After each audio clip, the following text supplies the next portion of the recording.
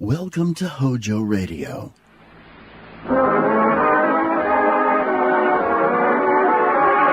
Hello, everybody, hello. Hello is the shampoo that glorifies your hair. So hello, everybody, hello. For softer, lively curls and brighter, sparkling hair. So hello, everybody, hello. Hello, shampoo, hello.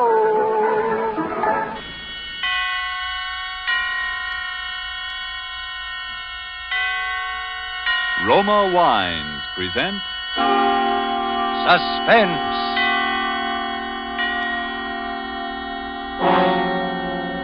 Roma Wines, made in California for enjoyment throughout the world.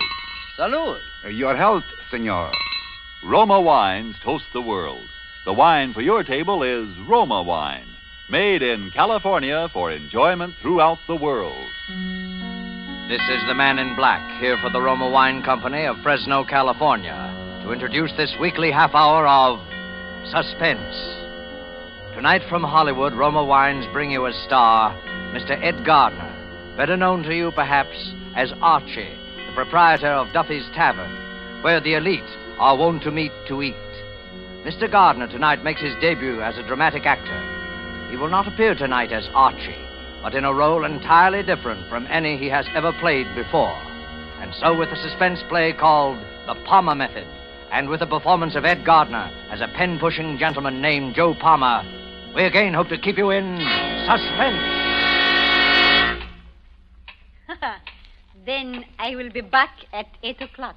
Okay, that'll be okay. You will be waiting for me? Oh, don't worry, babe. I'll be here. Oh, will I be here? Oh.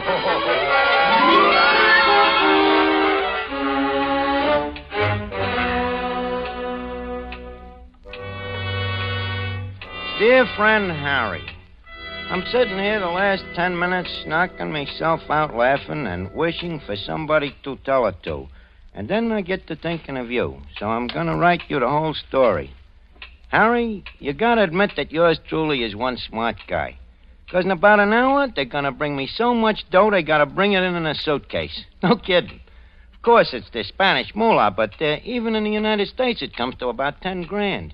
But I better start from the beginning so you can get the whole play. And if you don't say that your old pal is one smart guy, I am a monkey's uncle.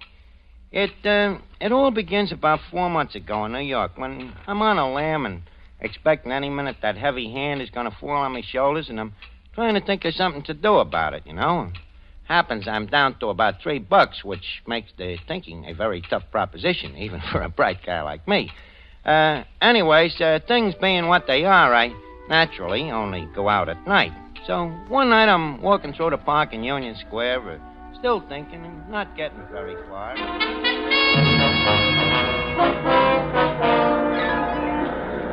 Election X3 here. FDR a landslide. Landed and swamped in 46 states. Election X3. Paper, mister? Huh? Yeah, want a paper? Latest election returns. What election? Are you kidding? The election for president. Roosevelt and Landon. Here, get a paper and wise up.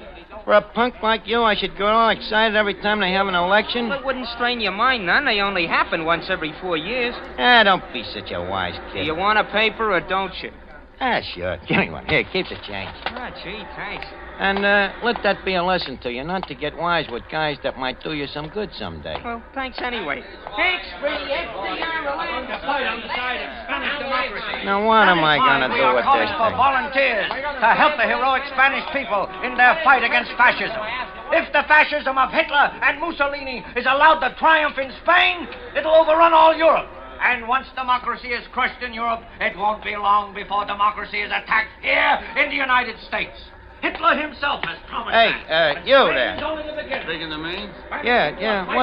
What's that guy all wound up about? He's asking for volunteers for the Spanish Loyalist Army. Oh, who they fighting? What's the matter? Don't you read the papers? They're fighting a fascist revolt.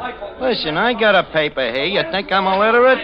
I just get kind of mixed up once in a while. Yeah, they put out a lot of propaganda to confuse you. With Hitler and Mussolini on Franco's side, anybody can see what the score is now. Oh, sure. Look at that. Anybody. Fascist bomb Madrid. I just wish sometimes I didn't have a wife and kids. I'd go over there and get me a couple of licks at those guys. Over to Spain, huh? Yeah. They send you over there, buy your ticket and all like that, do they? Sure, they pay for your transportation. They raise quite a little money for that. Yeah. You don't happen to know where they sign up for this army, do you? Well, he'll sign you up right there. Hey, you want to go? Could be. Yeah. Why not? Sure, why not?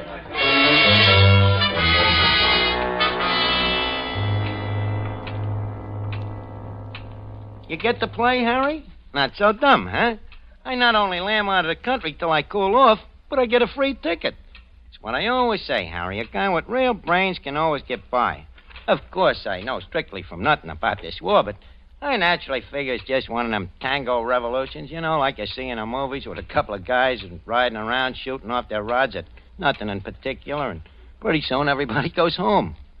But sometimes I wish I had read more of the front pages of the papers a little more, but when I get off the boat at Spain at a burg by the name of Barcelona, I find out this ain't such a funny war after all. This fascist mob is really knocking a joint around. There's shooting going on, and they're dropping bombs from airplanes, and the next thing you know, they got me in a uniform. Huh. So I'm standing there on the railroad station with a bunch of other guys, a whole mob of us, you know. It looked like the $2 window at Belmont. It seems that we're going away somewhere, honey.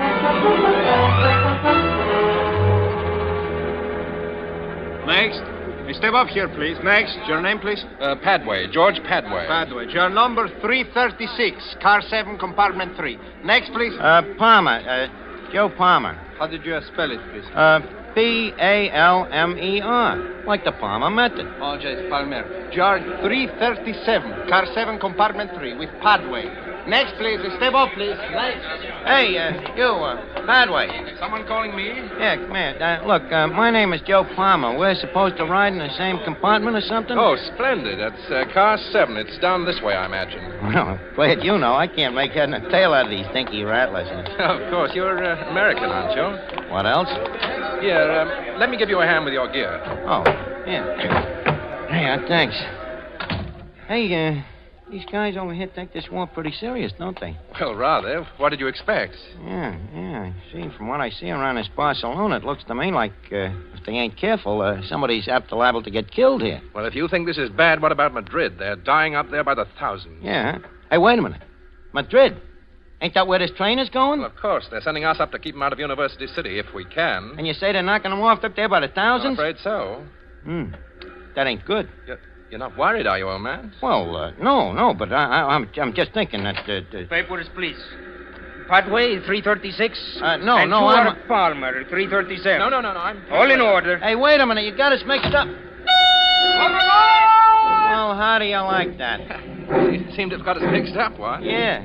That would be funny, wouldn't it, if they got us mixed up? You, Padway, and me. Yeah, that would be funny, all right. That would be very funny.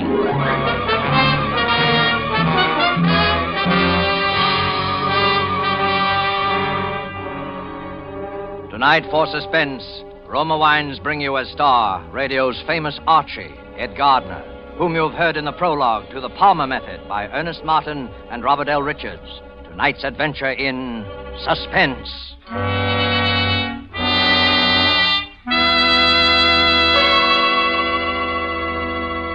In this brief intermission in the play, let us journey in fancy to Havana and sit at a table in the gay Restaurant Paris. At the next table, we see a farewell party given for an American visitor. The American is wondering how he'll be able to repay in his own country the hospitality shown him in Cuba. Reassuringly, his Cuban host remarks, "Es muy fácil, amigo. Just be sure to serve wonderful Roma wine. It is wine imported by us from your own country, Roma wine." Indeed, Americans can well be proud that judges of fine wines in so many lands now acclaim the wines of California among the world's most enjoyable of all time. Of these truly superb wines, Roma wines are America's largest selling wines. If you aren't already one of the millions enjoying Roma wines regularly as a delicious beverage any time, to add sparkle to any meal, to smarten your entertaining, make your own taste test to choose your favorite, choosing from Roma Wine's many different wine types. When you learn their modest cost here in America, with no import duty to pay, no expensive shipping charges to absorb, you'll know why we say Roma Wines are for your daily enjoyment. I'll spell out the name for you. R-O-M-A. Roma Wines, made in California for enjoyment throughout the world. And now let us return to Joe Palmer as he sits in a hotel room in Spain writing a letter. Ed Gardner is our star in the Palmer Method, a tale well calculated to keep you in suspense.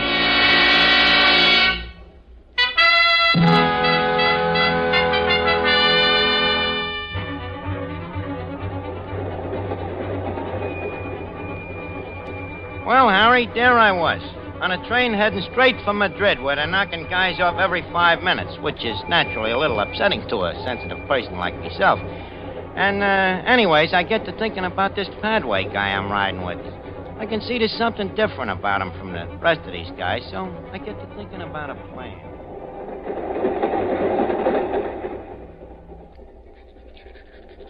I say, what in the world are you doing there? You've been working away at it the last half an hour. I'm just practicing. Practicing what? The Palmer Method.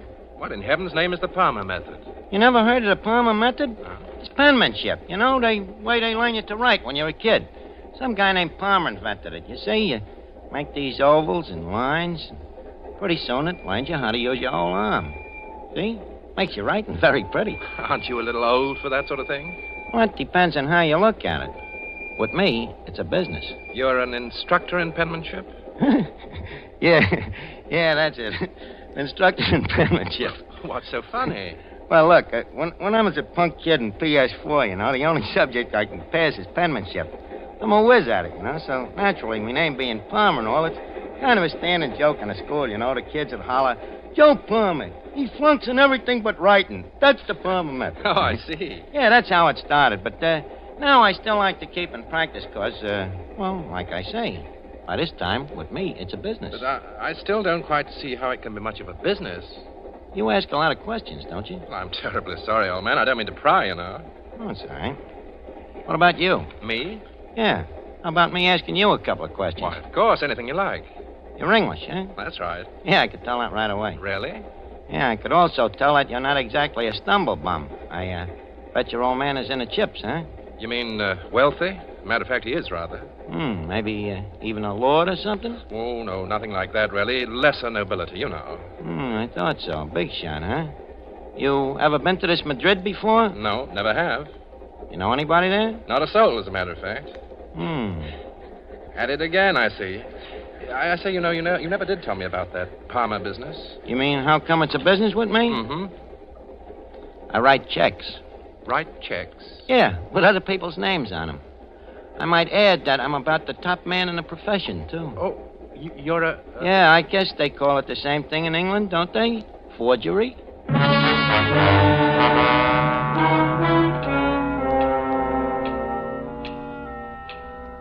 Oh, sure, I told him. So what? He don't know anybody in this Madrid, and I figure he ain't gonna know much about me, and he ain't gonna say much anyhow. Although I still don't know quite how I'm gonna do it.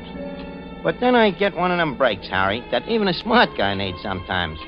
By this time, it's night, and we're rattling along with the lights out, blacker than the inside of a nickel cigar, and I wait to see if maybe Padway will go to sleep or something.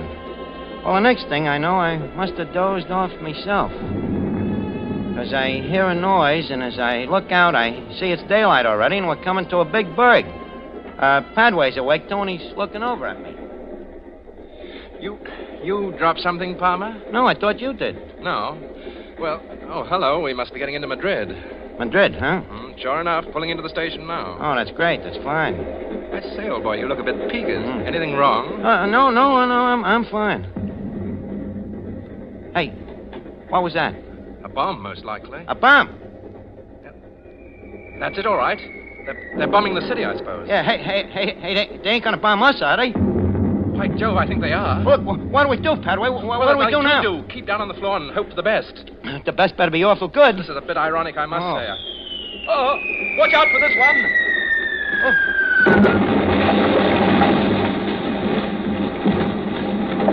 George! Padway! Padway!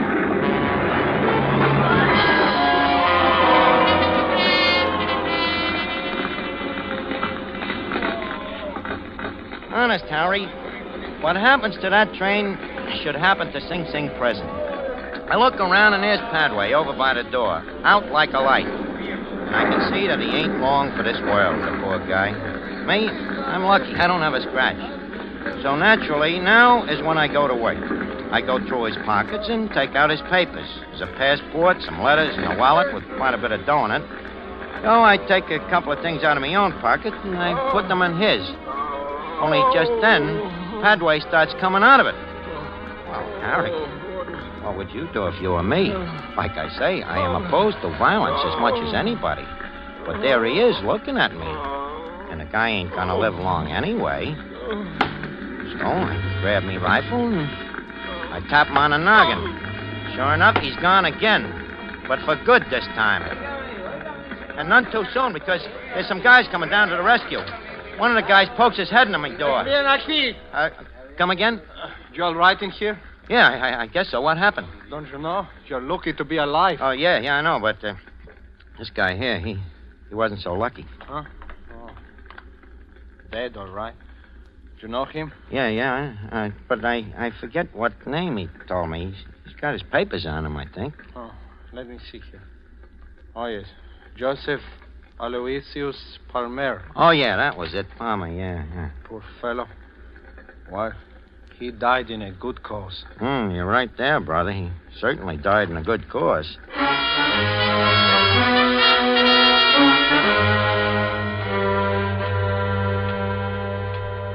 You get it, Harry? Joe Palmer, who was wanted by the New York cops, is dead. And George Padway, the big shot Englishman, is me. So I duck out quick to a hotel, I get me a change of clothes, and I figure maybe I better take a look through the rest of Padway's stuff to see if maybe I can get an angle. Well, I find this letter on him from some guy named E. Valankos. This letter says Valankos looks forward to meeting Padway and names a time and a place. Now, anybody else, Harry, this letter might have true for quite a loss, but not yours truly, because I know that Valankos has never seen Padway. The letter practically says that, and Padway himself has told me he don't know nobody in Madrid. You catch on? And I figure this Valankos is probably just a guy to get me out of this army. So, what do? I simply take me pen in hand and I write a letter. Very nice and neat, in George Padway's handwriting. Dear Valankos, I says, I will likewise look forward to meeting you at the time and place you say. Signed, George Padway. So the next night I go to keep the date. No fooling, Harry. This Madrid is really in tough shape since this fascist mob has been giving it the business. People is all poor and hungry, especially the women and kids, so naturally I feel sorry for them as I brush them off and walk into this hot spot. Well, I take a corner table and I tell the waiter I'm expecting Mr. Valankos. So I'm sitting there practicing with me pencil and paper, making me lines and circles, and the next thing you know, I ain't alone. Hello. Oh. Hello, Toots. What's cooking? What are you doing? Just practicing. What is it? A secret code? Yeah, that's right. The Palmer code. I like it. It's pretty. Yeah. You ain't so unpretty yourself, babe. Only I got some business tonight. Oh. Aren't you going to ask me to have a drink? Yeah, but, look, how about getting out of here and going someplace else for it, though, huh? What about your business? Well, with a babe like you around, I'm afraid the business will have to wait a little. Well, where shall we go? How about going up to my hotel room? You mean room 359? Yeah. Hey, wait a minute. How did you know? What is your name, senor? George Padway. So what? You are well known, senor. Well, sure, but, My name is Elena. that's fine, Elena, but, now about... My last name is Villancos. Villancos? Well, I'll be your monkey's uncle. Oh, no. I do not think so. So you're the Villancos I'm supposed to meet here. Well, in that case, Elena, just call me George. Of course, George. But now, George, I think perhaps we had better go to that hotel room of yours after all, eh? Oh, sure. It'd be a good idea. But only for business, George. Of course, naturally. But there is one thing I cannot wait to do. What's that? Congratulate you. Oh, thanks. For what? Why, for that troop train job, of course. Oh, well, it wasn't nothing, really. But there is still something I do not understand. What's that, baby? How did you manage to blow it up while you yourself were on it? Look, let's go up to the room. We'll talk it all over,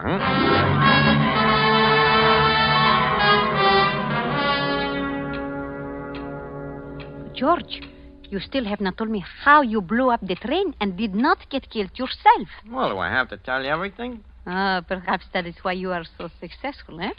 You have your little secrets. Trade secrets. There's secrets in every trade, you know. But of course I forget. You got your training with the Gestapo in Berlin. They taught me a couple of things. Tell me, were you in contact with the firm of Krupp when you were in Berlin? Well, I saw something of them, naturally. And what about Deutsches Farbenindustrie? Very fine firm. I guess there's a lot of dough on our side, huh? Oh, but of course, we have the money. The others, the scum. They have the rags on their backs and the few rifles they get from the Bolsheviks. Yeah, sure, but about this money. Yes, George? You see, the fact is, I'm a little short myself. Well, we always have more work for you to do. Oh, sure, but first, don't you think that... So that is why you are so suspicious with me. You want first the money. Well, that's the usual way, ain't it? But of course, I can arrange that. How much do you want? Oh, how much do you figure this job is worth? Well, perhaps as much as 50,000 pesetas. How much is that in United States dollars? I mean, pounds. About 1,000 pounds? I don't think I can do it for that kind of dough. 1,000 pounds is a lot of money, George. Yeah, but think of the expenses. What expenses? Well, things like, this dynamite, for instance. You know, you don't get that stuff for peanuts. Oh, George, you are teasing me. I will get you all the dynamite you want for nothing. How about the element of personal risk? This racket ain't exactly the healthiest in the world, neither, you know. There you are right, George. It is a risky profession to be a fascist saboteur. That's what I'm telling you. How much do you want? Well, I don't see how I can play ball for less than 100,000 of them pesetas. Very well, we will pay it.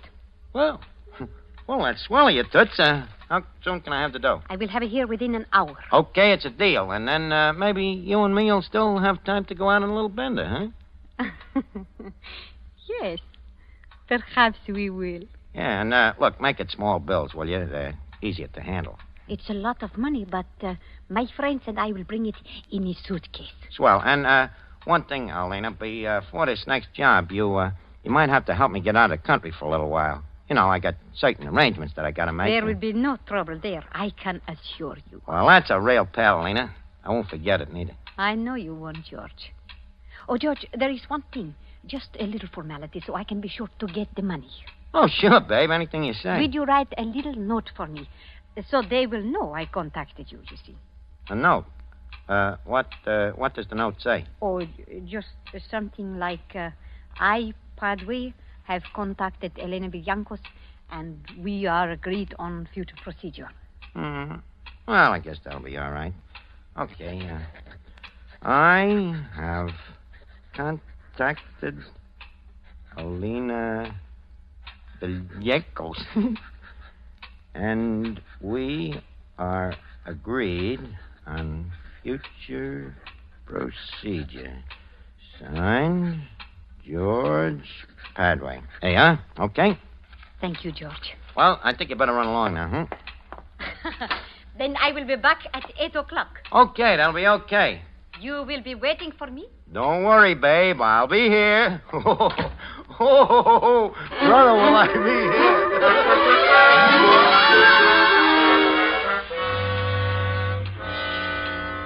So now, Harry, you can see why I'm practically killing myself laughing while I'm writing this letter. Of course, while I'm writing that note in Padre's handwriting, I can hardly keep my face straight. You know, it's so right up my alley. Only thing that worries me a little is me conscience, if you can call that what I got, a conscience. On account of it really makes me sore the way this fascist mob I'm hooked up with is kicking the rest of the people around. However, I'm in up to my ears now, too, so I got to think about yours truly first, right? But maybe when I get in the clear someday, I'll figure out a way to get a crack at these guys myself on account of, believe me, Harry, these fascists is really a bunch of no-good crumbs. And I guess that'll even have to go for Alina. But now the hour's about up, and I think I hear somebody coming down the hall now. I'll tell you the payoff on all this when I see you in little old New York. In the meantime, Harry, keep your shirt on and try not to die from envy of your old friend Joe Palmer. Okay, babe, I'm coming. Well, right on time, huh? Yes. Senor Padway, this is Senor Martinez, Senor Fuentero. Oh, hiya, fellas. Got the old suitcase, huh? Have any trouble getting the dough? No trouble. Well, maybe we better open it up and count it, huh? Yeah, you know, just in case. Yes, I think we should. Go on, open it. Yes, senora. You know, Elena, I never would have... Hey, what's that Tommy gun doing in there? Where's the dough? What's the matter? Are you afraid, my fascist friend? Wait a minute, what about you? Ain't you? Ah, not quite. I am an agent of the Republic of Spain, Senor Padway.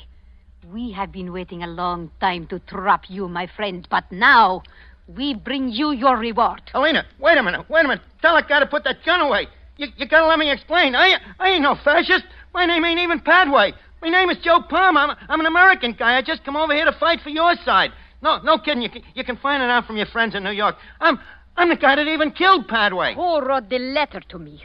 Who wrote the note for me tonight in the handwriting that we even compared with all our other correspondence with Padway just to make sure? Well, I did, sure, but that's me racket. Handwriting, forgery. I'm telling you, I'm Joe Palmer. Can you prove it? Sure I can.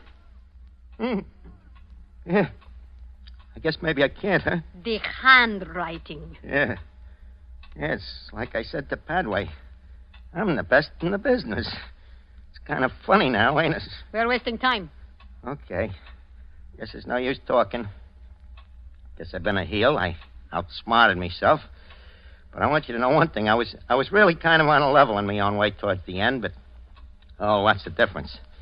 Just one thing I want you to know for your own information. I'm swearing it. The guy you're bumping off is Joe Palmer of the International Brigade. Palmer.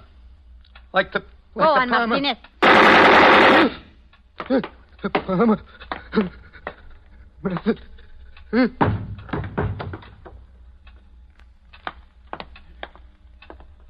A smart agent. One must say that for him. Yes. He was very, very smart.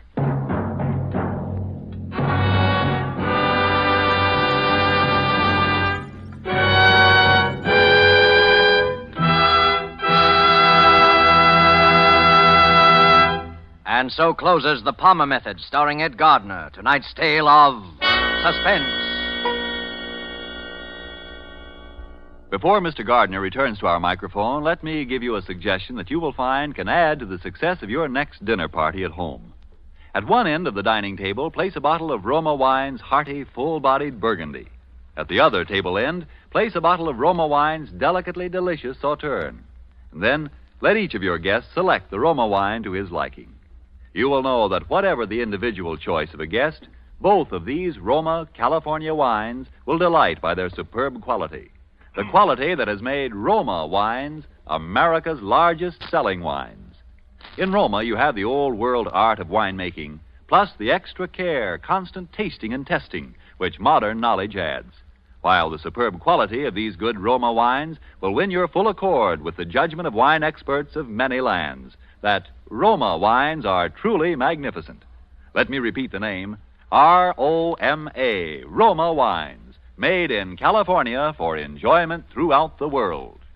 Well, this is Edgar and Aurelia Sarchi speaking again. It's been a great pleasure to be on Suspense on account of it's one of my favorite shows. And next week, I hope you'll all be listening into the show like the gang of Duffies all will be when the star will be Gene Kelly. Thank you. Suspense is produced and directed by William Spear. Don't forget then, next Thursday for Gene Kelly in Suspense.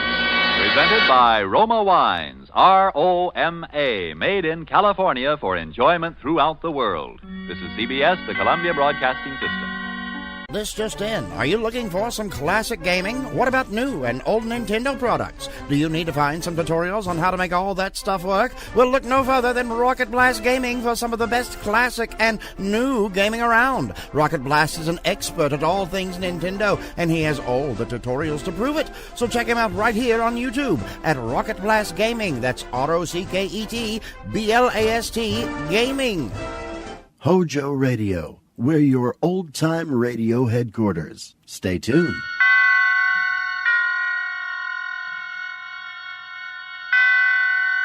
Roma Wines presents Suspense.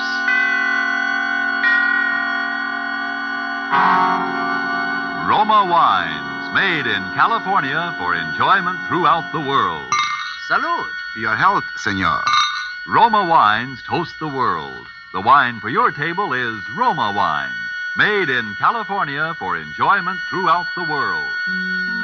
This is the man in black, here for the Roma Wine Company of Fresno, California, to introduce this weekly half hour of Suspense. Tonight from Hollywood, Roma Wines bring you as star Mr. Gene Kelly in a suspense play that tells of fear and suspicion and dangerous adventure on the long highway from California to New York. And so, with Death Went Along for the Ride, and with the performance of Gene Kelly as a man named George Javry, we again hope to keep you in suspense.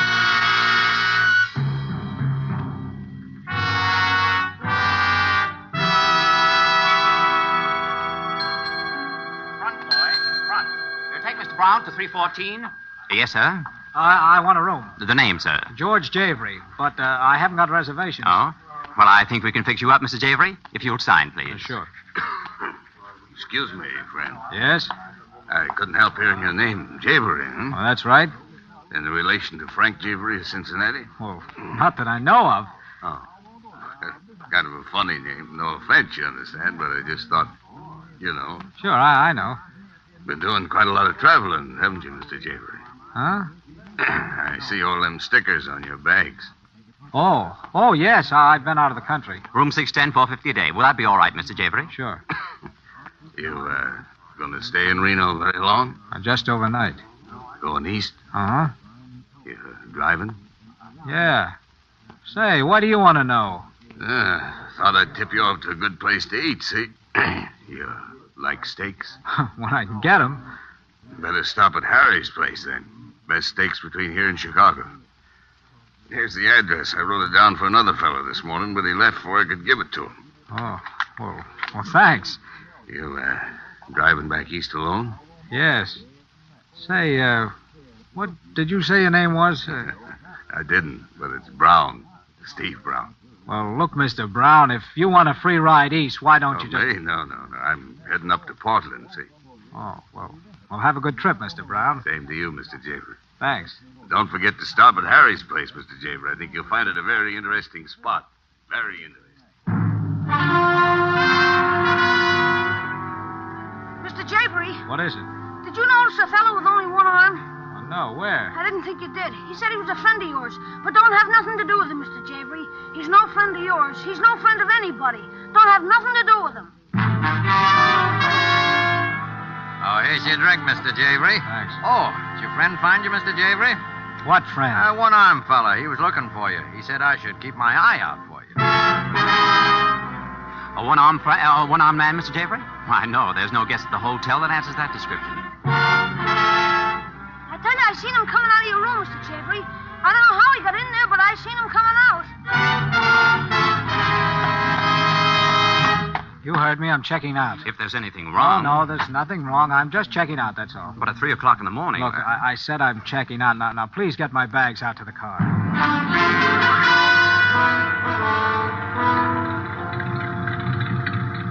Just put them in the back of the car. Yes, sir. Now, look, kid, for the last time, do you know? I don't know nothing, Mr. Jeffrey. Honest, I don't know nothing.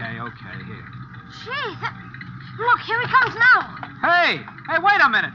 Thanks, Mr. Jeffrey. You, going east, mister? Oh, it's you, huh? Say, what's the big idea? What big idea? Now, listen to me, my one-armed friend. I can't help having one arm, mister. All right. But what's the idea of following me around? You've been following me ever since I got here. Oh, well, I'm sorry about that, mister. So am I. Now, what about it? Well, you see, I'm kind of down on my luck, so I'm hitchhiking. I gotta get east, and I heard you were going east, so... You are going east, ain't you, mister? Well, yes. Yes, I am. Do you mind if I come along a piece? Oh, all right, hop in.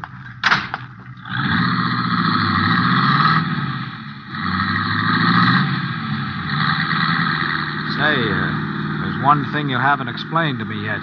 What's that? What were you doing in my room? Hitchhiking? I was never in your room. The bellboy said he saw you come out. I don't know what he said, but I was never in your room. Oh. It's kind of late to start driving, I guess. I don't mind. I am used to night work. Oh. Say, I don't think I got your name. Jones. One-armed Jones, they call me mostly. You traveling far, Mr. Jones? As far as St. Louis. Uh-huh. Have you been in San Francisco lately? No, I came by way of San Diego. Why do you ask, Mr. Javery? Oh, nothing. I thought I might have seen it. What's the matter? How did you know my name? Your name? That's an old hitchhiker's gag. Hang around a hotel lobby and find out who's who and maybe where he's heading, see? Yeah. Say, there doesn't seem to be much traffic tonight, does there? No. Are you looking for something? Oh, just reaching for a cigar. Get your hand out of your pocket. I was only... Get it out, I said. You don't have to pull a gun No? out. All right, Mr. Jones. Come on, let's have it. What's your game? Game? Yeah, your game. Come on, spill it. I don't get it. Neither do I. I suppose you haven't been tailing me ever since I checked into that hotel. Well, I explained about the hitchhike. Get out. Out of the car? You heard me. Okay. But, Mr. Javery... What? Don't be too surprised if you see me again sometime. Good night, Mr. Javery.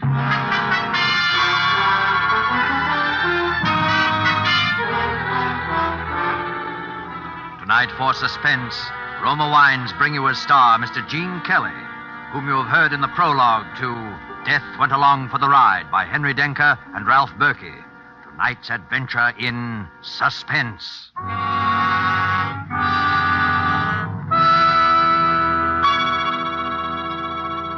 In this brief intermission in the play, let's imagine we're listening to a conversation taking place at the smart Coral Beach and Tennis Club in Bermuda.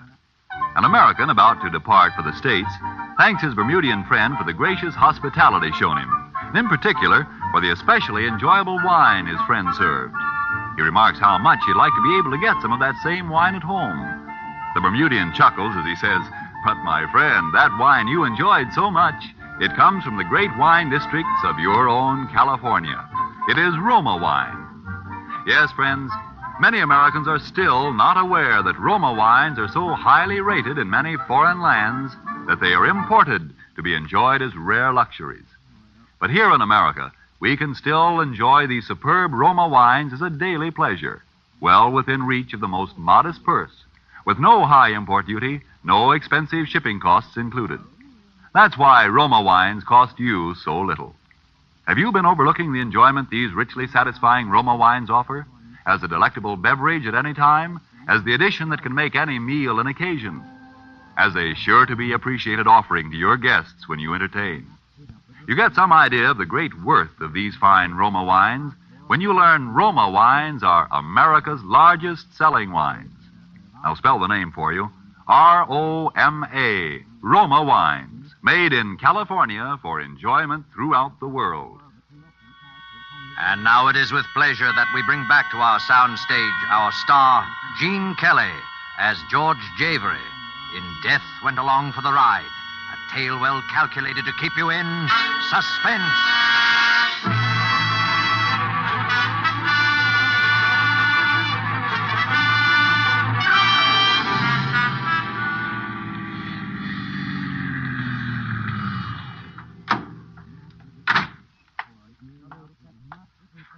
All right, put him up. Come on, get him up and step out in front of those headlights where I can see you. Come on before I let you... Shoot, mister. Well, what do you want? Not to get shot right now. Oh, I'm sorry. Kind of jumpy, aren't you? Yeah, maybe. Were you going into this joint here? Well, I was. Well, come on, I'll buy you a cup of coffee. I think I earned it at that. Well, howdy, folks. Good to see somebody out kind of late, eh? Yeah. Black coffee, huh? How about you? The same, I guess. Look, I'm sorry I frightened you. Say, what's your name? Eileen Harrison. What's yours? George Javery. Say, what are you doing walking along 1,000,000 miles from no place at this time of night? I started driving east in a $50 jalopy yesterday like a fool. It just fell apart on me. I was coming in here to phone or something. Well, how far east you going? Greenwich, Connecticut. I'm going to New York myself. You're welcome. I mean, if... Well, I... Oh, look, if you don't like me, you can always get out and start to walk again. What have you got to lose? Well, all right. Thanks. And I could use a little company right now. Oh, here you are. Piece of pie? Piece of pie, bud? Huh?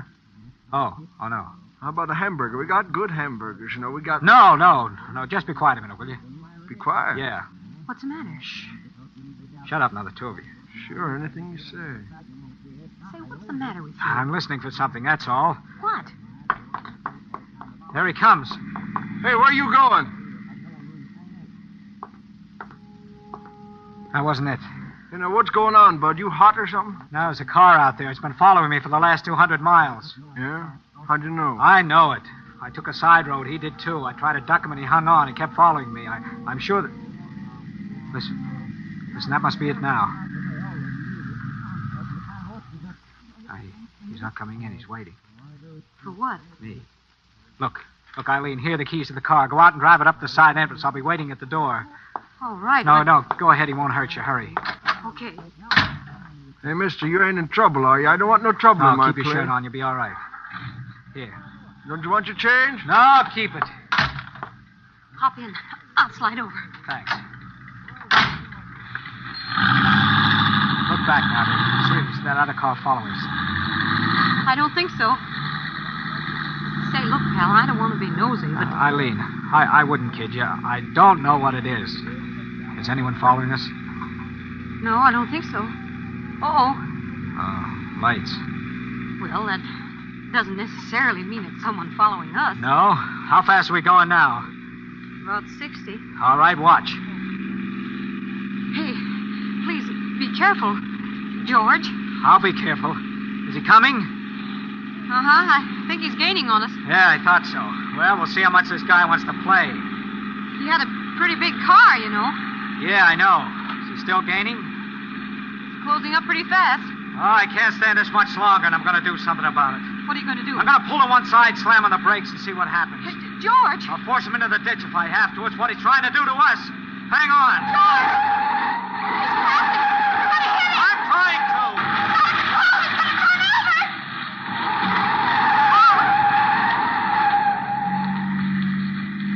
Come on, let's get out of here. He must have been killed. Yeah. Did you see him as we hit? Just for a second. You notice anything about him? Not much. Well, I did. He was a man with only one arm.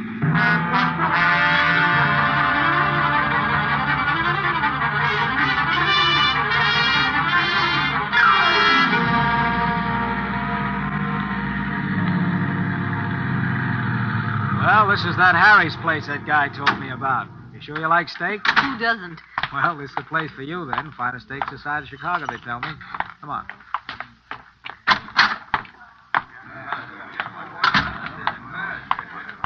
Table for two, sir? Yeah, please. Right this way. The whole thing amounts to this. Right here. Here's a nice table right by the window. That's fine, thanks. And Madame? Thank you. 2 steaks, please. Both medium rare. All right? Yes, sir. Thank you, sir. George, to get back to our little problem. Our little problem? All right, so it's your problem and I'm stuck with it. Are you sure you don't have any enemies? How could I have been out of the country for over a year? I didn't have any when I left.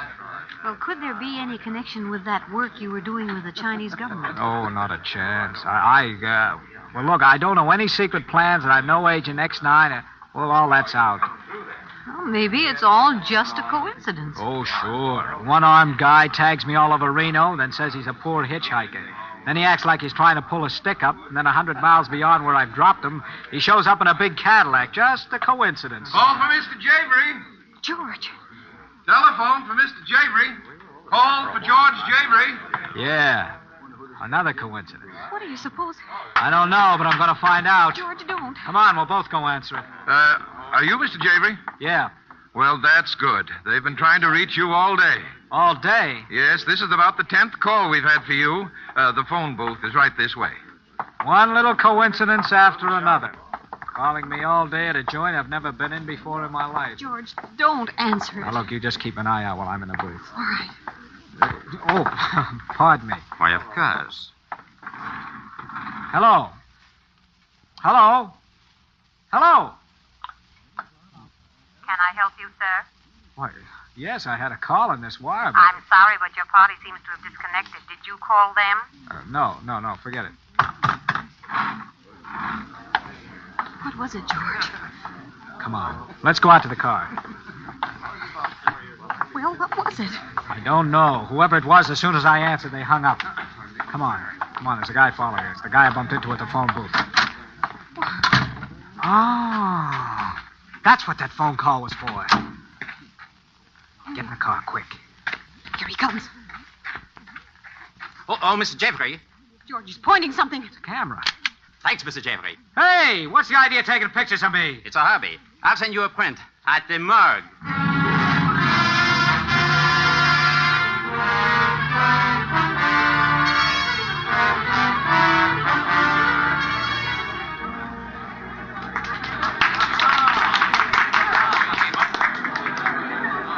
George, have fun.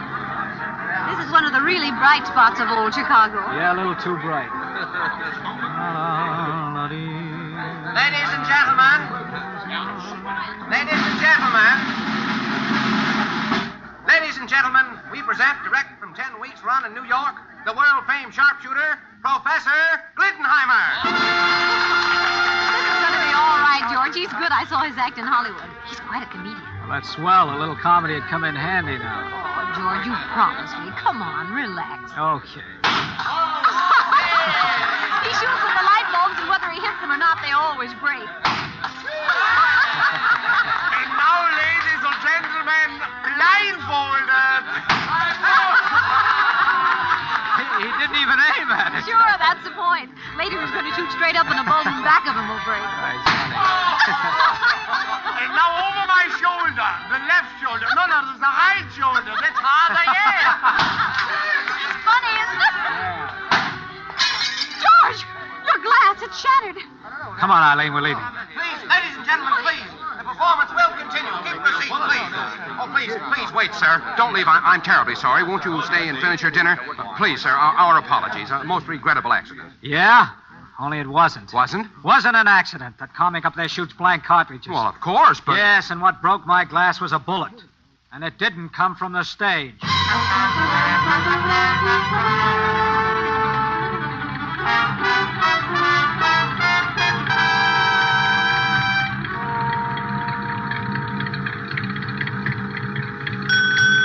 $1. Thank you. Good old Bear Mountain Bridge. Well, we're almost there. Yep. With any luck, we ought to be in New York by 10 o'clock. And the way you've been driving, I don't see how anyone could have followed us. Oh, why do you think I was driving that way? Gee, it's a beautiful night. Look at that moon. Yeah. Let's stop a minute. Why? Oh, I don't know, just to look down at the water. All right. It's been a long time since I've seen the old Hudson River. I guess I better turn off the lights. I'm not sure I'm allowed to stop in the middle of the bridge. Come over here by the rail, George. Gosh, isn't it lovely? Yeah, it really is. Oh, look at that boat down there. It looks so little. I wonder how far it is down to that water from here. Oh, I guess about 150 feet or so. I'm awfully glad you decided to come this way. Why did you? Oh, it's less traffic and not as many cars as on the George Washington Bridge or the tunnel, and, well, it's less chance of being spotted. You still thinking of that? That's kind of hard to forget, isn't it? Just the same, I wish you would. It's not doing... Look. What? It's a car, and it looks like it's going to pull up behind us. George, you don't think... I don't know, but if some monkey's looking for trouble, he's going to get it because I've had enough. What are you going to do? Now, look, I'll crouch down in front of the car here where he can't see me. He'll pull up behind us so his headlights will be on us if he's up to anything funny. Now, he's beginning to pull over now. Now, look, okay. You talk to him. Stall him, then we'll see. All right. But, George...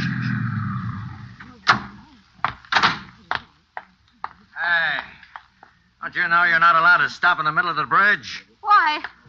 I just stopped a minute to look at the water. You alone? Why, yes. Oh, I thought I saw a man standing here with you just now. No?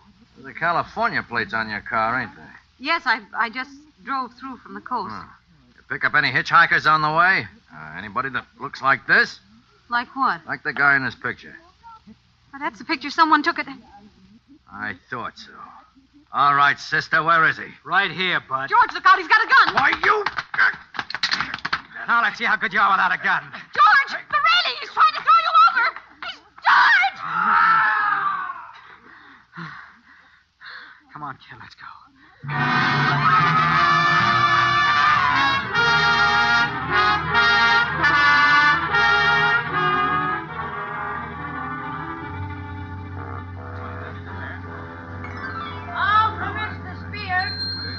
Well, we made it. Home at last. Home? This is the Bancroft Hotel. It's the only home I ever had in New York. Boy, take these bags. Now, sir, if you leave the key, I'll have your car garage for you. Yeah, sure. Here you are. Thank you. George, I could go home, you know. What? Travel out to Connecticut this time of night? It isn't that far. Come on, you get a good night's rest right here. Then you can catch an early train in the morning. Well, all right. Yes, sir. You'll wish a room then, sir? 2 rooms, please. Yes, sir. Will you sign here, please? Mm-hmm. Thank you, Mr. Mr. George Javery. What about it? Nothing, sir. Only we have your reservations. Reservation? But I... Oh, I get it. Another coincidence. Sir? Skip it. George. Eileen, look, maybe you're right. You better go on home. George, you're coming home with me. I'm sorry, Eileen, but this is journey's end, and I'm going to see it through. Well, then, so am I. Eileen. Please, George. Okay, come on. Well, what do you know? What? Our friend sitting over there by that post. The man who took the picture. Yeah. Last act coming up. Oh, clerk. Yes, sir? What room do I have? 706, sir. That's fine. The lady? Yes, sir. Room 614 for her. Front boy. This way, Mr. Javery. Going up? 6, please. George, shouldn't you call the police or something? And tell them what? Oh, I don't know. Now, look, honey, you get a good night's sleep, I'll be okay. I mean, after all, this is New York. 6 out. Good night, darling. Good night.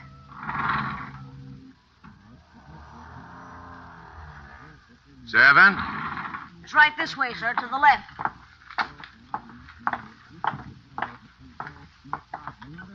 Here we are, sir. Just put the bags over there, son. Will that be all, sir? Yep. Here. Thank you, sir.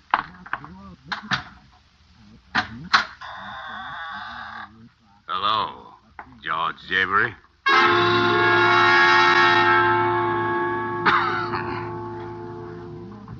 Took you longer than I expected. Brown. The man I met in Reno. What are you doing here? Waiting for you. And the name ain't Brown. That's Javery. Javery? Yeah, George Javery. Javery, I can't thank you enough for what you've done for me. What I've done for you? Sure. You've been a great help. All right, let's have it. Look, Javery, you've come to the end of the road. But I think you're entitled to know why. You don't know me, do you? I'm Bill Malone. Oh, Scarface Malone. Yeah, only I don't have scars anymore, see? That's the point. Took me 2 years and a lot of pain to get a new face. And I didn't get it just to look good in the coffin. Know what I mean?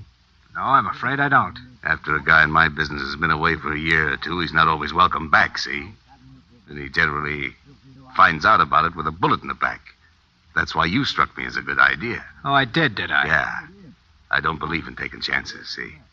The boys thought I was coming east under the name of George Javery. Oh, so the one-armed guy and all the rest... No, he was one of my boys. And you were kind of rough with him, Mr. Javery. Well, he wasn't exactly playing beanbag himself. Jerry, he wouldn't hurt you.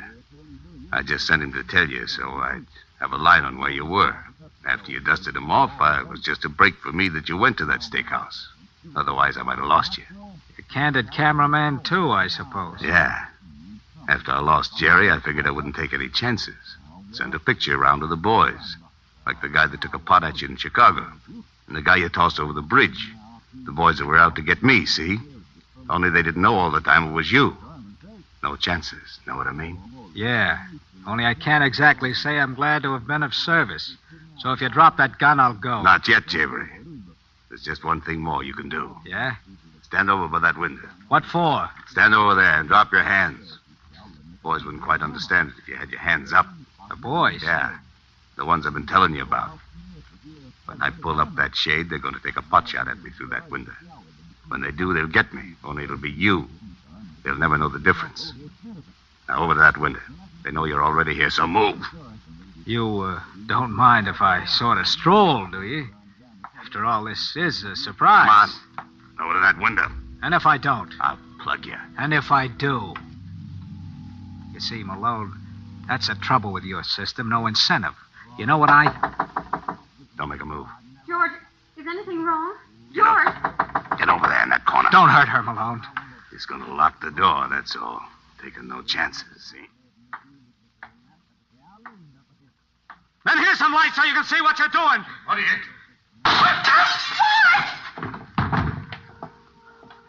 George!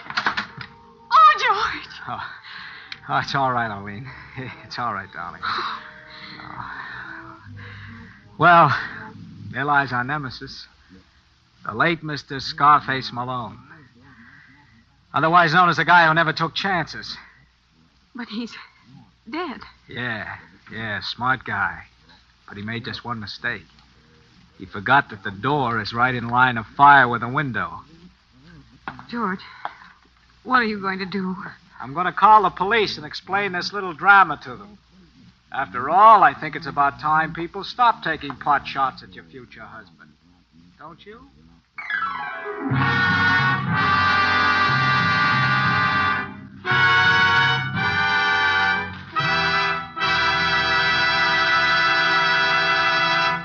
And so closes Death Went Along for the Ride, starring Gene Kelly. Tonight's tale of Suspense. Mr. Kelly appeared through courtesy of Metro-Goldwyn-Mayer, producers of The White Cliffs of Dover. When entertaining guests at your home, are you able to go into your aroma wine cellar and say, which would you prefer, this delightful sherry or this sweeter, heavier port? Whichever of these or any others of the many equally fine Roma California wines you offered your guests, they would find you had poured a world of satisfaction into their glasses. If you are not one of the millions already enjoying these good Roma wines, don't put off this great treat another day. You'll be surprised at the tiny cost your Roma wine dealer will ask for such great enjoyment. Only pennies a glass by actual check. Now you can boast of your own private wine cellar, your private Roma wine cellar. And then, inspired by the great qualities of Roma wines, you'll add your voice to the swelling international chorus that says, Roma wines are truly magnificent.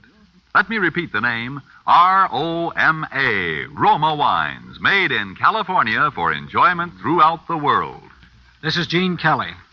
I hope you enjoyed our suspense show this evening.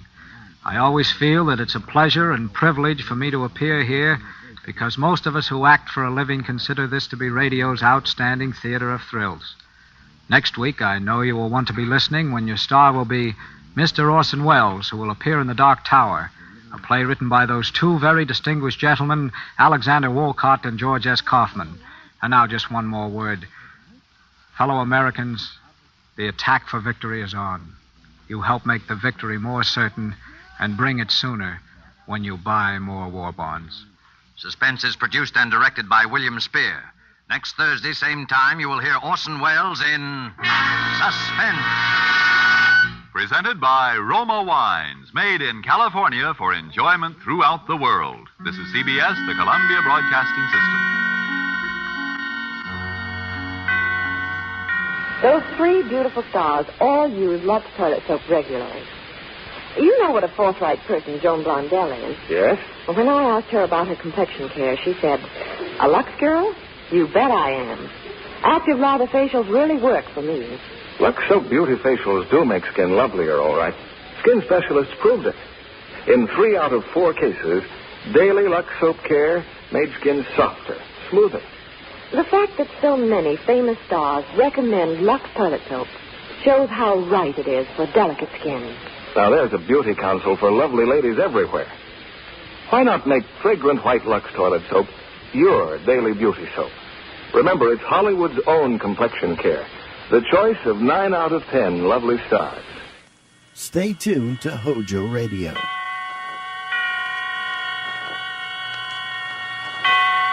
Roma Wines present Suspense.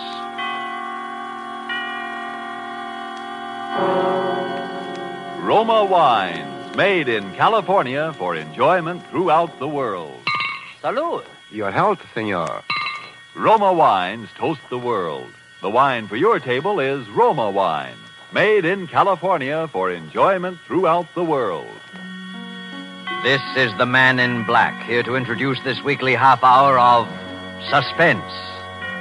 Tonight from Hollywood, we bring you Mr. Orson Welles. Mr. Welles will appear as star of the suspense drama called The Dark Tower, from the play by George S. Kaufman and the late Alexander Wolcott. But before we raise the curtain on this evening's tale of suspense, here is a message from your host, the Roma Wine Company of Fresno, California. Let us picture a scene in the fashionable restaurant El Patio in Havana, Cuba. From the next table, we hear a Cuban judge of fine wines describe in glowing terms the wonderful climate and soil of our own California. When his American guest points out that his Cuban host has never been to the United States, the Cuban answers, "Well, it's true I've never visited your California, but from only such perfect wine country could come sherry of such superb quality as that we have enjoyed, Roma California sherry." Yes, by their example, wine connoisseurs of many other lands tell you that in Roma wines are all the great qualities that must be present in a wine for great enjoyment. It's for this reason these wine experts of other lands import Roma wines from great distances to be enjoyed as a rare luxury. But for you, this luxury of other lands becomes a daily pleasure, because you can enjoy any of Roma wine's many different taste-appealing wine types without additional charge for import duties and expensive shipment from great distance. These two great Roma wine features, superb quality and small cost, have made Roma wines America's largest selling wines. I'll spell out the name for you. R-O-M-A, Roma Wines, made in California for enjoyment throughout the world. And now with The Dark Tower, and with the performance of our star, Orson Welles, as that noted actor, Damon Wellington, scion of the celebrated royal family of stage and screen, we again hope to keep you in suspense.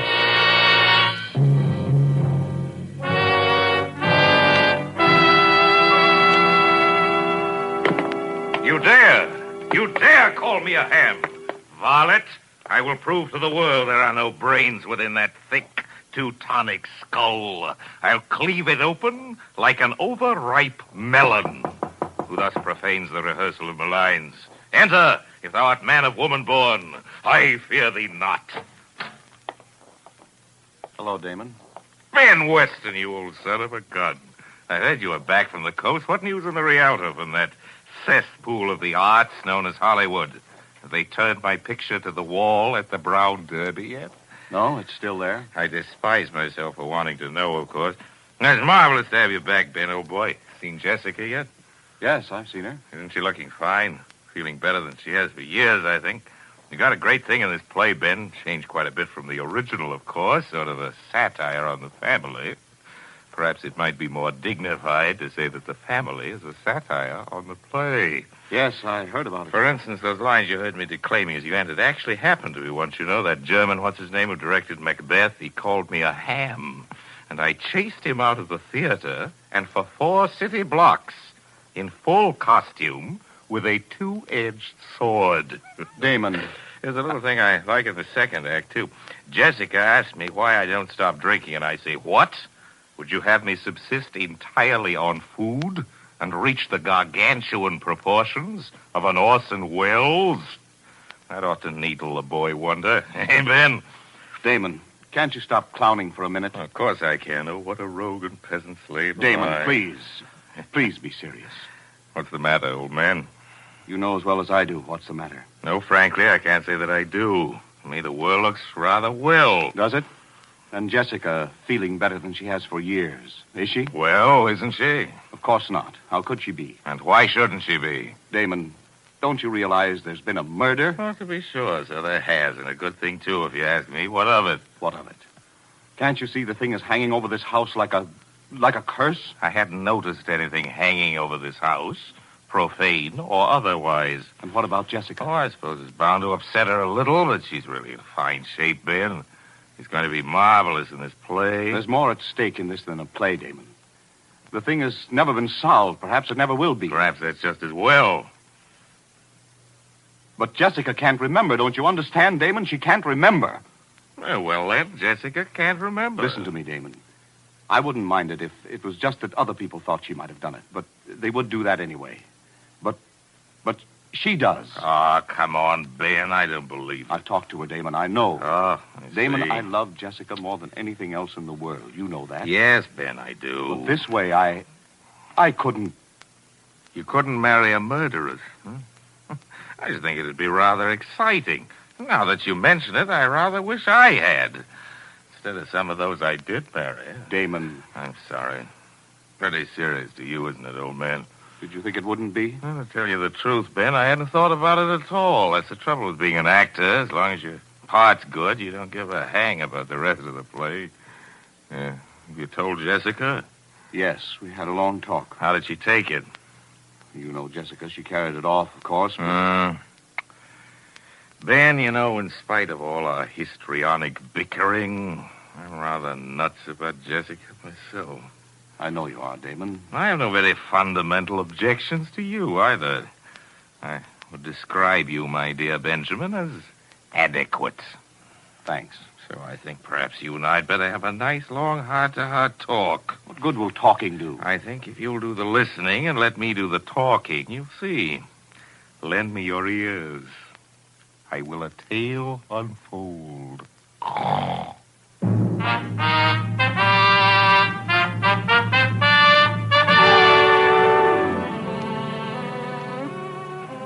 Well, Jessica, as you know, had been in a sanitarium for nearly a year. She hadn't been on the stage in more than 2 years.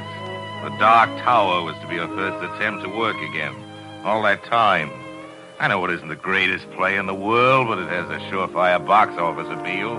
Jessica needed that to get her confidence back. Well, we were just polishing up a few last-minute changes here at the house. David Torrance, the producer, you know, he was there with us. And, of course, there are the usual little differences. And another thing, Damon. When you kick me in the middle of the second act... Where? You know perfectly well where. Is it absolutely essential that you boot me halfway across the stage? What do you want me to do, pull my punches? That's one of the high spots in the show. It may be a high spot to you, darling, but it's just a black and blue spot to me. Very well. Henceforth, I shall appear for the second act on crutches. You know, Uncle David, that's not a bad idea. Oh, now, Damon, let's be serious. There's a lot of work to do. I'm quite serious. I could throw him at her. You might try throwing me a cue once in a while. It's the use of having a play if you just make up the lines as you go along. The critics thought my ad-libbing very witty, remember, dear? Oh, Damon, you're such an insufferable ham. A ham? A ham? Me? A Now, ham? now, children, please. I fail to see why I should permit that little minx to insult me with impunity, David. How dare you speak to me that way? You started it. I did not. You started. You called me a ham. You are ham, ham, ham. Minx, minx, minx! Stop that brawling. But soft. What light through yonder window breaks? It is the east, and Martha is the sun. I quite agree. What? That you're a ham. Gad, I am beset by harpies. David, haven't you any control over these hirelings of yours? Oh, I'm only the producer, my dear Martha. You at least are a member of the family. And you at least can quit. We're terribly sorry, Aunt Martha. We've been a nuisance, I know, and I apologize. Damon, I even apologize to you. Don't be silly, Jim. I've been much the worst, I know, but I've really been terribly keyed up working again, and you know, Ben is coming east for the opening. Love rears its ugly head. Don't be hurried, Damon. It's all right. I couldn't even be angry if he was. Anyway, I'll have a husband to protect me by this time next week. I can lick him with one hand tied behind me. Damon, seriously, I know I owe you an awful lot. Me? I hadn't actually realized how far I'd gone. These last 6 months have been like coming alive again. The play and Ben. Thanks, Damon. Good Lord. Now I think I'll dress for dinner. Let's all go out to I'll get it. Aunt Martha, where would you like to go? To a rest home. Hello? Who? No. No, he's not here. He's not here, I tell you. He's dead. Oh, darling, what is it? It was for Stanley. For Stanley? Yes. Never mind, darling, it's all right. Just some fool who didn't know. Of course.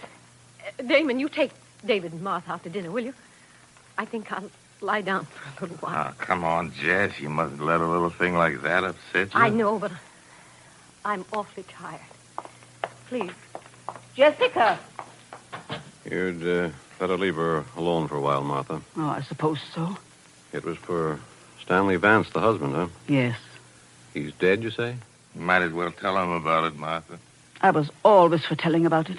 Well, you don't have to. I'd rather. He was the cause of her breakdown, of course. Should have been an actor. That's why Jessica married him. She married him because he forced her to marry him. He controlled that girl's mind like some sort of fiendish hypnotist. My dear Martha, I've always said that if Jessica was fool enough to marry a psychoanalyst... Damon, stop playing the heartless brother. You saw what Stanley did to her. I was in Hollywood. Perhaps that's why Damon went to Hollywood, huh? Well, what could one do? She was legally married to the man. She'd listen to no one but him. Here's what happened, David. She went to this fellow to be psychoanalyzed, and in the process, something happened. I don't know what it was, but Vance acquired a power over Jessica's mind that was utterly inhuman. He married her quite frankly to have her support him. Then he found he'd overplayed his hand and sent her into a complete mental collapse. When he found he couldn't snap her out of it, and she was no longer a source of revenue to him, he simply decamped. You say Vance is now dead? We heard the happy news about 6 months ago. Some public benefactor had shot him. I've always meant to look that fella up. From that very day, she began to get better. From the moment she heard the news, it was as though a spell had been lifted. And now she's practically all well. You know, it's odd that someone phoning for him after all these months. Probably the sheriff just catching up. Oh, I wonder who that could be. Damon, you don't suppose... I'll go. It may be a peasant with a petition. Good evening. My dear Martha, you are positively psychic. The Honorable Stanley Vance. Thank you. I trust the shock will not be too great. One knoweth not the place nor the hour when the bridegroom cometh, does one? My luggage will be here shortly. Listen to me, Stanley Vance. Good evening, Martha. I regret to arrive so unceremoniously. I have been ill. So we have been told. We had been assured, however, that your illness was fatal. Damon, I thought Stanley. Jessica, my poor, poor darling. Stanley. Oh, but you're ill, my dear, aren't you? You're ill. You should be resting. You're tired and exhausted, aren't you? Terribly, terribly tired. Yes. I am tired. Oh, great. Terribly tired. I'll take you up to your room, darling. I take it we still have the same room, Martha. Listen to me, Stanley Vance. The poor girl, you can see how weak she is. If you think you're going to stay under this roof for a single minute, get out! Very well. Get out! Very well, if you insist on being inhospitable, Martha. You'll pack your things, Jessica. We'll go to an hotel. Yes. Yes, Stanley. Jessica. But I'm so tired. Will you help me, Stanley? Of course I will, my dear. Come along. Stanley. Yes, Martha? All right, Stanley. You win. You're asking us to avail ourselves of your hospitality, Martha. Yes. You can stay. That's very sweet of you, Martha. Isn't it, darling? Yes. Yes, Stanley. But somehow, someday, there'll be a time of reckoning for you, Stanley Vance. And until it comes, keep out of my sight. The pleasure will be all mine. Come, darling. We'll go to our room now. Yes, Stanley. Damon. Yes, my aged auntie. Damon, what are we going to do? I don't know what you're going to do, Ducky.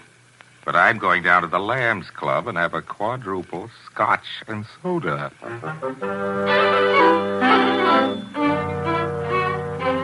You may think it heartless of me, but during the next few days I simply stayed away. I think you'll understand my reasons later. As for Jessica, she was, of course, completely in his power again, and about a week later there appeared upon the scene a gentleman who was destined to play a very substantial role in our little drama. I think you've already met him, at least on one occasion. I'll get it, Jessica, darling. Hello? No, Mr. Damon Wellington isn't here. Can I take a message, please? Mr. Max Hartsfeld. Hartsfeld. I'll tell him you called, Mr. Hartsfeld. I really couldn't say. Well, you can come up and wait if you like, of course, but I can't promise he'll see you. Very well, goodbye. Jessica, Yes, Stanley. do you know any friend of Damon's named Max Hartsfeld? No, Stanley. He seemed extremely eager to see him. He said he'd come up here and wait. Oh, I see. It's no matter. Tell me, darling, have you been feeling a little stronger these last few days? Yes. I think perhaps I am, Stanley. But of course you're not ready to go back on the stage again, are you, darling? No. Of course not, Stanley. Poor darling. No more love, no more. Well, my little lovebirds, how are you two? How are you, Jessica? A little stronger, I think. Am I a little stronger, Stanley? Of course you are, my dear. Jessica, I think you'd better leave us now. There's something I want to talk over with Damon. Yes, Stanley. I'll see you again very shortly, darling. Yes, Stanley. Well, Damon, I've been wanting to talk to you for some time. Really, I wish I could say the same. I suppose you realize, Damon, that it's out of the question for Jessica to go on in the play in her present condition. Kind of the point, William Vance. I have a pressing engagement with a pin-up girl, and I have got to change into my zoot suit. No, seriously, Damon, I know that you somehow connect me with Jessica's condition. By an odd coincidence, I do. What of it? I know it would make you and everyone very happy if Jessica could go on in the play. Aha, the light at last illuminates my addled wits, so it's a shakedown. A shakedown, is it, Stanley? My dear Damon, I really don't know what you're talking Look here, about. my larcenous in-law. I've been shaken down by experts on every conceivable count, including the man act in my time, and I can smell 'em a mile away. What you propose is that for certain financial considerations, you will leave this happy home, Jessica will recover, and she can go on in the play. The answer is no. There won't be any play without her, Are you Damon. suggesting that my name is not sufficient to draw the suckers? I can get a dozen people to play Jessica's part. Margaret O'Brien, Marjorie Main, Daisy, Agnes Moorehead. Makes no difference to me. Anybody at all. Don't try to bluff me, Damon. After all this build-up, you won't dare go on without Jessica. You little know me, Stinky. You may consider your little farce as having closed on opening night. As for Jessica, I'm very much afraid that she's made her bed, and now she'll have to lie in it. There's no cure for her short of murder with yourself as a victim, and I do not propose to put my neck in the hangman's noose. Good night. I think you'll see things my way a little later, Damon. Forbid. By the way, did I have any calls? Oh, yes. Max Hartsfeld called. Max Said he was coming up here to Hartsfeld. wait for you. Good heavens, when? He's on his way now, I imagine. Look, tell him I'm out. Will you? Gone to Hollywood or something. The fellow's been pestering me all week. Wants to buy into the show, and I simply don't want to see him. Oh, he wants to buy into the show. Yes, he does not share your lamentable lack of faith in my talent, Stanley, and he's dying to buy into the show. Does he know Jessica won't be able to appear? Of course he does, you idiot. Everybody does. Don't you read the trade papers? And now, good night, repulsive. I have other fish to fry. Toodaloo, flat top. Jessica. Oh, Jessica, my dear. I'm coming, Stanley. Tell me, Jessica, The Dark Tower, the play you were going to appear in with Damon, you have an interest in it, don't you? Yes. Yes, I think I do. An equal interest with Damon? With Damon, yes. How much do you suppose that interest is worth, Jessica? $100,000, I think. $100,000, huh? Yes, that was it. Have you thought about what you're going to do with it now that you can't appear in the play yourself? No, Stanley, I haven't. You see, I'm not at all sure the play will be a success without you, Jessica. I don't know, Stanley. And so it might be wise to sell your share of it before it opens. Don't you agree, Jessica? Yes. Yes, I do agree. And, Jessica, if I could find a buyer, and I think perhaps I can, it might be best if I were to handle the details for you. Don't you think? Yes, Stanley. You handle it. The fact of the matter is, there's a man coming up here this evening, a friend of Damon's, Max Hartsfeld. Do you remember I asked you about him? Yes. It won't be any trouble to you, darling. All you'll have to do is sign the necessary papers. Excuse me. Is this the residence of Mr. Damon Wellington? Mr. Hartsfeld? Yes. Oh, come in, please. Thank you. Mr. Wellington is at home? No, and we don't expect him, but he's discussed with me the reason for your visit, and I think perhaps you and I can reach a satisfactory agreement. And you are... Stanley Vance. I'm Miss Wellington's husband. This is my wife. How do you do? How do you do? I'm very glad. Sit down, please, Mr. Hartsfeld. May I have your hat and coat? Thank you. And your gloves, please. I'm sorry. It's eccentricity. Perhaps I always keep them on. Oh.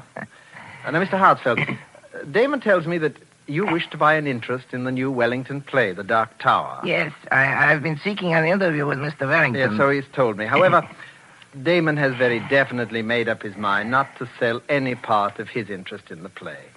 You are sure of this, Mr. Vance? Oh, yes, quite sure. I had a long talk with him about it only this evening. See, I will not conceal from you that this is a source of great disappointment to me, Mr. Vance. I have such a deep admiration for the talents of Mr. Wellington. I've ventured in a few previous theatrical enterprises. Now, at last, I hope... I quite understand your feelings, Mr. Hartsfeld, and I think that I may be able to help you. Yes? Yes. You see, Damon owns only half of the Wellington interest in the play. My wife, Miss Jessica Wellington, owns the other half. And we, if the offer were sufficiently attractive... Indeed. You are willing to sell, then, Miss Wellington? Yes, whatever Stanley says. Good. Then perhaps we should get down to details, huh? Yes, Mr. Vance. And Miss Wellington, I'm afraid you will think me very rude. Not at all. What is it? Since the talents of Miss Wellington's brother must be considered the very essence of our bargaining, and since you are acting as her agent. In any event, I wonder if she'd forgive me if I asked that you and I conclude this part of our business alone, Mr. Vance. Oh, of course. Jessica will understand perfectly. Won't you, my dear? Yes, Stanley. Run along then, darling. I'll call you when we need you. Yes, Stanley.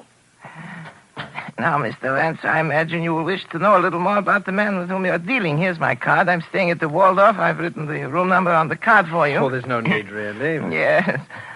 But before we discuss terms, there is one other thing. Yeah? I wonder... You do not know me, do you, Mr. Vance? Know you? You do not know why I've been looking forward with such pleasure to an interview with you.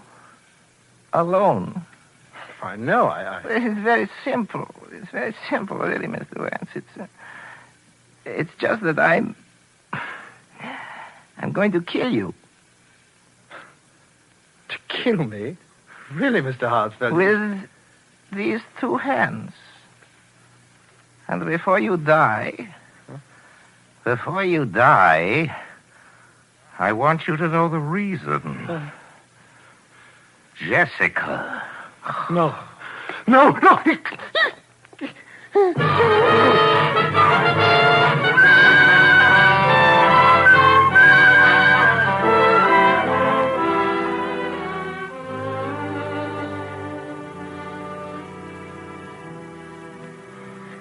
So you see, Ben, there is your murderer, Mr. Max Hartsfield. And I hope you're duly grateful to him. An elusive fellow, Hartsfield. The police have been trying to find him for 2 weeks. They never will. He left no fingerprints, you see. He always kept his gloves on. It's an eccentricity. Damon. Eccentricity. Wait a minute. Do you mean you? My dear Muttonhead. Listen, darling, the whole thing's perfectly clear. It's as plain as the putty nose on Max Hartsfield's face. I still can't get it into my head. Benjamin, if you don't know who Max Hartsfield is by now, you are the only person within the sound of my voice who does not. You mean you impersonated... Then it wasn't Jessica. Jessica? She never could have done it. The girl has talent, but no genius. But Damon, murder. Murder, he says. Dear friend, you share with me a guilty secret. Your lips are sealed. Come, in the words of Hamlet, never, so help you mercy. Note that you know aught of me. Swear by my sword. What? Swear! I swear. Well said, old mole. Well, I think that winds up the case, Watson. Jessica will receive by registered post a signed confession by Max Hartsfield, bound in vellum. That should end her worries. You may consider it as my wedding present. It will be a work not without literary merit, although written lefty. I should prefer it to be published posthumously. I look forward to a long and brilliant career in the theater. I should not care to terminate it abruptly upon so paltry a characterization as the late Max Hartsfield. Music. Curtain.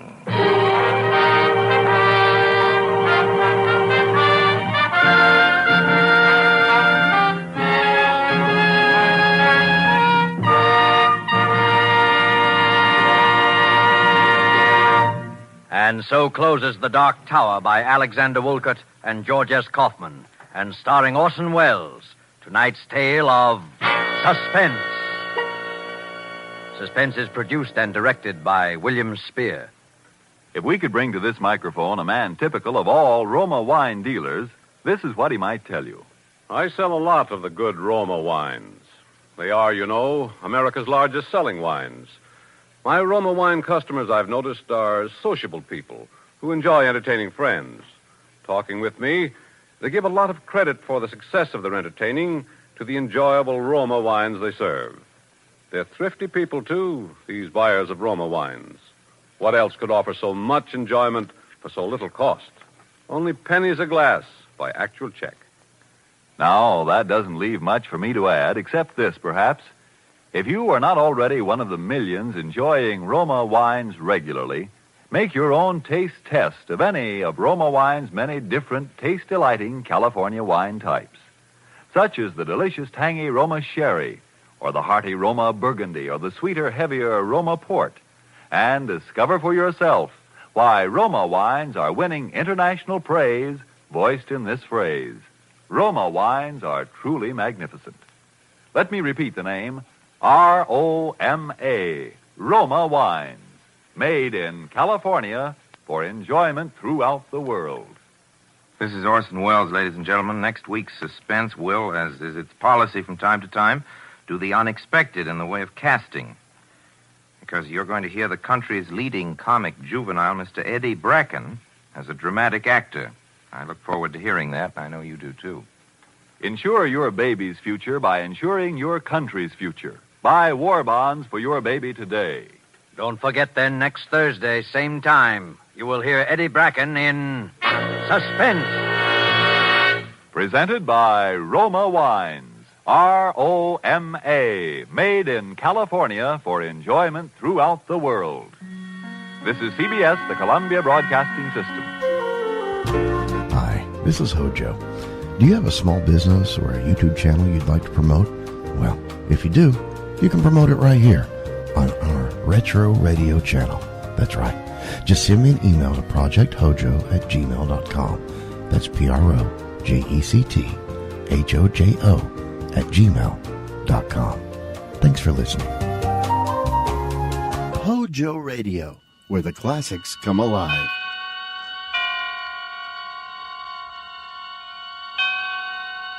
Roma Wines presents Suspense.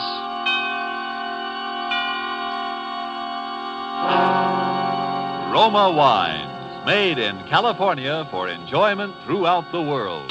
Salud. Your health, senor. Roma Wines toast the world. The wine for your table is Roma Wine, made in California for enjoyment throughout the world. This is the Man in Black, here for the Roma Wine Company of Fresno, California, to introduce this weekly half hour of Suspense. Tonight from Hollywood, Roma Wines bring you the Paramount star currently being seen in Miracle of Morgan's Creek, Mr. Eddie Bracken. Mr. Bracken appears tonight not as the exponent of comedy, as which he is so deservedly noted, but as a boy over whose head hung dark clouds of suspicion and who was involved in a particularly heartless crime. And so with The Visitor, and with the performance of Eddie Bracken as a young man who called himself Bud Owen, we again hope to keep you in suspense.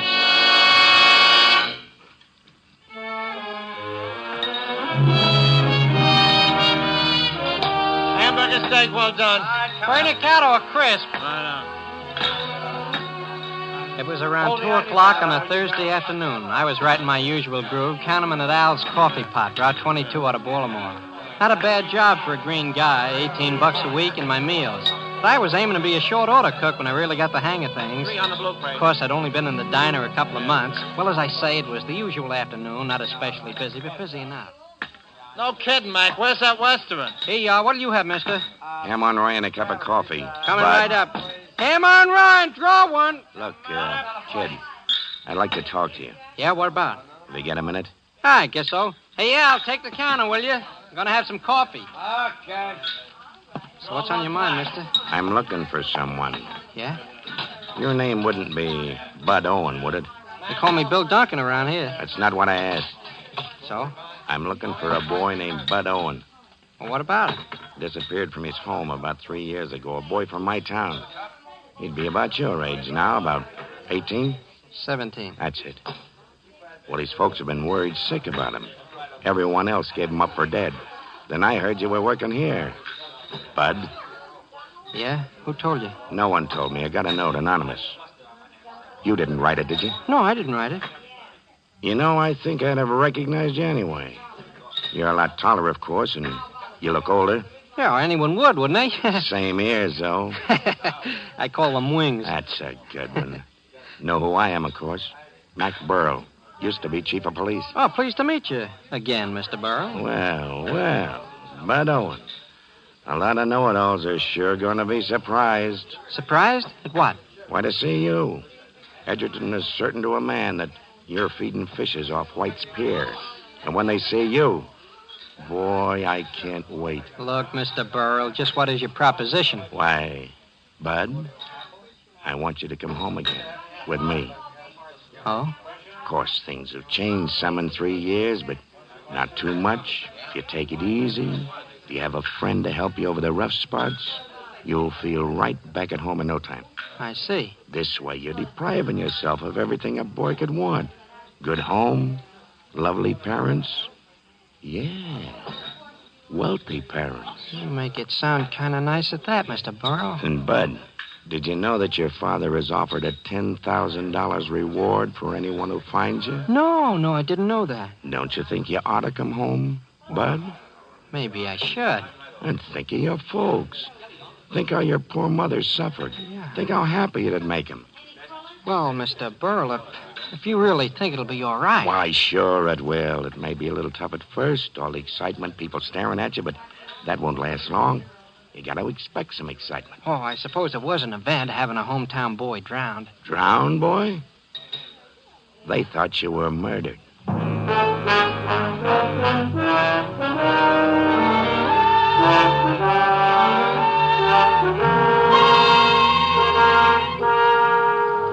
And so began the series of events which were to bring a boy called Bud Owen back to Edgerton to take up a new life with the family which had believed him dead for 3 years. Tonight, for Suspense, Roma Wines present Eddie Bracken, whom you have heard in the prologue to The Visitor by Carl Randau and Leon Zugsmith. Tonight's tale of Suspense.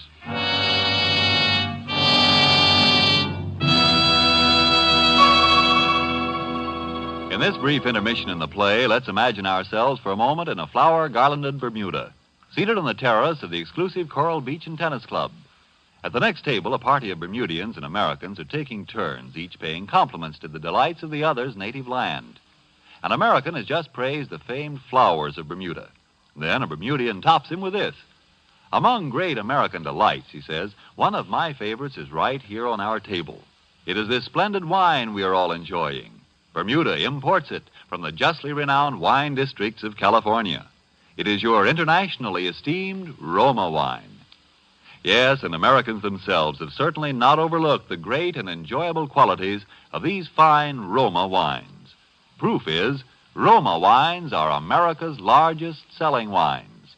Such outstanding popularity must mean here are wines that are more taste-delighting, more satisfying in their richness and fine wine quality. Yet, with all that as your reward for specifying Roma wines, you'll be amazed and delighted to hear your dealer say, Roma wines cost only pennies a glass. That's because here in America you pay no high import duty or long voyage shipping charges for these fine Roma California wines. Don't fail to enjoy Roma wines. R-O-M-A, Roma, made in California for enjoyment throughout the world. And now it is with pleasure that we bring back to our soundstage our star, Eddie Bracken, as Bud Owen in The Visitor, a tale well calculated to keep you in suspense.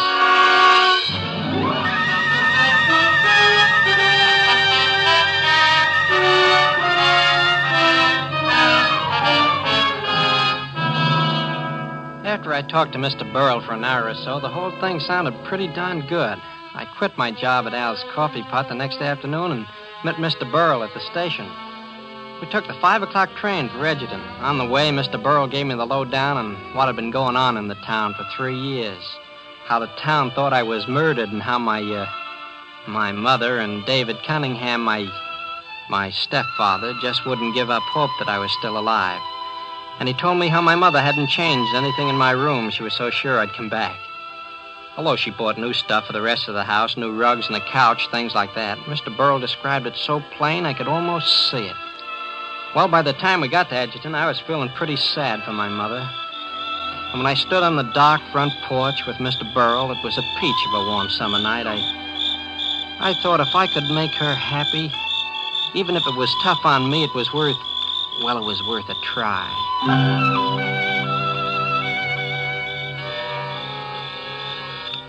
Brace yourself, youngster. This is it. Yeah, sure. I'm okay, Mr. Burrow. Did you, Burrow? Yeah, and here's Bud. Bud. Hello, Father. Come in, Bud. Here, let me have your suitcase. Is your mother, Bud? Bud. Hello, Mother. Bud. This time it's really Bud, Judith. He's come back to us. Oh, Bud. Bud. Look, it's all right, Judith. Oh, my big baby. Why, you're so tall I can hardly kiss you. Well, now, come, Judith. Let's go into the living room. Come along, Burl. Oh, I always knew I'd be silly when you came back. Here, let me push your hair down. Oh, Now you look more like my Bud. gosh, I wouldn't have recognized this room. Isn't that couch new? Mm-hmm. And the rugs and drapes. Oh, I don't know how we'll ever be able to thank you, Burl. Why, seeing Judith so happy is reward enough. Oh, yes, that reminds me. Drop into my office tomorrow, Burl, and I'll take care of that other, more tangible reward. Mother, I don't know how to begin. I mean to tell you how sorry. Oh, don't tell me anything, darling. Nothing matters except that you're back. That's the spirit, Judith. Only your right hand, Bud, it's all bandaged. Oh, that's nothing. I burned it while working in the diner. It's nothing, Mother. Well, folks, it's been a long day for an old man. I guess I'll run along. Right away, Mr. Burrow? Why, you just got here. You'll be seeing plenty of me, Bud. Right now, though, you should want to be getting acquainted with your folks again. Yeah. I'll see you tomorrow, Dave. Good night. Good night. Good night. Well, Oh. have you noticed, Judith, how deep Bud's voice is now? Yes, it was just a little pipe when he left. But it was beginning to break, wasn't it, Bud? Gosh, I guess so. It must have sounded pretty awful. And he shaves, David. Every day, Snooky? Well, gosh, not quite. Really, David, I don't think that's so funny. Well, Oh, that sounds like Ellen. Isn't that nice? Let her in, David. Yeah. Ellen Woods? Why, who else, Bud? Does she live next door? Why, of course, Bud. The Woods have always lived there. Hello, Ellen. Ellen, dear, we have such a surprise. Angel, it's simply fabulous. Let me kiss you, you love. Ouch, take it easy. Why, Bud, you're gigantic, a regular beanpole. Oh, Bud, I can't wait for Joe to see you. Joe? I called him as soon as I heard he's coming over here. It's all right, Mrs. Oh, Cunningham. of course, Ellen. I'd forgotten. It'll mean so much to Joe. You know about Joe, Bud. Oh, yes. Mr. Burrow told me. I didn't know before. Yes, this town's going to have a lot to make up to that young man. My folks wouldn't let me see Joe, Bud. Yeah? Well, naturally, they thought, after all, Joe was the last person who saw you, and then he admitted you'd quarreled. But your mother and I never had a moment's doubt, Bud. I'm thankful for that. Oh, that's Joe now. Joe, it's true. Bud's here. On the phone, I ran all the way. She said... You. Yeah, Joe, it's me. Yeah. Guess it is. Well, pal, I hear I owe you an apology or something. Skip it, pal. Joe, we know how hard it's been for you. Only now it's over. Well, it didn't matter, Mrs. Cunningham. I've learned to put up with a lot. Yeah, well, Judith, dear, let's go upstairs. Let's give the young folks a chance to be by themselves. Well, all right, David. But don't stay up too long, No. Bud. You still need lots of sleep. Yeah, I won't, Mother. And don't forget to turn off the light. No. Good night, children. Good night, Miss Good Cunningham. night. Mr. Cunningham. Well, what'll we do? Cut a rug or chew the fat? Suit yourself. Joe, don't talk that way to Bud. You might remember he's my friend. He certainly was yours. Yeah? Yeah, I guess he was. Look, Joe, I can see how you saw it in me, but don't take it out on Ellen. Kindly don't stop messing between Ellen and me. Joe, please. Okay. Do I have to make a speech? So you're home now, Bud. I'm the last one to kick, but when you toss it all off by saying you owe me an apology or something, maybe it's not easy to remember we were friends. I didn't know what to say. I know I tried to remember we were friends, and the whole town was sure I'd killed you. I tried to remember it when the draft board listed me as undesirable because they thought I was guilty. I even tried to remember we were friends when, for 3 years, people crossed the street so they wouldn't have to speak to me. People got up and walked out of the room when I came in, and they... Gosh, Joe, I didn't realize that. I am sorry, Joe, honest. Now listen, Joe. You should be the first one to walk around the town with Bud. Right tomorrow morning. And if you'd both like it, why, I'll go with you. Well, if it's all right with Bud. Oh, is it? Boy, I'm going to need company. Then it's a date. Okay, no kidding, Bud. I'm glad you're home, fella. No hard feelings? Oh, gosh, no, Joe. So long, Bud. Bye, Bud. So long. Bud? Yes, Mother? Are you coming up to bed now, dear? Why, yeah, I might just as well. You know, Bud, I've been thinking. The funniest thing. What? What's that, Mother? Do you realize you never even asked about Trixie? Trixie? That's right, I didn't. After all, she was your dog. Oh. You know what they say about a boy and his dog. Poor thing, when you didn't come back, she just wandered off. Gee, that's tough, all right. And you didn't even ask about her. But I guess you can't be expected to remember everything. No, I guess I can't remember everything.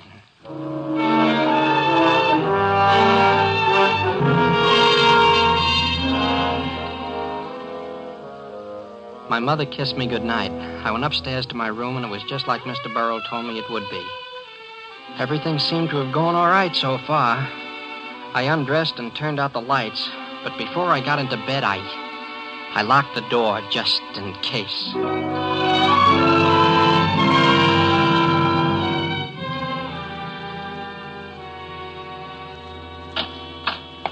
Gosh, I guess I'm late for breakfast. That's all right, darling. We know you needed the sleep. Sit right in your old place, Bud. Yeah, sure. Well, your mother and I have been mooning over old pictures of you, son. Bud, except for the ears and something around the eyes, you've changed so that I can hardly recognize you. Look, here's the last picture before you went away. Why, it's almost frightening the way you've grown. Well, Judith, dear, you wouldn't want the boy to be a midget, would you? Well. Sure, he's taller, but look at the hair there and the way he stands. I sure was a goon. Boy, you should have been glad to get rid of me. And look, Bud, what else I found. All your school compositions from the first grade on. Here's one you wrote on Alexander the Great. Ouch, Mother, don't be careless with those things. I'll die of blushing. Why, Bud, I think this was very good for your age. You were barely 14 when you wrote it. See, it's marked B, so it can't be so terrible. Well, your least little scribble is a great thing to your mother. Well, I'd better get off to the office. Drop in to see me if you have time, Bud. Why, sure, Father, I'll do that. Bye, Judith, honey. I'll be home for dinner. Goodbye, David. Now, how about some hot coffee, Bud? Yes, thanks. There, Snooky. Bud, there's something important I want to discuss with you. It's about my will. Your will? Well, you know how your father, well, David, was about my money, Bud. He never wanted to touch it or even to have me put him in my will. He's so proud about things like that, and I do have so much more than he ever will. Sure, I remember. How much money is it anyway? Why, you know, Bud, there's about $150,000 your grandfather left. Yeah. Then there are those 4 houses on Elm Street that Aunt Caroline left and the income from them. I haven't used any of it, so it amounts to quite a lot by now. Gosh, yes, it must at that. Well, after you left, even though David didn't want me to, I changed the will, leaving everything to him. Why, sure, that sounds fine to me. But now that you're back, I think the best thing would be to just turn it all over to you now. Set up a trust fund. You could use the income when you start to college, and later maybe you'll want to set yourself up in some kind of business. But, and I know it will please David. But, Mother, gee whiz, it's swell of you, but don't you think you should wait? Wait? For what, darling? Well, until you know me better. I mean, gosh, I wouldn't know what to do with all that money, and I might mess things up. Why, silly, the bank takes care of everything. It always has for me. Now, all you have to do is sign these papers here. I sign them? But I can't, Mother. You see my hand, the bandage. Oh, isn't that a shame? Yes, I forgot that you couldn't write. Well, it'll be all right in a couple of days, so I can take the bandage off then.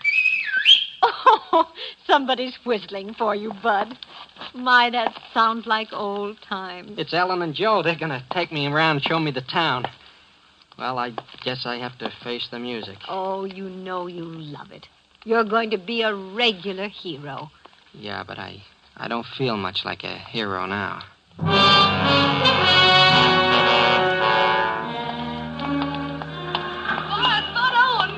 Now you're in for it, Bud. Oh, Bud, you're really real, and you've grown but divine. Hey, you're choking me. Oh, I've just been telling everybody you're back. It's too sensational. It's like having a new boy in town, and do we need some? Gosh, I shouldn't think you'd have any trouble. Why, you're cuter than ever. Oh, listen to him. He's got a line. Gee, he sends me. Is that something? The best thing you ever called her before was buzzard egg.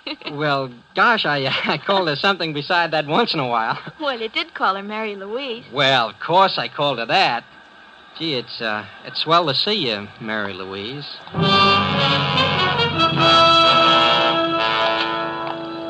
Well, Bud Owen, you bad boy. Are you going to recognize me or aren't you? Sure, gee, it's good to see you. How are you anyway? Now, you're not too grown up to kiss old Mrs. Callahan the way you always did. Oh, I'll say I'm not Mrs. Callahan here. Why, I heated enough bottles for you and washed enough of your diapers, too, so don't let me catch you putting on airs. No, ma'am, I won't. Goodbye. Goodbye. What's the matter? Didn't you recognize her? Mrs. Callahan? Oh, of course I did. Why didn't you call her what you always used to? Couldn't you see she was sore? Well, I did. Bud, you used to call her Aunt Celie.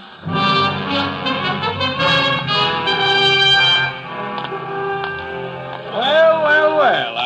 I couldn't believe it, but I daren't refute the evidence of my senses. It's the Owen boy, Bud Owen. Well, I'm glad to see you, sir. I just saw your mother. I heard you were back. She told me she was bringing you down to my office in a day or two. Yeah, she told me. Your mother's one in a million, young man. She thinks only of your welfare. I hope you've learned to appreciate her. Yes, sir, I have. Yeah. Well, I just want to check on the news. And no nonsense, my boy. You do as your mother says. What did he mean? No nonsense. Don't you know? Well, I guess so. Mother told me she was going to take me down to the lawyer's office this morning. Bud. I've been waiting for you to outsmart yourself, and this is it. I don't get it. You sure don't, Bud. Give him a chance, Joe. Because it so happens that's not Mr. Reedy, the lawyer, but Dr. Sterling, the dentist.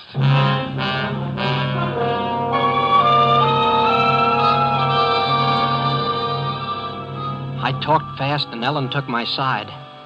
And when we got Joe calmed down, I knew he was going to watch me like a hawk from then on. That afternoon, Ellen got the real snazzy idea of going to the beach. My father knocked off work and drove us down, sort of to celebrate my homecoming. It was really a hot day, so when we got there, the others made a beeline for the water, but I didn't because of my bandaged hand. I stayed around the beach club near the pool. When it began to get dark, we all dressed and went down to White's restaurant for seafood dinner. Then we walked out on the pier.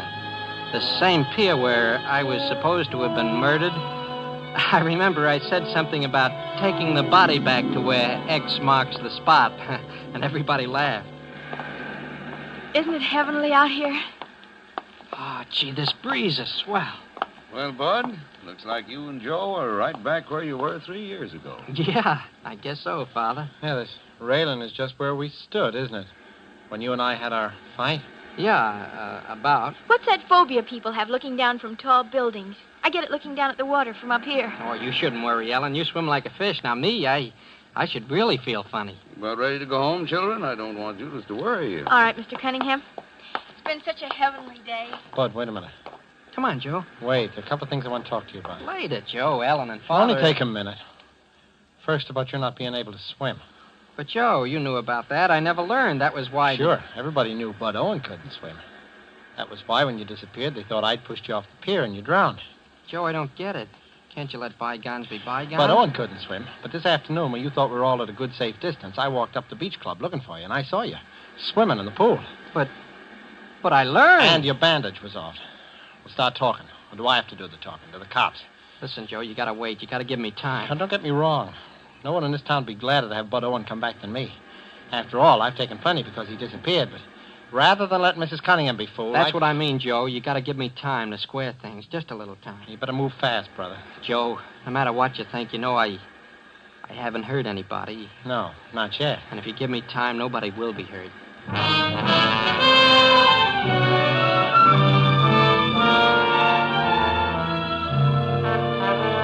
I went to Mr. Burrell the next morning and talked about everything, how people were beginning to make cracks about him and the $10,000 reward and the whole mess.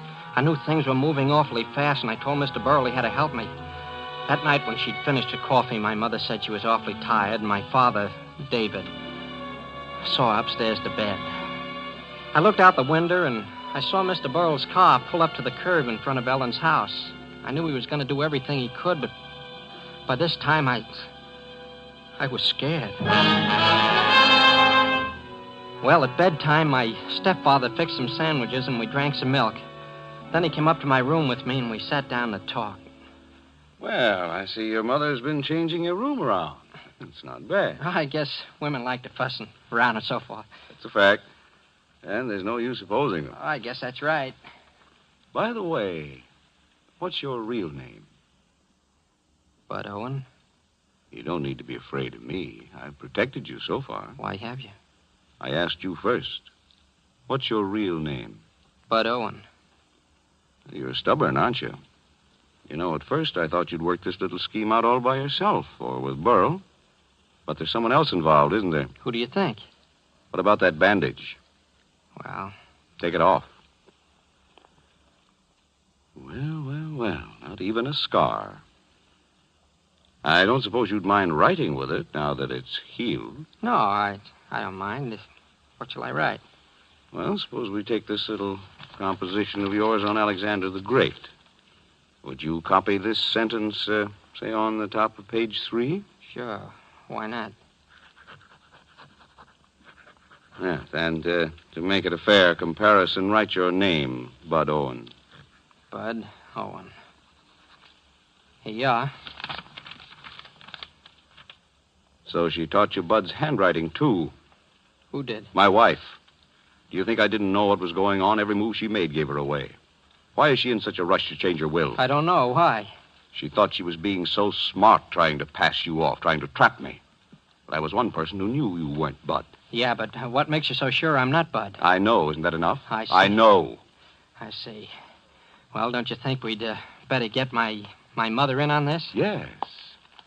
Yes, I think perhaps we'd better. She's asleep. You'll have to wake her. Mother. Hey, she's... Mother!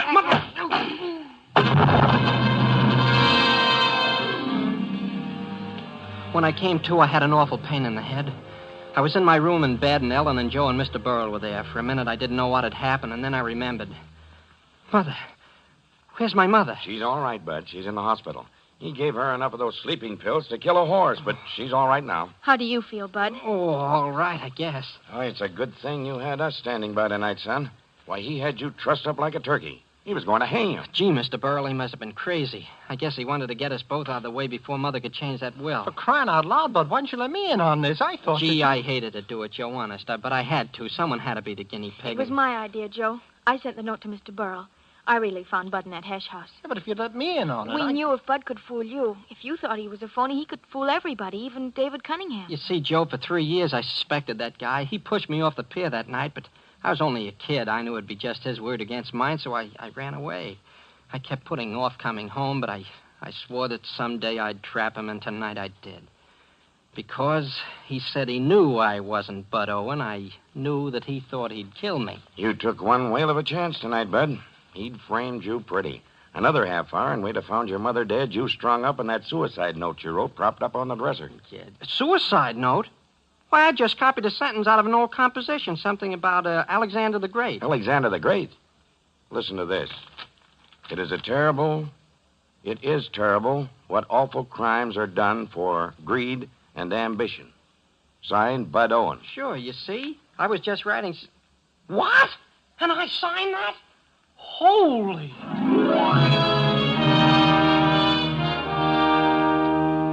Well, that's about all. I didn't know how my mother would take it, having my stepfather turn out to be such a heel, but once she got over the dope he'd slept her, she was fine, as happy as a lark over me. Joe and Ellen, they got married but quick, and now Joe's in the Marines, and me, I'm just passing the time here in Edgerton till I'm 18 and my number comes up, and then maybe I'll see a little excitement.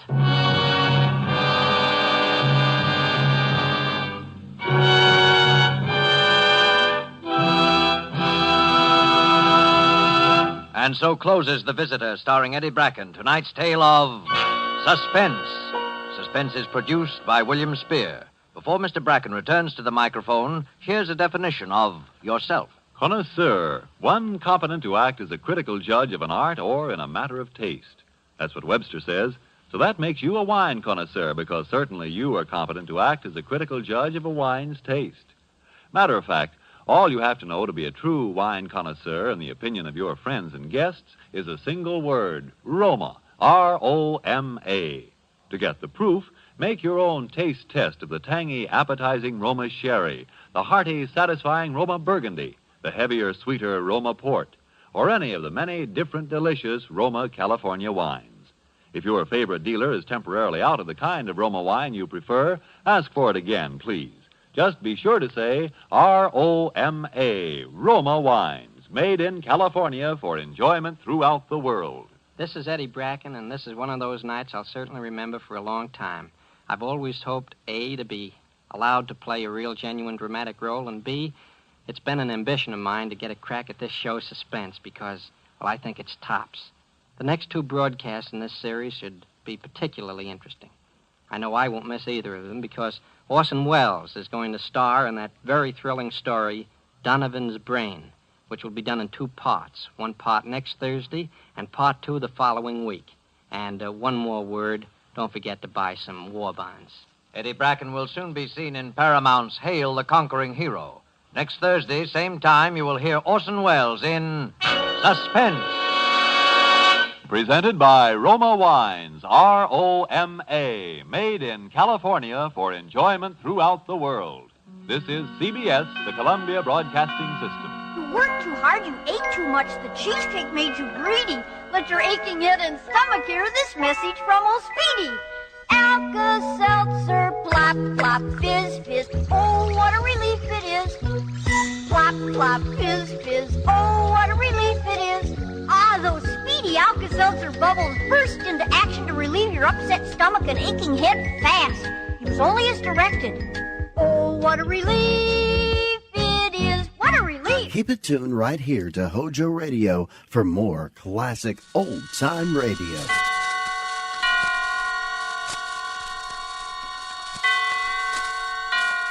Roma Wines present Suspense.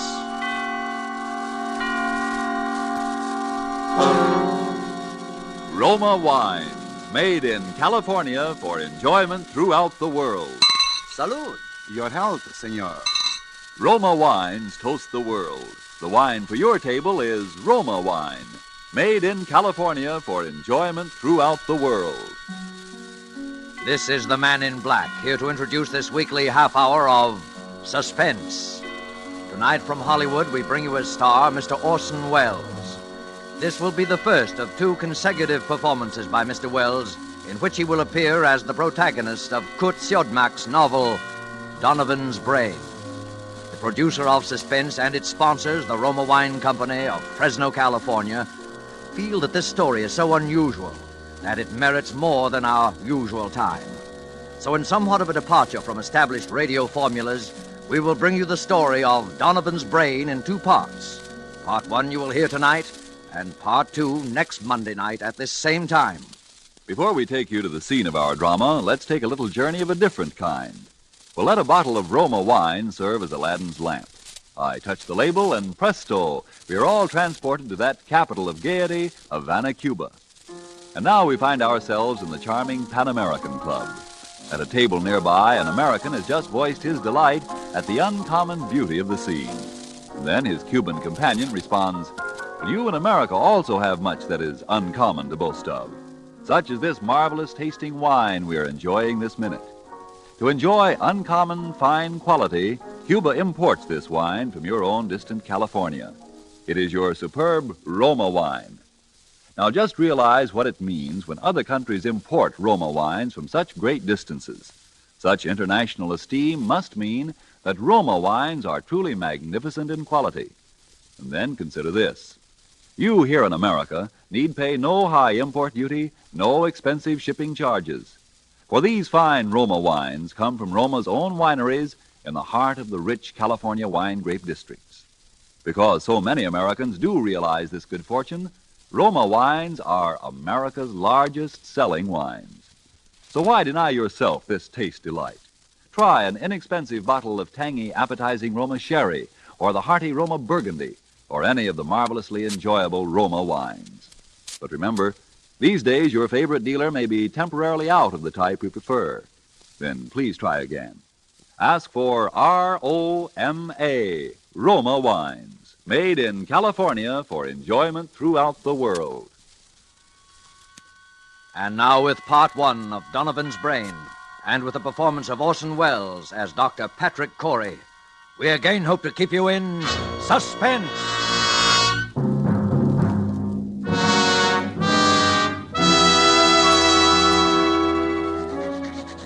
As I sit now outside my laboratory door writing under the heading Experiment 87 this final entry in my casebook, I know that these are the last words I shall ever write upon this earth. I neither ask nor expect forgiveness now or hereafter. But for those who seek some explanation, I refer them simply to this casebook. Let them read it carefully from its first entry on that ill-starred day of July the 13th.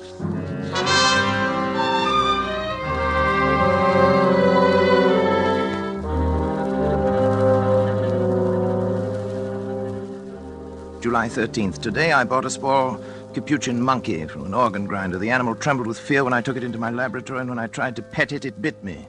I had to make it trust me completely. Fear causes an excess secretion of adrenaline, resulting in an abnormal condition of the bloodstream which would throw off my observations, so I fed it, and finally the creature voluntarily crept up into my arms, uttering little whimpers of content. When it laid its head against my shoulder, I stabbed it with a surgical lancet. It died instantly.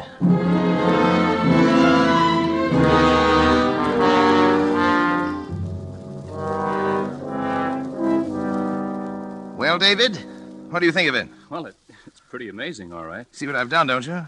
I think so. You think so? Good Lord, don't you know? Well, after all, Dad, I'm only a second-year medical I know, student. but what of it? I was a second-year student. Who is it? It's me, Janice. Come in, darling. Patrick, Dr. Schrott is here to see you. Oh, come on in, Doctor. You know our son David, of course. Yes, of course. How are you, my boy? Fine, thanks, Doctor. Well, Patrick, hard at it as usual, I see. Patrick, you didn't eat the lunch I sent in to you. Well, what is it this time, Patrick? A brain. What? A brain, a monkey's brain. Oh. What about the brain, Patrick? I've been trying to see how long I can keep the tissue alive. Oh, is that it in that jar? Oh, there's considerably more to it than just a jar, though. Want to see how it works? Is it still alive? In a way, yes. It's a fairly simple device, actually, Doctor. Variation on Corell's mechanical heart. The brain lies in a bath of blood serum. These rubber arteries are fixed to the vertebral and internal carotid arteries of the brain. The blood substance is forced through the cycle of Willis to feed the tissue.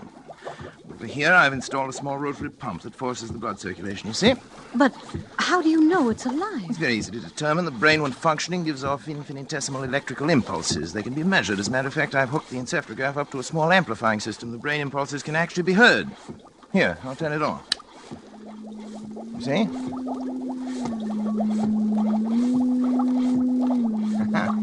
Quite effective, isn't it?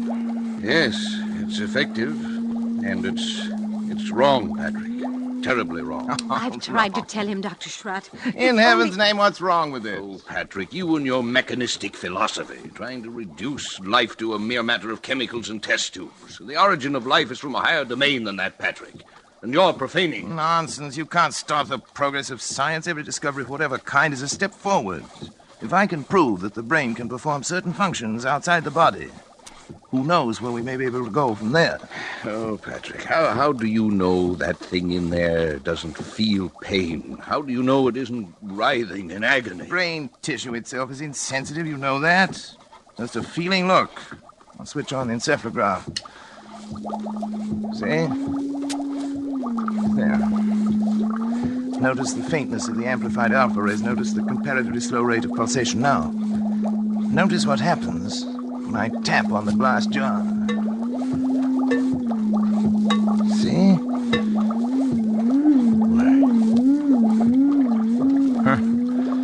It feels.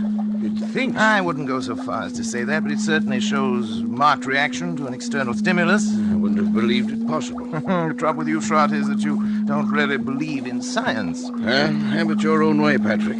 That's when you can manufacture love and sympathy and kindness in a test tube. I'll be back. You leaving, old boy? Yes. Patrick. Do me a favor, Patrick. Shut off the pump and let that poor thing in there die. Let it die? Oh.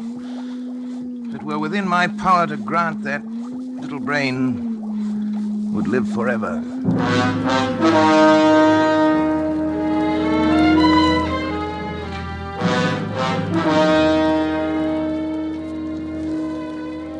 July 18th. I'm utterly exhausted from lack of sleep, but the events of the past 5 days have been of such tremendous importance that I must set them down while every last detail is still fresh in my mind. I've had no time to make an entry in this record since that day last week. It seems a month ago now, and I had my first partial success with the brain of the Capuchin monkey. At that time, however, it seemed that I was doomed to disappointment. In spite of all my efforts, the brain of the monkey ceased to live at 12:14 that night. Tired and disheartened, I lay down to sleep on the cot in my laboratory, but at that very moment, fate was contriving an occurrence which now seems destined to have the most profound effect not only upon my own existence, but perhaps upon that of all mankind.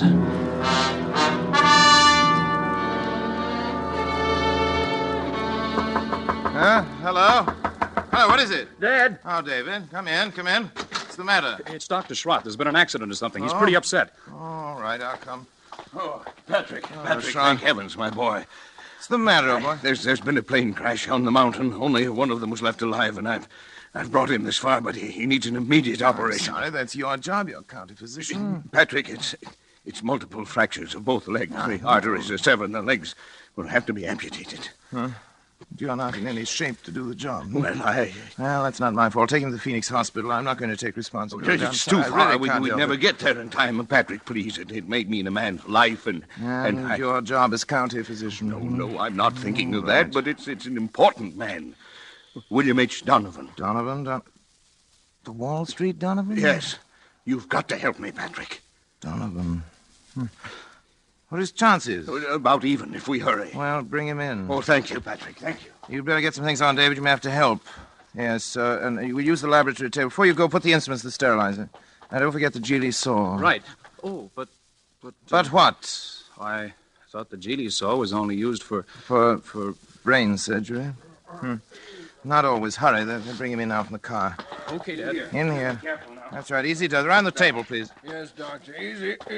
You better get yourself a gown and gloves, Doctor, right over there. You won't have time to scrub. Yes, thanks, Doctor. Too bad, isn't he? Pulse rapid. Heart very faint. I wasn't sure whether David, yes, half Dad. cc of adrenaline, David, 1 to 1,000 intravenous. Right. You men can go now. Is there anything else we No, can do? thank you. Patrick, don't you think... I'd rather we were alone if you don't mind, gentlemen. Yes. Good night, then, Dr. Schratt. Doctor. Good night. Good night. Now, David, if you remove the blanket from his legs, that's it. Good. You see, fortunately, a forest ranger got to him right after the crash and had sense enough to put a tourniquet on each leg. Even so, yeah. Sure. We'll get it. Sure. What's he saying? Something like sure. He said it over and over. I hadn't realized he was deformed. It doesn't show as much in his pictures. Patrick, don't you think we ought to begin? No, there's no use amputating those legs. No use? He'll be dead anyway by morning. Well, won't it? Well, suppose you're right, Patrick. You know I'm right. But still, we ought to try. We can't refuse to operate just We are because... going to operate. Syringe, please, David, the large one. Here you are, Dad. Spinal anesthetic. Will you give it, Dr. Schratt? Right. Scalpel, please, David. Scalpel and the Geely saw. Geely saw? Patrick. Well... No, Patrick, I won't let you. After your performance tonight? Well, I had... But, Patrick, he's still alive. Precisely. My mistake with the monkey was that he was dead. I don't intend to make that mistake again. Come on, David, Patrick, the scalpel. Patrick, are you out of your mind? You're taking a man's life. I'm giving him life. Donovan would die anyway. But for a while at least, Donovan's brain will live.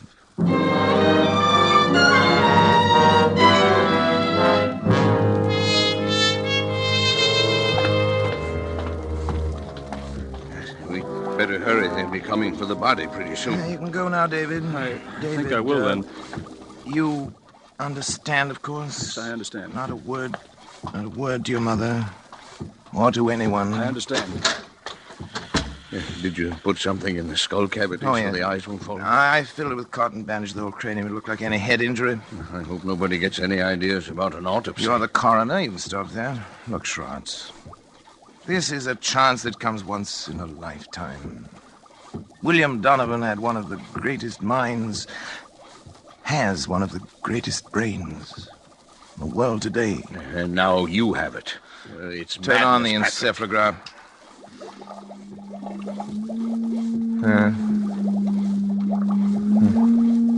Simple alpha waves, of course, no different from the monkeys. You can't take a human brain out of its body and expect it to function. I suppose not, but... Trot, did it ever occur to you that the brain might simply be asleep? Asleep? Certainly. An operation like that is a severe shock. Tap on the glass.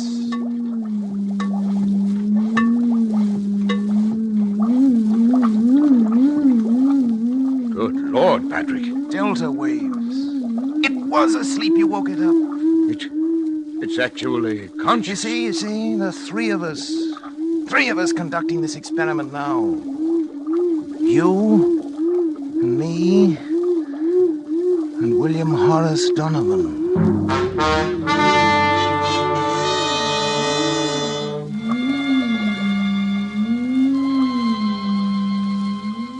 July 25th, I moved my bed into the laboratory, but I've scarcely slept in 6 days.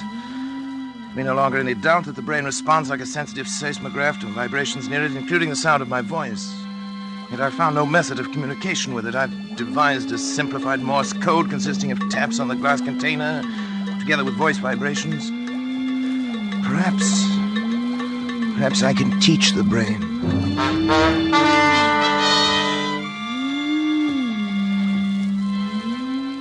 July 30th, Schrott has come to stay with me, half out of a feeling that he shares with me a common guilt, half out of scientific curiosity. I've scarcely seen him, and both David and Janice have been avoiding me, not that I really care. They've been tapping out my code on the side of the brain's container endlessly, day and night, over and over, 1,000 times, so that a baby could learn it, if the brain can learn. I sleep only when the brain itself falls into exhausted slumber. When it wakes again, I resume my tapping.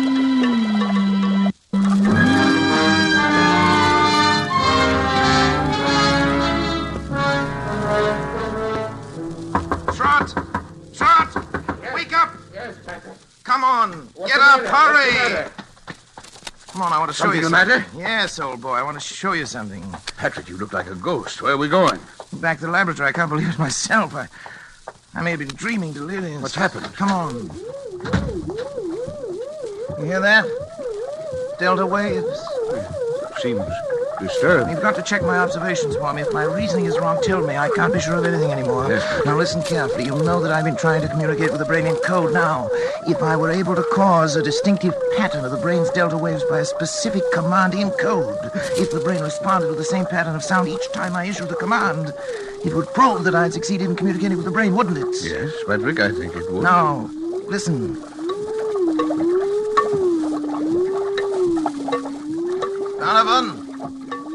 Donovan, if you understand, think 3 times of the word talk. 3 times. Talk. Talk. Talk.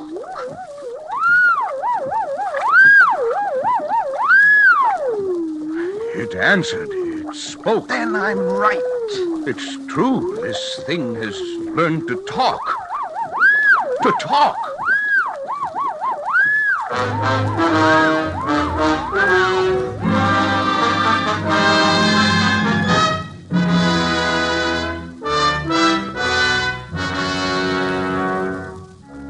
July 31st. Schrott is romanticizing, of course. The delta pattern is so infinitely complex that it would be utterly impossible ever to break it down into specific words, yet that it understands me, that it's trying to communicate with me, is certain.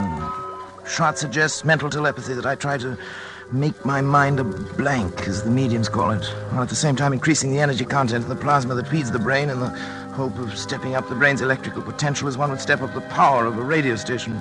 Naturally, telepathy is nonsense, but the feeding theory intrigues me. I shall try it.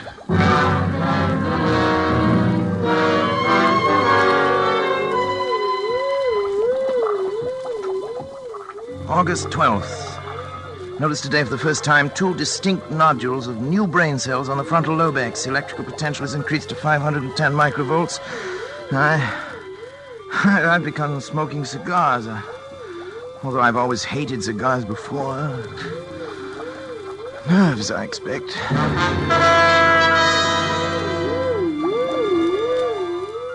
August 22nd, nodules still growing, electrical potential 1450, but no observable results. Lately felt a compelling urge to know more of Donovan's life and have collected every available scrap of information about him. A strange man he was. Strange, ruthless, actually evil in many ways, but nonetheless an extraordinarily brilliant mind.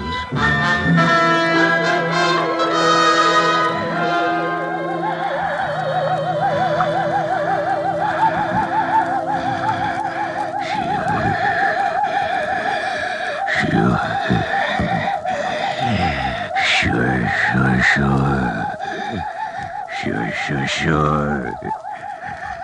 Here will be the test. You agree? Of course. Sure. Patrick, wake up! Patrick! What is it?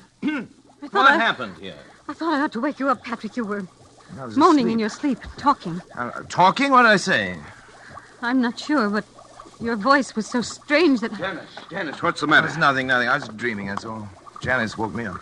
Patrick, let me see your hand. Hand? What do you No, the other for? one. What about it? You're not left-handed, are you? No. Then why have you got ink on the fingers of your left hand? Well, I don't know. Were you writing anything tonight? No. You must have been, Patrick. Here it is, right here on your desk. Nonsense. Wait, let me see it. Oh, you've been writing his name, William H. Donovan. Donovan. H. Donovan Schrott. That's not my handwriting. It's... What? Don't you see what it means? The brain has communicated with me. Patrick, you don't... Look here. Look at this magazine article. Here's a reproduction of his signature. And he was left-handed, too. It says so here. Why, it is. It is exactly the What same. a fool I've been. Look at this picture, smoking a cigar. With his left hand. I wondered why it suddenly started smoking cigars. The same brand, too. Janice. Try to remember what you heard me saying just before you woke me up. Come on, Janice. Think. Patrick, I can't believe... Think, Janice. All I heard was something like... Sure. Sure. Of course. Don't you remember, Schrott? He said it that night. It was the only thing we ever heard him say. It was an expression of his. It tells about that in one of the articles, too. Yes, there it is. It right wasn't your voice. It wasn't my voice. You see, the brain has grown. And it's strong enough to influence not only the higher functions, the frontal lobe, but the speech centers, the motor centers of another brain. Patrick, if this is true, then your experiment has been successful. It's ended. Ended? Oh, it's only begun. Patrick. Don't you see what this means? Patrick, listen to me. Oh, what, Janice? What? You've got to stop. Stop? I can't stand it any longer. Can't you see where it's led you? When you cut yourself off from your family, when you neglected your health, began having fits of temper, and were like someone I hardly recognize as the man I married. All that I tried to understand. But don't you see what you've done? You are a murderer, Patrick, a murderer. Janice, darling. David told me the whole thing. That poor boy's half insane himself from worry. Insane? What do you mean by that? What I say. You killed Donovan. Janice, maybe he wouldn't have lived anyway. But you killed him. And now this thing has gained such power over your mind that it can make you do things you don't even know about. For all you know, it could make you do anything. Anything. You've got to choose, Patrick. Oh, Janice, please. I suppose you're right, but I'm utterly exhausted. I can't even think anymore. You've got to think. Give me until tomorrow. Let me sleep, and then tomorrow I'll do something. I promise you. All right, Patrick. Tomorrow. But if you don't do something, if you don't destroy that thing, I will. The brain. It's almost as though it heard you and were raging at you.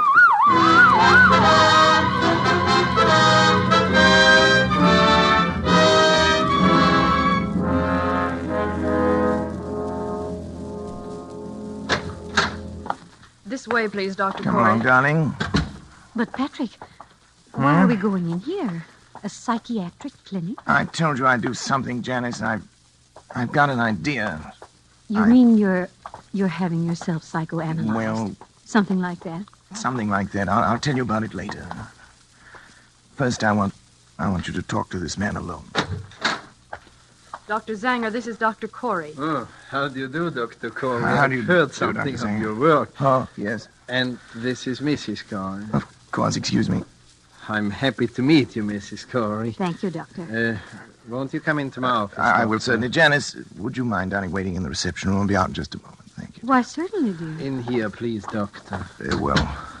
Well, Doctor, she seems quite normal. I'd expected from what you told me on the telephone that... I know. I can assure you, I hate to tell you this, but, Doctor, she's quite insane. I see. Yes, paranoia. She's always been, jealous of my work. And, well, last little while she's got a delusion that she thinks I've made some kind of a monster up in my laboratory. It controls my mind and controls my actions. Huh. So I'm putting her completely in your hands. Oh, well, it's of course a little unusual, but since you are yourself a medical man... That's right. You definitely wish to commit her then, huh? Yes. Yes. You have the papers. Oh, yeah, here you are. Just your signature will be enough, Doctor. All right. There you are. You let me know about everything, won't you? Oh, naturally, Doctor. We keep you informed. Thank you. Well, goodbye then, Dr. Corey. We will do what we can. Oh, right. Patrick? Mrs. Corey is staying with us, Miss Wilcox. Yes, Dr. Zanya. Patrick? Come back! Patrick! Oh, it's all right, Mrs. Corey. Just come with me, please. Patrick! No. Where are you going? Let me go! Let me go! Oh, Dr. Corey? Yes? Oh, about the bill. How do you wish it to be handled? The bill? The bill? Sure. I'll take care of it by the week. The checks will be signed William H. Donovan. Sure.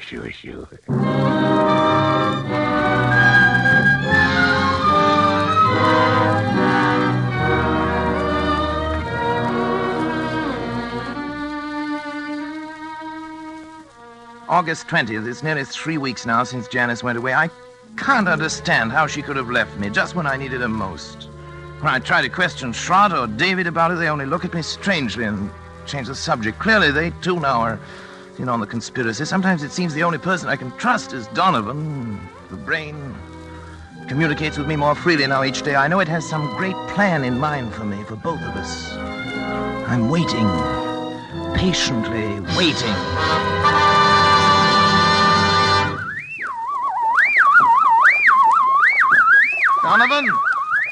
Donovan, I'm listening, Donovan. Don't be angry, Donovan. I'm trying to understand. I'm listening, Donovan. I'm listening. I'm listening. Sure.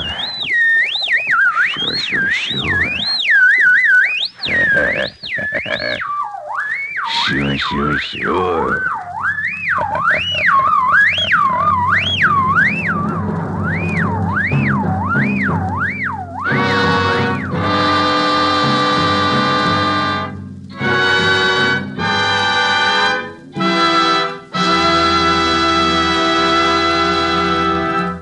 And so closes Donovan's Brain, Part 1, the first of 2 half-hour presentations of Kurt Siodmak's story, presenting Orson Welles as star of Suspense.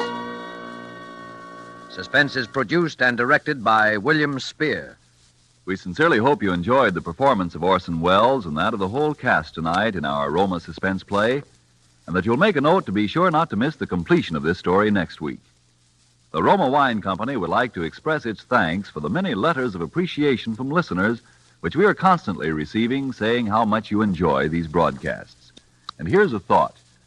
To discover the enjoyment these suspense programs offer, you first had to sample one.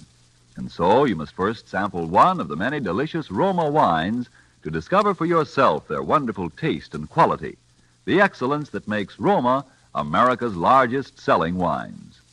You'll discover, as have other millions before you, that Roma wines are super quality, are super tasting, and are super easy on your pocketbook, too, costing only pennies a glass.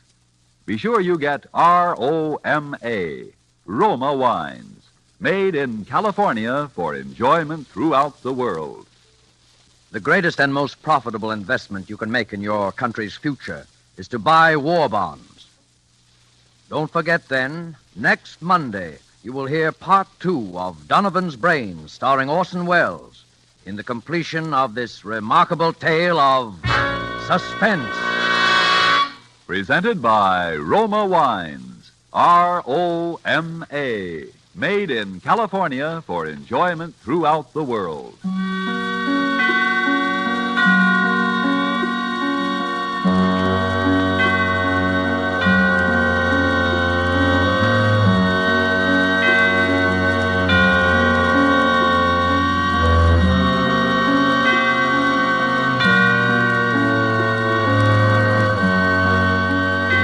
This is CBS, the Columbia Broadcasting System. This just in. Are you looking for some classic gaming? What about new and old Nintendo products? Do you need to find some tutorials on how to make all that stuff work? Well, look no further than Rocket Blast Gaming for some of the best classic and new gaming around. Rocket Blast is an expert at all things Nintendo, and he has all the tutorials to prove it. So check him out right here on YouTube at Rocket Blast Gaming. That's R-O-C-K-E-T-B-L-A-S-T Gaming. Stay tuned to HOJO Radio.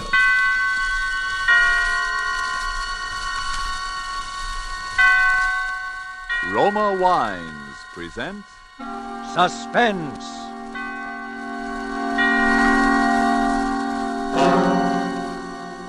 Roma Wines, made in California for enjoyment throughout the world. Salud. Your health, senor. Roma Wines toast the world. The wine for your table is Roma Wine, made in California for enjoyment throughout the world. This is the Man in Black, here to introduce this weekly half hour of Suspense. Tonight from Hollywood, we again bring you Mr. Orson Welles in the second of two consecutive performances starring Mr. Welles as the protagonist of Kurt Siodmak's novel, Donovan's Brain. The producer of Suspense and its sponsors, the Roma Wine Company of Fresno, California, felt this story so unusual that it merited more than our usual time. So in somewhat of a departure from established radio formulas, we are bringing you the story of Donovan's Brain in two parts. Part 1 you heard last Thursday, and tonight you will hear Part 2, the completion of Donovan's Brain. But before we raise the curtain on our suspense play, let's for a moment wish ourselves away to Havana, Cuba, seated at a table in the fashionable Hotel de Nacional de Cuba. Near us, a group of Cubans are entertaining an American visitor. Our American has just remarked that in point of great enjoyment, the Cuban rumba is one of America's most delightful imported dances.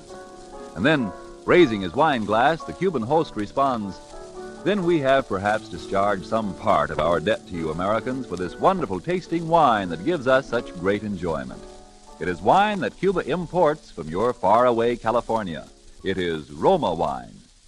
Americans didn't have to wait for wine connoisseurs of other lands to discover the greatness of California's wine districts, the superb quality of Roma California wine. So many millions made this discovery for themselves that Roma wines have long been America's largest selling wines. But these millions discovered something more. In Roma wines, they discovered an easy, inexpensive way to increase the delights of daily living. Yes, millions have discovered that Roma wines, as a beverage on the table, and when used in entertaining, add a charm of a special and wholesome kind. I told you Roma wines cost little. That's because here in America you pay no high import duty, no expensive shipping charges. And 2, Roma wines come from Roma's own wineries in the heart of choice California vineyard districts. So cost to you is only pennies a glass for R-O-M-A, Roma wine, made in California for enjoyment throughout the world. And now with part 2 of Donovan's Brain, and with the performance of Orson Welles as Dr. Patrick Corey, we again hope to keep you in suspense.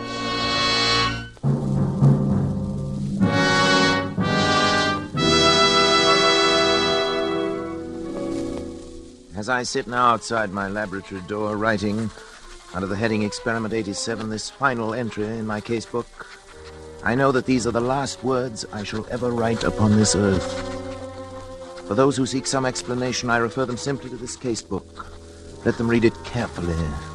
Perhaps they may then in some measure understand, if not condone, the awful circumstances under which I have been driven to the most appalling crime against God and nature that it has ever been the fate of mortal man to perpetrate.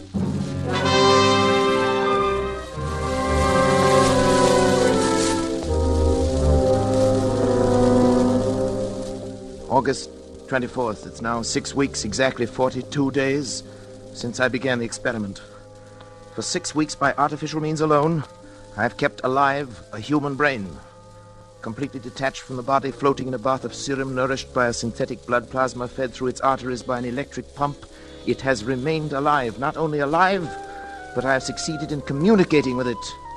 For I've even induced new growth of brain cells and so tremendously increased its mental faculties that by sheer brain power alone, it has actually been able to communicate its thoughts to me. And each day my communion with that living, pulsing mass of gray matter that was the brain of William Donovan becomes stronger and stronger.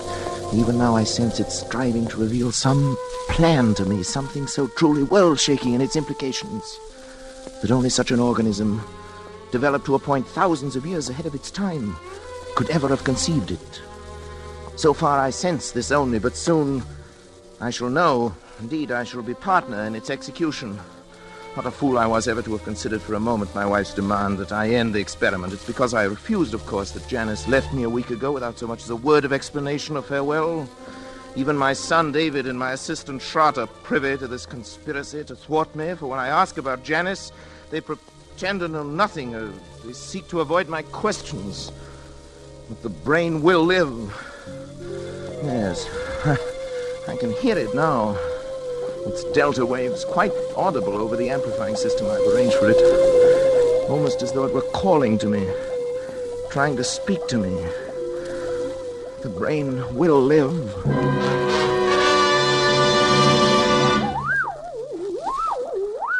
Donovan? What is it? What are you trying to tell me? Go on, Donovan. I'm listening.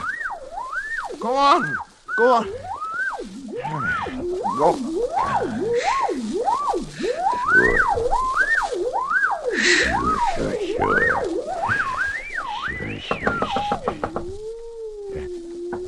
Who is it? It's me, Patrick and David.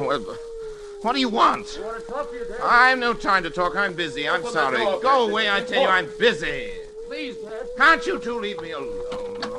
All right. What is it? What is it? Patrick, won't you come into the study with us for a few minutes? What have you got to say? You can say right here. You know I can't leave the laboratory. Dad, it's only that, well, we wanted to talk to you in private. Well, don't tell me that you're afraid of this poor mass of brain cells here. It's not that, Dad, but we... Never mind, David. At least turn that thing off then, will you, Patrick? What difference would it make? It could still hear, couldn't it? Well, what is it then?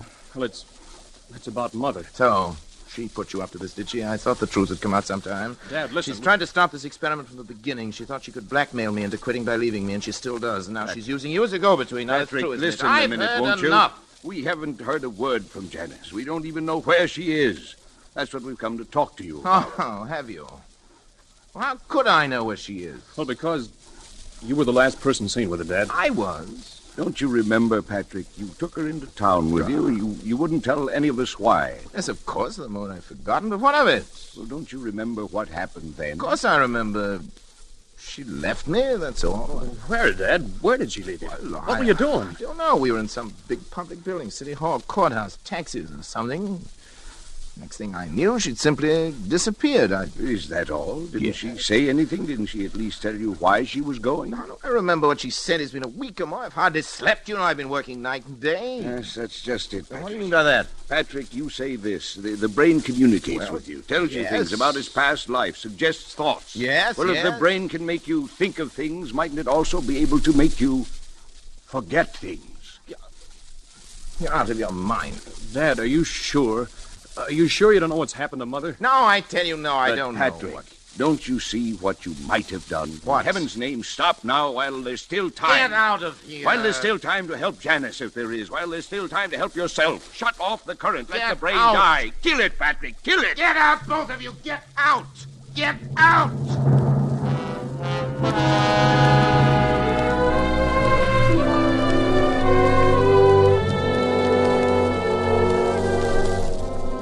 August 26th. The brain continues to communicate thought fragments more and more easily, but nothing further on what I've come to think of as the plan. I'm now sleeping a great deal, but my dreams are becoming increasingly troublesome, although I'm at a loss to analyze them. Most frequent is a sort of vast cosmic ballet presided over by the colossal figure of a young man whom I seem to recognize, yet I never see his face.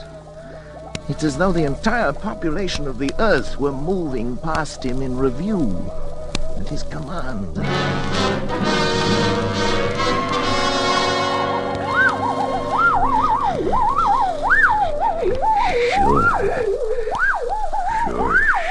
Sure.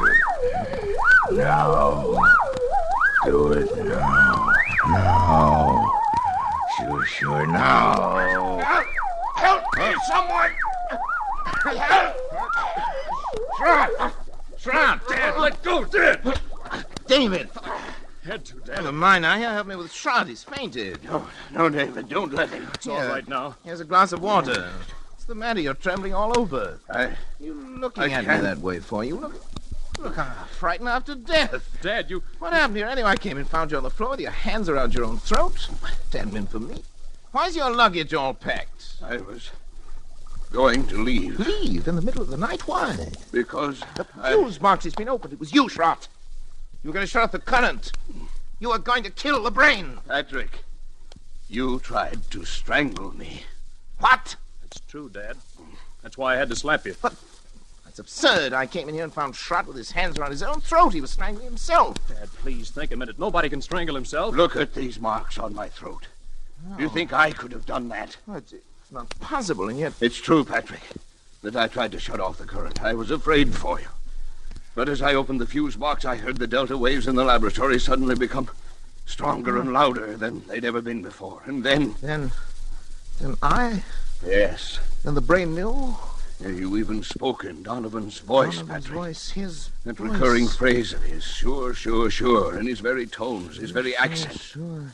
You've created a monster, Patrick. It has the power to make me commit murder. The brain must die. Pull the switch in the fuse box, Patrick. It will only be a matter of seconds, Yes. and then... Yes, But I... You've got to, Patrick. Schrott, David, help me. I can't move. Come to me. Pull the switch, hurry. Schrott, David, go on. You too? It's paralyzed, Dispatch. Huh? The brain won't let itself be killed. Then it has the power to live on. And on. To command us as long as we live. To make us do anything it wants. To kill. Murder. Dad, what are we going to do? Listen. The brain. It's laughing. Laughing.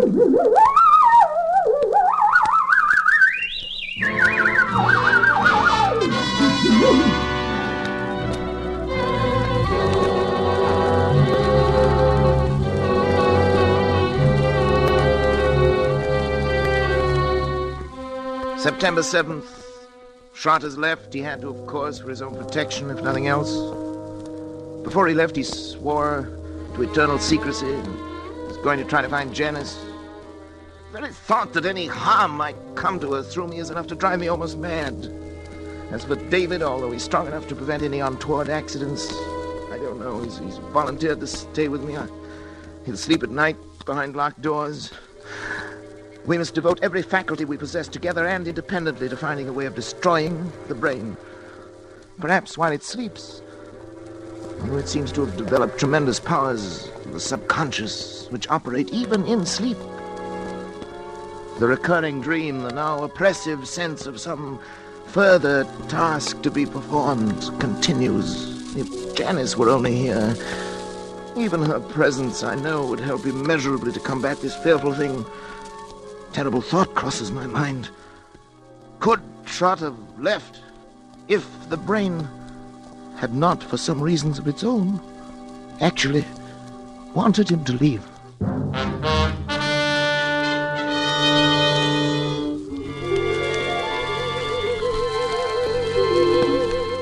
September 10th. My thoughts are less and less my own. The dream of the young giant bestriding the earth, the figure without a face, pursues me now, even in my waking hours. Increasingly, I seem to live in a world of evil fantasy, peopled and controlled by the mind of William Donovan.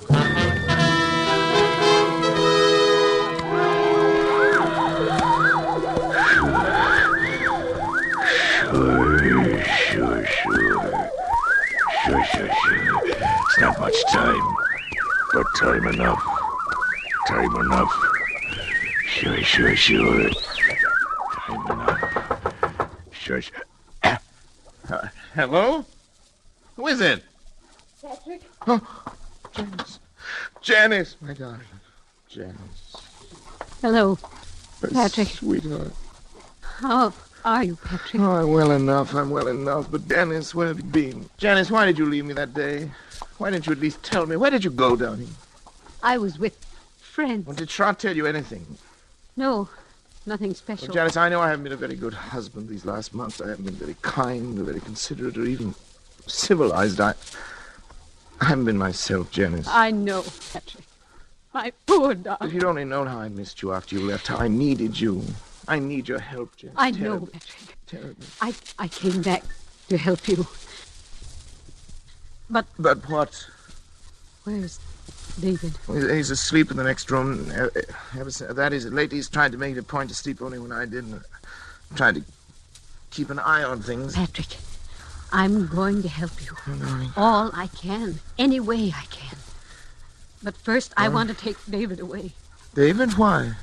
Because I don't think it's good for him to be here. No? I don't think that you... Patrick, I don't want to torment you. It's only that perhaps we can find a way if we know all the facts.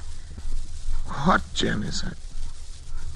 Don't you know, really, where I was? No, how could I? Don't you remember where you took me? Where? I took you? You took me to a psychiatric clinic. Clinic? You had me committed to a madhouse. No, it's Janice. No, that... Not you. Donovan. Donovan. It was because I tried to make you stop the experiment. Yes. Kill the brain. As you left me there, you even spoke in Donovan's voice. Sure, you said. Sure.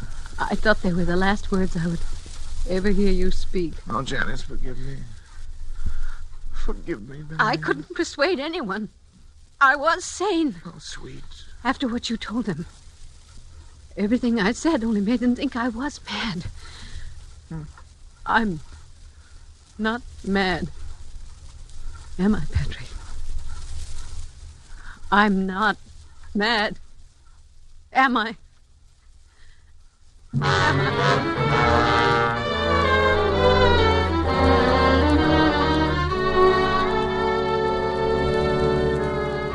Janice will be gone for some 3 hours. I've sent her into town for Dr. Zanger, the psychiatrist. Maybe he can help, but now suddenly I'm I'm overcome with the thought of the humiliation I shall have to suffer when other medical men become aware of the position I'm in. It'll be the end of my career and my reputation, all my hopes. Folly to think that Zhang would keep it to himself. Indeed, he'd have no right to. I can bear it if I must, but another way, a possibility occurs to me, and I've been thinking it over. There's no harm in trying it in any event. I must try. I have 3 hours.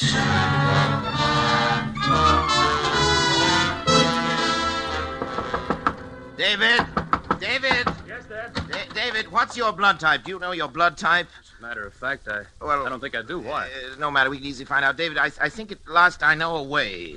To kill the brain? It's simple. It's perfectly natural, and yet 9 chances out of 10 is something Donovan has never known about. I'll do it myself. Unfortunately, my blood type and his are...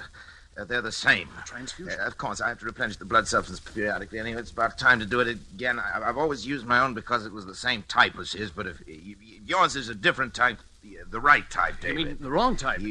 Yes, you've given the wrong... The brain will die given the wrong type. Yeah, sounds possible. I'm sure of that. I know it. But suppose the brain knows it knows other things. I've thought of that. It's a chance we'll have to take if you're willing, David, my boy. Of course I am. Then Dad. we'll take the blood sample now. Come into the laboratory. I only have the right blood type. Sure. Rather the wrong type. If you haven't, we'll find someone who has. Maybe Schrott. Now, lie down there on the table, David.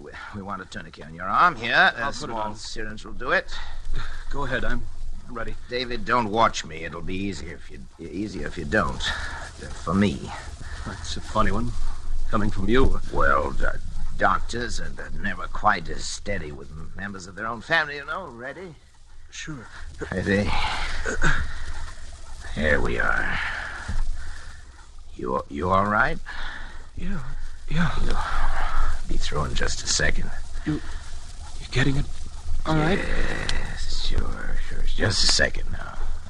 Dad, I'm sleepy. You'll be over it in a minute. But what's the matter? Why am I so sleepy? You'll be all right. Sleepy. So sleepy. Sure. That's what an anesthetic is for. Make you sleep.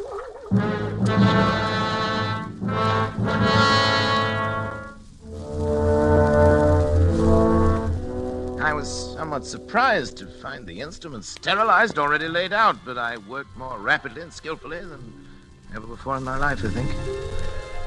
I made an incision just below the hairline, laying back the scalp as far as the base of the skull. I trepanned the cranium at 2-centimeter intervals, working back and downwards to the upper edge of the occipital bone. With the Geely saw, I cut through the connecting bone structure and removed the entire top of the cranium, placing it in saline solution to preserve it. I made a semicircular incision in the dura mater, laying it to one side, exposing the brain. As I dissected out the facial, auditory, and pneumogastric nerves to free the medulla oblongata, I became conscious of an insistent clamoring, something like a mounting hysteria in the distant reaches of my mind. Almost as strong as the irresistible compulsion that drove me on. But my hand did not falter. With a sure stroke, I severed the spinal cord just below the first cervical nerve.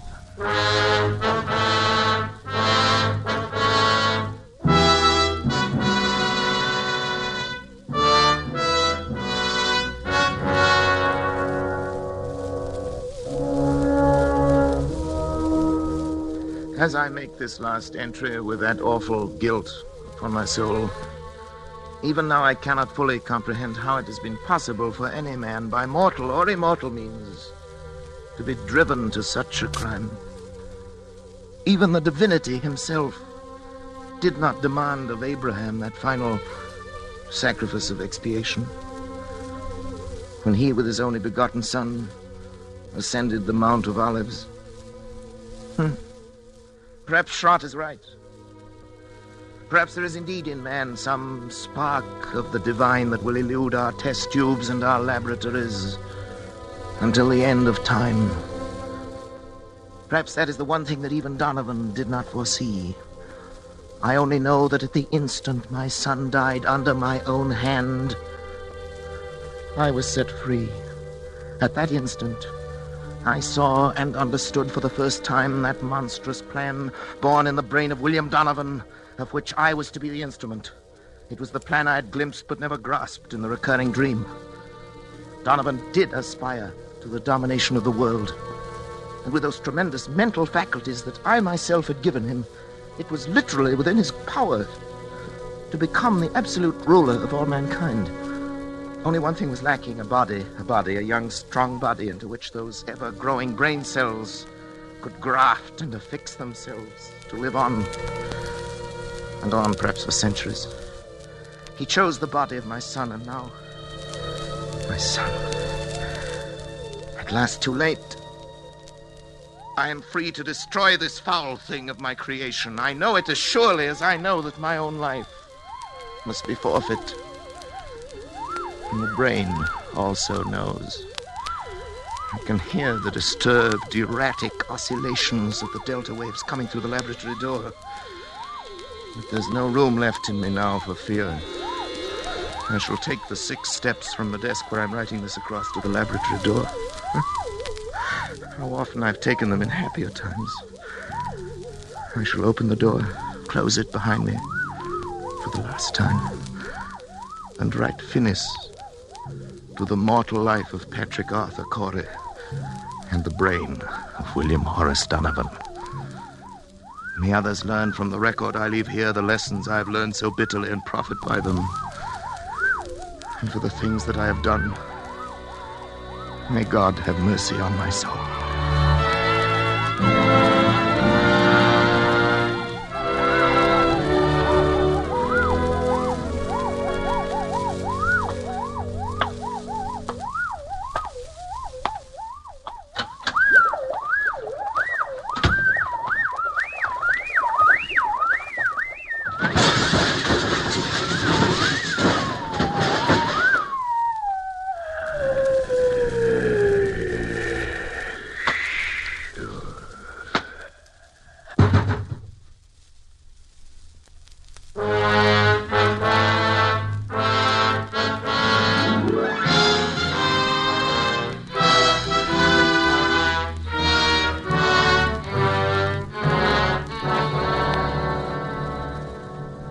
Phoenix, Arizona, September the 15th. The bodies of Dr. Patrick Arthur Corey and his son David were found in Dr. Corey's own laboratory early today. Young Corey had apparently died on the operating table as a result of a delicate brain operation performed by his father. In the case of Dr. Corey, medical authorities gave as their opinion that he might have died of shock as a result of the unsuccessful operation on his son. A curious feature of the case was the fact that numerous pieces of tissue identified as being from a human brain were found scattered about the laboratory floor, while a larger section of brain was found in the midst of an elaborate apparatus, evidently part of a scientific experiment. Medical authorities stated, however, that they were unable to explain the nature of the apparatus and that the brain itself was in such a state of decomposition as to indicate that it had been dead and slowly decaying for at least 3 months. Dr. Corey is survived by his wife, Janice. She was committed to the County Asylum for the Insane late this afternoon. Burial of Dr. Corey will be at the Mount of Olives Cemetery.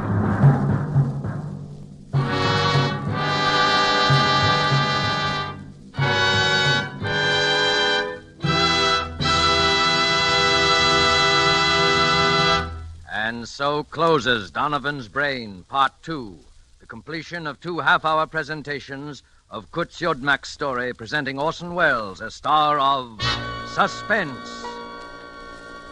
Suspense is produced and directed by William Spear. Did you know that these Roma Wine suspense dramas are setting a record for the millions of delighted listeners they are attracting? We want you to feel that by tuning in the Suspense program every week, you can count on real radio enjoyment. Well, in even more dramatic style, the popularity of Roma Wines is also record-breaking, because Roma Wines are by far America's largest selling wines. Millions make sure of great wine enjoyment simply by asking for Roma Wines. Here's something else these millions have discovered. You don't need fancy glassware or a special occasion to enjoy these zestful, taste-delighting Roma California wines. Roma wines possess lip-smacking flavor and zest because they come from Roma Wine's own wineries, right in the heart of the magnificent California wine grape districts. And you can enjoy them as a daily delight because the cost is only pennies a glass. Ask for R-O-M-A, Roma Wines, made in California for enjoyment throughout the world. This is Orson Welles. Next week, Mr. William Spear tells me, and he'd like me to pass the information on to you, that Suspense will bring two exceptionally fine artists, Miss Ida Lupino and Mr. Vincent Price, in a play by one of radio's outstanding authors, Lucille Fletcher. I want to hear that, and I know you will, too. Money invested in war bonds now helps ensure a healthy, prosperous post-war America. The kind of America we will want for our children as well as ourselves. Don't forget, then, next Thursday you will hear Ida Lupino and Vincent Price in Suspense. Presented by Roma Wines, R-O-M-A, made in California for enjoyment throughout the world. This is CBS, the Columbia Broadcasting System.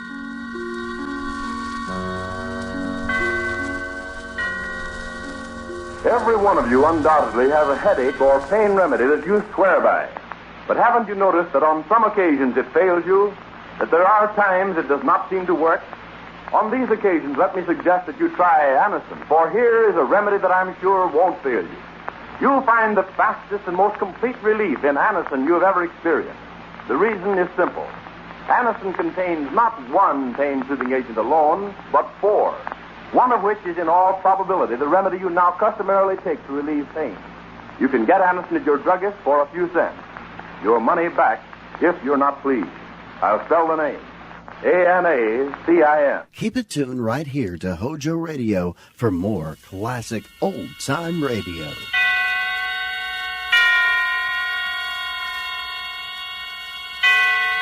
Roma Wines present Suspense.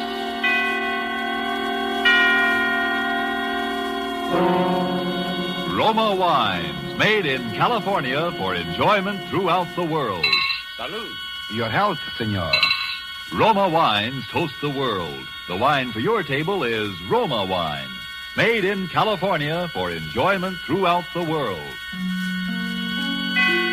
The Roma Wine Company of Fresno, California, welcomes you again to this weekly half hour of Suspense. Tonight from Hollywood, Roma Wines bring you as stars Miss Ida Lupino, currently being seen in Warner Brothers In Our Time, and Mr. Vincent Price of 20th Century Fox, soon to be seen in the derelict Zanuck production Wilson.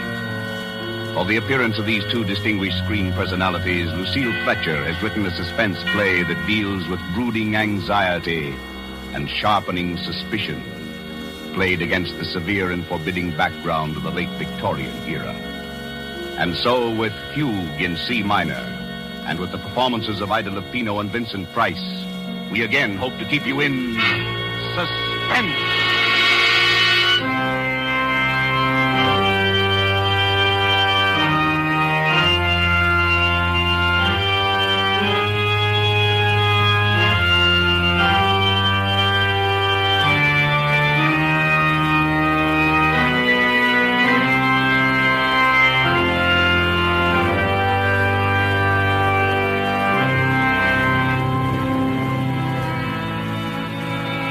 April 1st, 1900. Dear Bessie, this is just to let you know that I arrived in Pilotsville. Lizzie met me at the station. She's heartbroken about Papa's bankruptcy and for some reason feels that it's up to me to remedy the family situation. I told her I'd been offered a job, but she swept away that idea in horror. A girl with your looks, Amanda Peabody, doesn't have to get a job. There are too many rich husbands floating around for that. Furthermore, she says she has a rich husband already picked out for me right here in Pilotsville. Don't you remember? I told you about him at Christmas time. He's a Mr. Evans, rich as Croesus, charming, cultured, a lonely widower with two dear little children. And besides that, he's just your type, a real intellectual. You should hear him play the pipe organ. And you know, Bessie, I've met so few interesting men lately. And all you'd have to do is lift your little finger.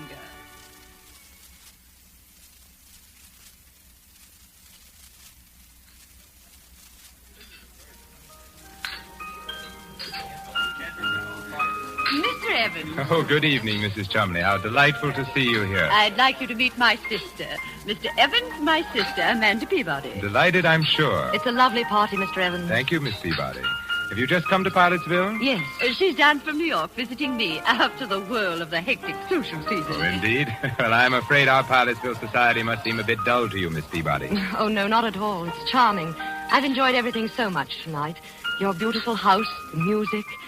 I hear you're going to play for us, Mr. Evans. Oh, a bit. Do you care for organ music, Miss Peabody? Very much. I never miss a church recital. But what a luxury it must be to have your own pipe organ right here in the house. I'm afraid I couldn't do without it. It's my hobby, you know. Bach, Buxtehude, César Franck.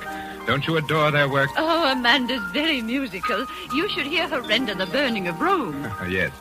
And the delightful thing, of course, about having a pipe organ in the house is that it's everywhere. To sit at a keyboard and hear the walls, the ceilings, the floors vibrate. You see, Miss Peabody, I've had the pipes installed all over the house. Under this floor, for example, are all the choir stops. Up in the bedroom walls are the stops for the swell manual. In the great 32-foot pedal stops, the giant diapasons are underneath the staircase. My children sleep next door to the echo chamber. So, you see, we live like angels here in a paradise of music. How thrilling. Now, ladies, come upstairs to the second floor landing, won't you? And I'll show you the console. It was made for me in Vienna.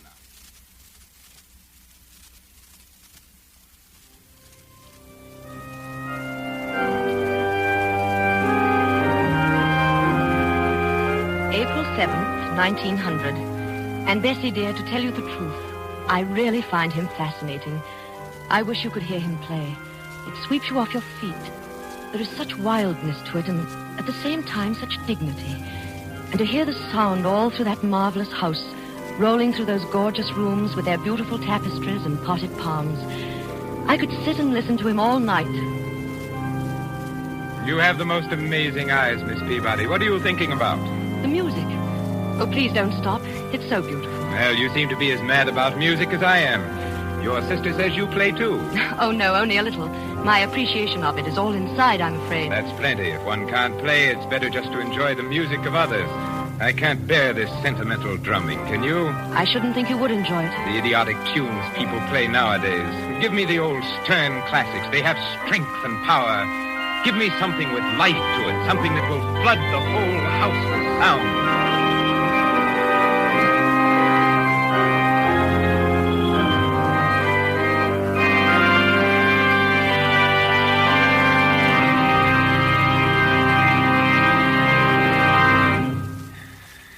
Marvelous. You're a very unusual girl, Miss Peabody. Quite unlike the run of girls down here at Pilotsville.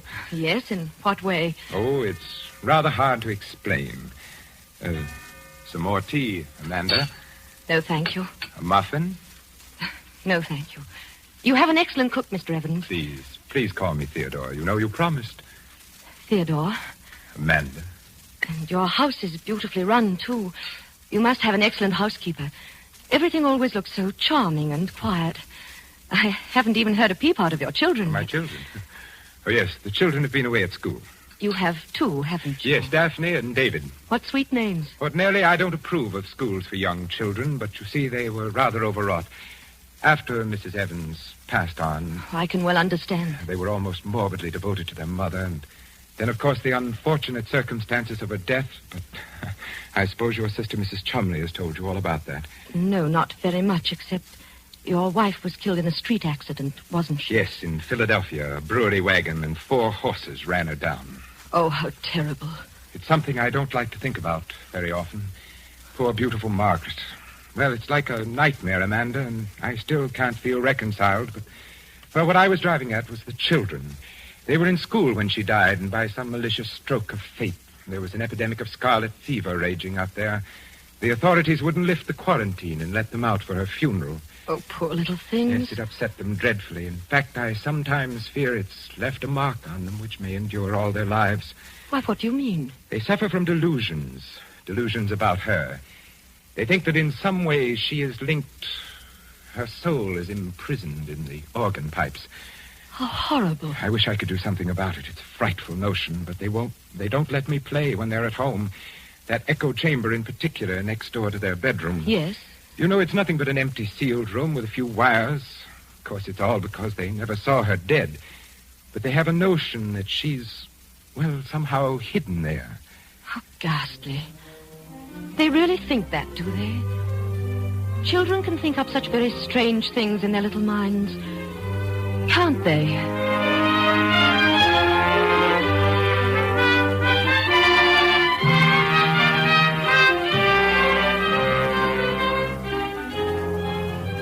Tonight for Suspense, Roma Wines are bringing you as stars Miss Ida Lupino and Mr. Vincent Price, whom you have heard in the prologue to Fugue in C-Minor.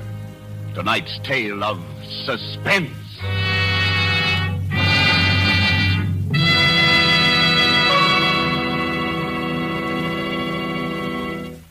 Let us look in on another scene for a moment. A smart dinner party at the internationally famous Hotel de Nacional de Cuba in Havana.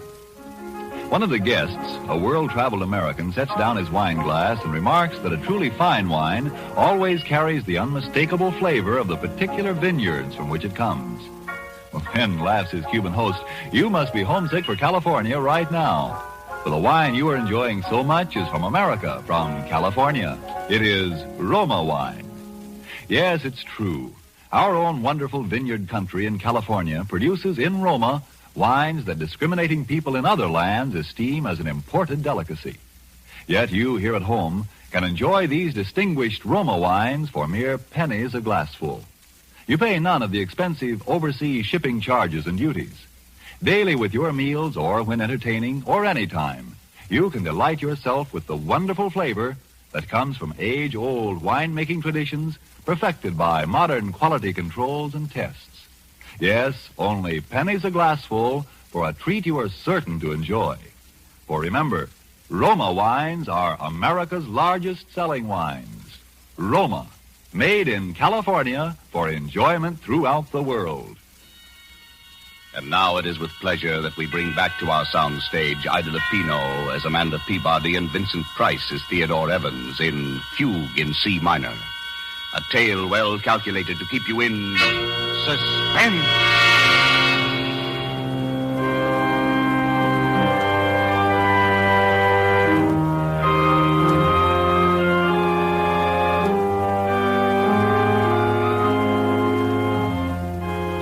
April 18th. I met the children today, Bessie, for the first time. It was a shock. They're strange little creatures, utterly unlike their father. The girl is about 11 and the boy 8. They were both dressed in deep mourning. Their large gray eyes seemed strained with terror. They listened and trembled at every sound. This is Miss Peabody, children. She's a very good friend of mine. Now, I want you both to shake hands with her. Oh, come now, Daphne. You can at least tell Miss Peabody how old you are. Oh, no. Please don't press her. I know when I was a little girl, I hated people to talk about my age. I'd much rather hear about school. We're not going back there, no matter what anybody says. David. That's all right. Then you didn't like school? No. And Mommy didn't like it either. She cried when we went away. Oh. But your Mama wanted you to be educated, didn't she? She wanted you to grow up and be intelligent people, didn't she? Well, didn't she, Daphne? Who are you? You may call me Aunt Amanda. I'm a friend of your Papa's. Do you know where my Mama is? Your Mama? Well, your Mama's in heaven, dear. No, she's not. Then where is she, dear? Please don't start them off, Amanda. It's too upsetting. Come along, children. Now we're going to have a little music, like old times. You remember when your mother was alive? We all used to play together. David, you with your cornet and Daphne at the violin, and Mama at the piano. Well, Miss Peabody plays the piano, too. And she's promised to play Narcissus, Mama's favorite piece. Well? Well, perhaps some other time, Theodore, when they don't feel so strange. I tell you, I've humored them to death. Now, come, David. There's your cornet on the mantelpiece. And Daphne? No. I insist. Look, now, I'll start the melody on the organ. David, you come in with your cornet obbligato in the third measure. Daphne, you can follow me.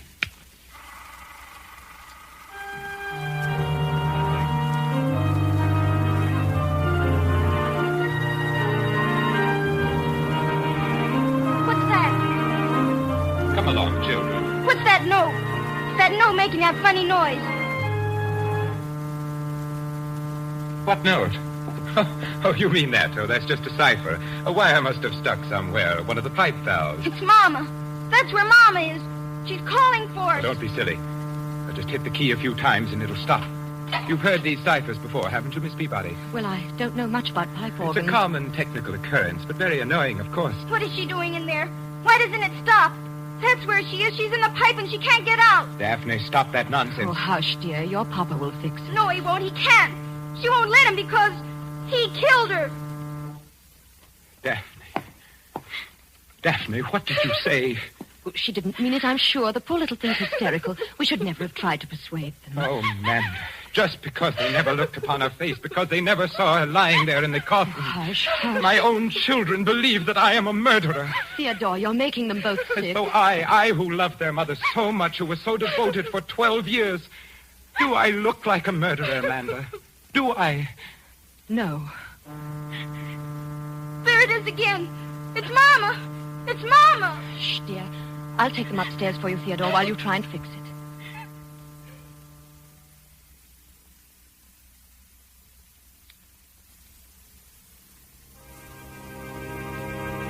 April 24th. Oh, Bessie. Those poor little children. We took them out to the cemetery today to show them her grave. A marble angel guarded it. It was planted with pure white tulips. How final it was and peaceful. And yet they began to tremble again the moment we set foot inside the house. Poor Theodore. The man is nearly out of his mind. What can he do? I keep asking myself that question. She died in Philadelphia, you say? Yes, on May 15th, just a little less than a year ago. You weren't with her? No, she went there to take a piano lesson. There was a new teacher she'd heard about. She was always so self-conscious about her technique. But she never reached his studio. They notified me at midnight from the city morgue. And no one in Philadelphia saw her? No one except the attendants at the morgue, of course, and the people who picked her up after the collision. It was such a brutal accident. There'd been no one from among them who could speak to the children, explain to them? Oh, no. Oh, it's so horrible, so sordid. Oh, I know, my dear. I hate to make you suffer. But if we could find some way, if they could just believe. When you brought her back here to Pilotsville, there was a funeral. Yes. And was there anybody then who saw her? Oh, no, I couldn't bear it, Amanda. I didn't think at the time. She'd been so beautiful. Her lovely, sweet, gentle face and her eyes. The horses had completely trembled. Oh. Even if the children had been able to come home, I wouldn't have let them look. The coffin was sealed when I left Philadelphia. I didn't want to see her again myself. But there was a funeral. People came. There were flowers, an undertaker. Yes? Well, if they could believe that, if there was one witness. Perhaps my own sister, Lizzie.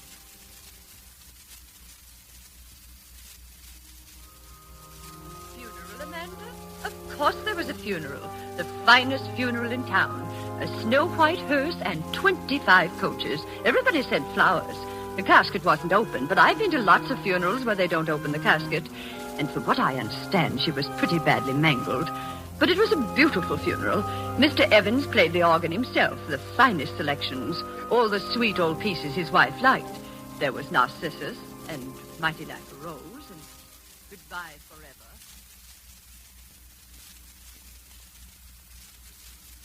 That's the way it was. So you see, David, my sister, Mrs. Chumley, was there. Yes, but how did she know it was Mama? Oh, David. She didn't see Mama, did she? Well, nobody saw your poor Mama, dear. She wouldn't have wanted anyone to see her. Mommy wasn't there. She talks to us every night. She tells us to look for her. Where, dear? In the pipes. But, David, your Mama's dead. She's been dead for nearly a year. Now, you saw her grave out in the cemetery. She's happy and at rest. Why doesn't Papa give us a key? If he'd only let us have it, we could look for her. What key, dear? The keys to the pipes. There's a little door just underneath the stairs. That's where the big pipes are. And inside it's all dark. But there are the tunnels. There's a little room. A little room. Dear. That's where she's hiding. That's where Mommy is. That's where Mommy is. Oh, David, darling, now look, come here. No, I hate you. But why do you hate me? Why don't you let me help you? Because... Because what? Because you like him. Him? Papa, you're going to marry him, aren't you? Yes, you are. Tafina says you are. You're going to marry him. Then he'll send us back to school. There'll be no one left to help Mama. Poor Mama will never be left out. Oh, I hate you. I hate you. David, what are you doing here? David, did you strike Miss Peabody? He's sick, Theodore. I'm sure he's very sick. Now go to your room at once. Oh, those dreadful children. I tell you, Amanda, they'll ruin whatever happiness we might have. Theodore, I love you very much. But I couldn't marry you. Not with that child's cry ringing in my head. We've got to help them. Give them that key. Let them go and look in the room where the pipes are. Then they'll see for themselves that there's no ghost. Key? Who told you about a key to that room? The children. The children? Amanda, I'm going to tell you something I've never told to a living soul. It may frighten you. Yes. Margaret was going mad when she died. Oh. No one knew it but me. It ran in her family. I discovered it long after we were married, after the children were born. Otherwise, I'd never have... And now you think the children? I'm afraid so. It was peopling of sound she had, just like them. A fear of the dead's returning. She used to play... What's that? Sounds like the organ. But the motor isn't on. The console was locked when I left. Someone's trying to play. No one but me can touch that instrument. It's forbidden in this house, and the servants are out. Unless those children... Come upstairs, Amanda.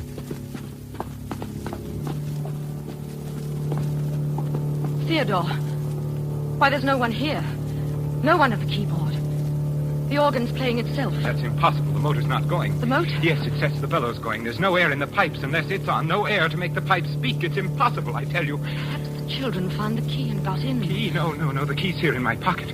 There's no other way in. No. Theodore, open that door. Go in there and see what's happening, please. No. Theodore. I won't give in. I won't be a prey to it. Do you hear? I won't.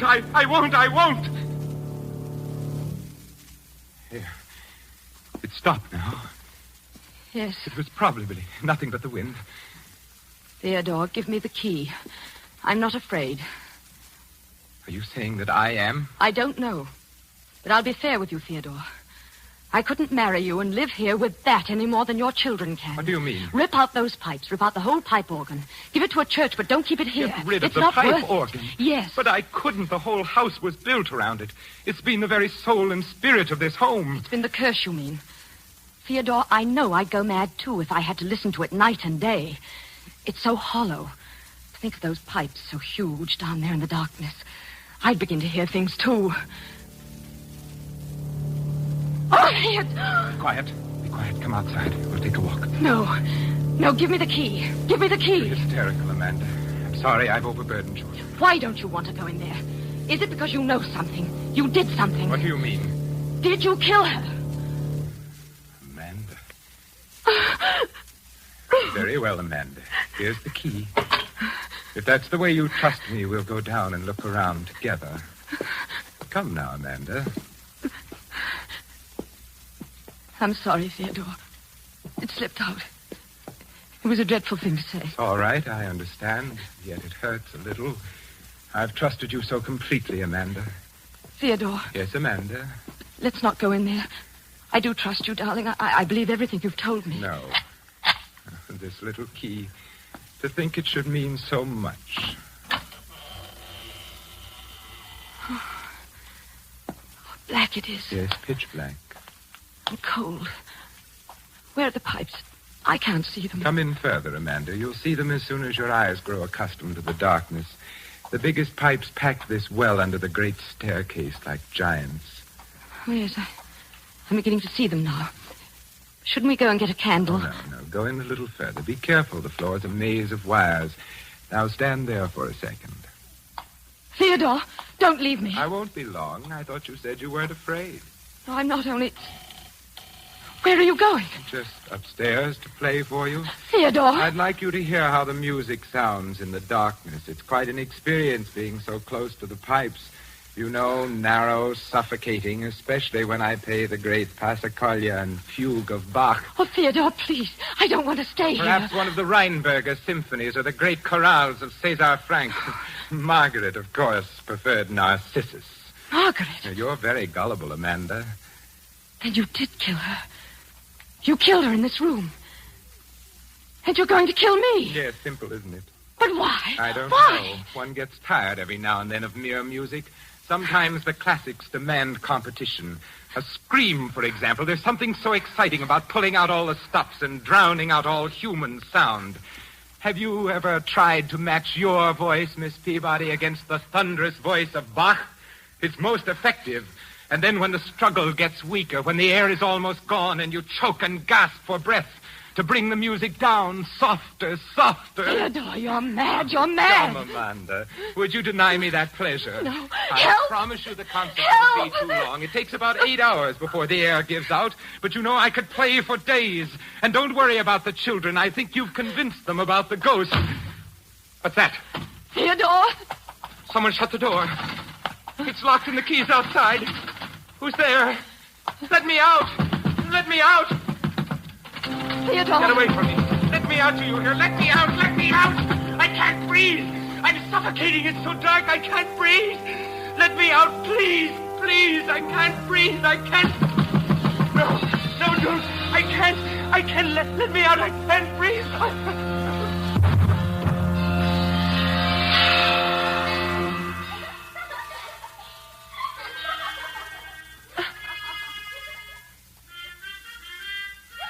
Theodore. Theodore! Let me out! Let me out! He's dead! He's dead! Daphne, David, where are you? Open the door! Help me! Help me! Oh, no! No! Help! Help!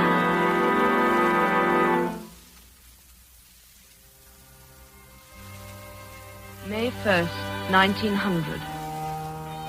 I shall be coming home in a few days, Bessie.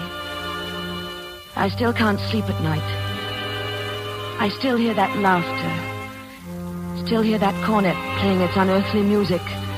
And Theodore Evans once more lies dead at my feet. It was his heart, Bessie. He died of fright. In those few moments, he anticipated the hideous fate he had meted out to so many. And I might have died there if he had not gone so quickly. For the children hated me. They wanted to kill us both. Those terrible, pathetic children. What horrors they must have sensed in that charnel house. There were other women beside his wife. The police found them all buried and stuffed away into unused parts of the pipe organ. Bessie, I was in that pipe room alone with him for 4 hours before that door creaked open.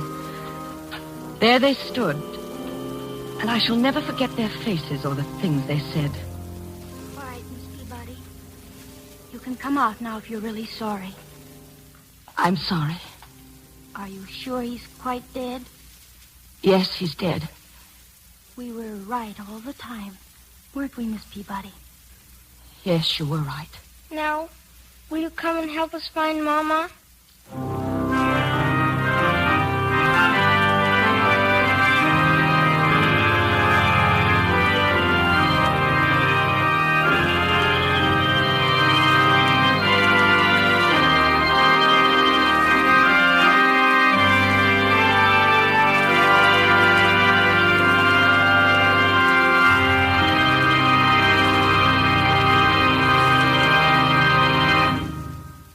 And so closes Fugue in C-Minor, starring Miss Ida Lupino and Vincent Price.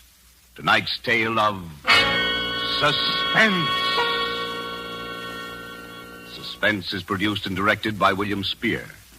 Of all the rich treasures man gets from the earth and Mother Nature, none has been more highly esteemed than wine, good, delicious wine.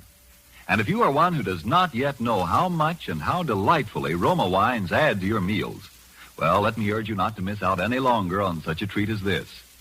There's nothing complicated about it. Just get and serve Roma wine with any meal or any time in any kind of glass you wish. Serve it chilled. Try the many different kinds of Roma wine until you find those you like best of all. Try Roma California Sherry with its wonderful nut-like flavor as an appetizer, or Ruby Red Roma Burgundy, or the deliciously delicate-flavored Roma Sauterne. These superb wines cost you only pennies a glassful. Yet, they make even the simplest meal taste like $1 million. Get some today. And if your dealer is temporarily out of Roma, please try again soon. You owe it to yourself to have and regularly enjoy R-O-M-A, Roma Wines, America's largest selling wines. Made in California for enjoyment throughout the world. This is Ida Lupino. Mr. Spear has just been telling me a little about next week's Suspense show.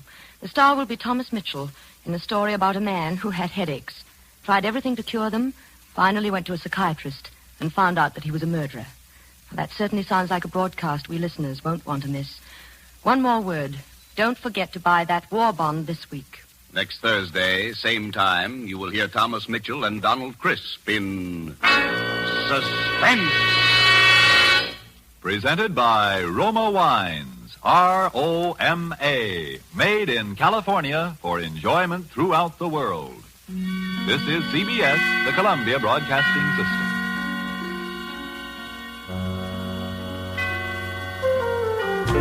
Hi, this is HOJO. Do you have a small business or a YouTube channel you'd like to promote? Well, if you do, you can promote it right here on our Retro Radio channel. That's right. Just send me an email to projecthojo@gmail.com. That's projecthojo@gmail.com. Thanks for listening. Stay tuned to HOJO Radio.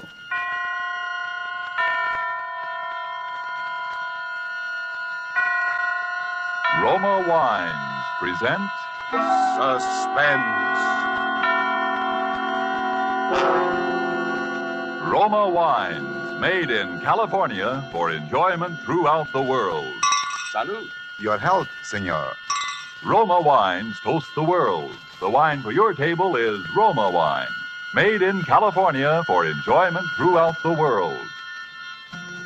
The Roma Wine Company of Fresno, California, welcomes you again to this weekly half hour of Suspense. Tonight from Hollywood, Roma Wines bring you as stars two of the screen's most distinguished actors, Mr. Thomas Mitchell and Mr. Donald Crisp. They appear this evening in a play written for suspense by Robert Tallman, in which psychiatry is called upon to deal with a sick mind which has unknowingly been tempted thrice by murder. And so are the performance of Thomas Mitchell as the millionaire tycoon Edgar Lowndes, and of Donald Crisp as the psychiatrist Dr. Aronson. We again hope to keep you in suspense.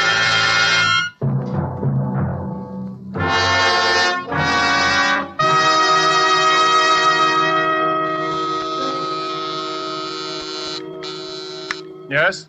There's Mr. Edgar Lowndes here to see you, Dr. Aronson. Lowndes? Edgar Lowndes? When did we get him for patient? I think you'd better talk to him, Doctor. Yes, and I think he'd have to go through the usual routine. I don't go through usual routines. I'm Edgar Lowndes. I dare say you've heard the name before, Doctor. Well, who hasn't? Edgar Lowndes, the railroad magnate. Sit down, sir. Thank you. Well, I'm a man of a few words, Doctor. Frankly, I'm at my wit's end. Why, if my business associates had any idea I was consulting a psychoanalyst, I'd be laughed off the floor of the stock exchange. But we'll never mind that. It's these headaches, Doctor, I've been having. And aspirin, codeine, nothing seems to help. How long has this been going on? A little over a month. Since the death of my wife, in fact. We were very attached, you know. Very attached. Her death was a shock to you? No, I wouldn't say a shock precisely. She'd been an invalid for years. Bad heart. Wasn't so much what happened the night she died, but the way it happened. Oh, but why shoot off my mouth to you about it? I've told the story 1,000 times till everybody's sick of hearing it. Well, perhaps you haven't told all the story, even yet. Well, as a matter of fact, that's the truth, Doctor. There's one little thing I left out. But the funny part of that is I didn't know it myself till yesterday. And what was that? Well, I was dressing for dinner. I was getting ready to go out when in comes my wife's servant. You know, her nurse. She's all aflutter about something. Mr. Mr. Lowndes, I hope you'll forgive me for bursting in like this, but Mrs. Lowndes... Yes, speak Well, up, she's Sarah. resting quite well, Mr. Lowndes, but she did have that little attack this afternoon, and I can't be here this evening. And what with the servants' night out being tonight, I thought... Yes, you thought I'd better stay with her, and I certainly will. Now you just go along about your business. I look after Mrs. Lowndes personally. Oh, I knew you'd see it that way. You're a good, considerate man, Mr. Lowndes. Edgar. Feeling a little rocky, darling? Well, old Edgar's not going to let you down, not even if it means losing that war contract. Oh. I'm going to sit right here with you, sweetheart, and Lowndes, Reed, and company can go hang. Oh, no, Edgar. There's no reason for you to stay, really. There isn't. Just the same, I'm going to stay right here with my little wife this evening. Really, Edgar, it's not necessary. If you'll just get the brown bottle out of the medicine chest, the digitalis, and leave it here by my bed with a glass of water. And leave you here alone in this big house feeling the way you do? Not much, not for 100 war contracts. Now, Edgar, do as I say. Just leave the medicine here by my bed, and everything will be all right. Now, go on, darling, and do as I say. Please, it's the brown bottle. Now, Dr. Aronson, what would you have done under the circumstances? After all, I'd left her alone before and nothing had happened. And this dinner was important in a business way. That night was my big chance. Your big chance? Yes, I suppose it was. Well, to make a long story short, she died while I was out. Now, if only I'd stayed with her. That's what I kept telling myself. And people I told the story to kept telling me that I shouldn't reproach myself. After all, it could have happened to anyone. And then yesterday, I was packing up her things, and I came across this bottle in the medicine cabinet. It was the digitalis. I'd left the wrong bottle by her bedside. That was what drove me nearly crazy, Doctor, finding that bottle. It was bad enough leaving her alone, but making a blunder like that on the medicine, why, it made me feel almost like I'd murdered her. But as you say, it was your big chance. Huh? What do you mean? What are you trying to tell me? You mean you think I wanted to get rid of her? You say that, Mr. Lowndes. I didn't. But I see our time is up. I can't talk to you anymore today. Oh, but you've got to. You can't leave me up in the air like this. Why, you've practically accused me of wanting to murder my wife. Perhaps we'll understand your feelings towards your wife better, Mr. Lowndes, when we've discussed the others. What others? Hey, what are you trying to give me? Relief, Mr. Lowndes, for those headaches of yours.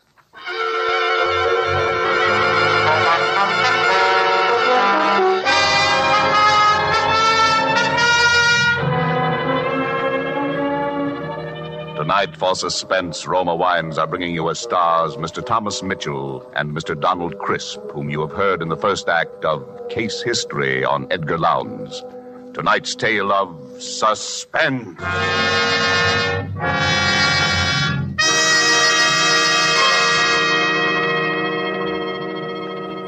Far from the scene we've just left, far to the south, across the equator, is another scene I ask you to visit with me. It's just before the dinner hour on the beautiful roof terrace cafe of the Hotel Metropolitano of Guayaquil, Ecuador. We're finishing our appetizers, an excellent sherry, and lifting your glass, you remark to our host that you envy him such wine. He laughs. You're very kind, he says, but I'm afraid the compliment is misdirected. It is your own California you must praise for this splendid wine. And then he holds the bottle up, and looking at the label, you see Roma California Sherry. This could easily happen in many far countries, where discerning tastes have found Roma wines a luxury, imported and treasured. For these are, in every sense, fine wines, excellent in flavor and character, from the rich vineyard country of California. Products of age-old skills in winemaking, aided by modern scientific quality controls and tests. And here in the United States, Roma wines cost astonishingly little, mere pennies a glassful, because here there is no import duty to pay, no overseas shipping costs. Such enjoyable flavor and quality, such low cost, such high wine value have won tremendous popularity for Roma wines. They are by far America's largest selling wines, enjoyed by millions with meals, when entertaining, anytime. To enjoy these delights yourself, ask for R-O-M-A, Roma wine, made in California for enjoyment throughout the world. And now it is with pleasure that we bring back to our sound stage Donald Crisp as Dr. Aronson and Thomas Mitchell in the title role of Case History on Edgar Lowndes. A tale well calculated to keep you in suspense.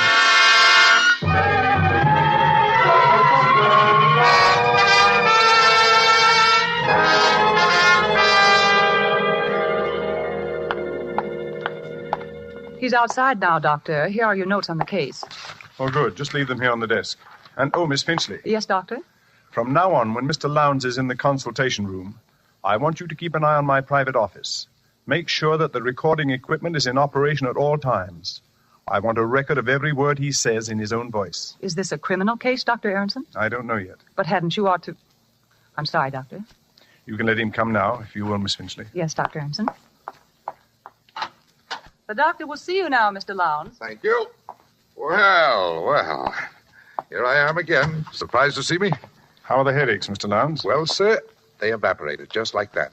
I slept like a top. Don't know how you did it, but you've sold me on this psychiatry deal. So I thought while we were at it, Doctor, I might as well straighten out a couple of other little things that have been worrying me.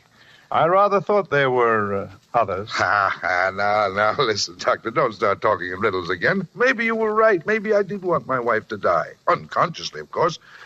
Well, why not? She'd been an invalid for years, always complaining, never really getting anything out of life. Yes, sir. After I left your office yesterday, I thought the whole thing over, and I said to myself, Edgar Lowndes, you look at this thing squarely. Maybe you killed her. Maybe leaving the wrong medicine by her bed that night was not so much of an accident as you think it was. So what? You did her a favor. You did yourself a favor. She never really loved you anyway. If Jim Bascom... Who's Jim Bascom? Why, he died in a railroad accident. We were brakemen together on the old nickel plate road. Jim and me were like twins. Roomed together, worked together, liked the same thing, even fell in love with the same girl. Why, I remember the night it happened. We were leaving on the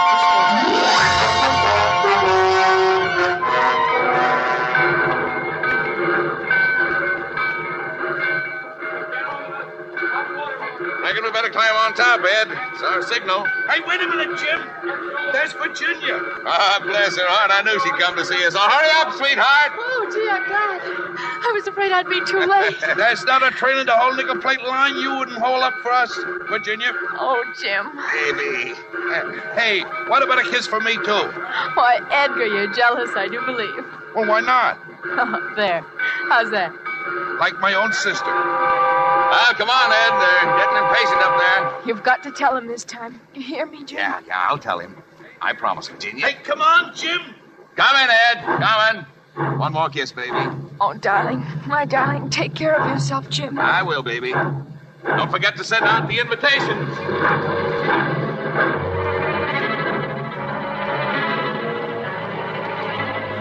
I knew when I saw him kiss her like that, it was all up for me with Virginia. Jim told me when we were crossing the divide. He and Virginia were going to be married the minute they got back to Milwaukee. We were carrying an extra heavy load that haul, and when we started down the pass... Ed, for the Lord's sake, watch me close. Don't turn your wheel till you see me turn mine.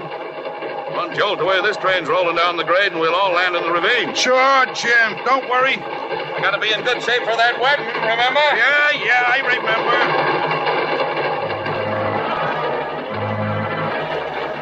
I watched him walk back along the cars. It was pretty dark, and I had a cinder in my eyes since we left Salida. I thought I saw him reach the brake wheel on the other car and signal to me. I grabbed the wheel in front of me and braked my car with all the strength of my body. Hey! For the Lord's sake, Ed! We rolled, free of the car behind. The coupling on Jim's car had broken. The light changed as we crossed the switch, and the runaway cars raced out at a dead-end spur.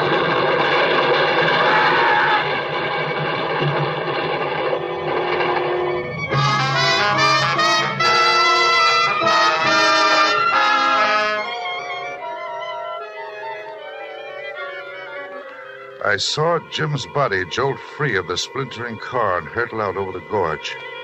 Just then we plunged into a tunnel. I never found Jim's body.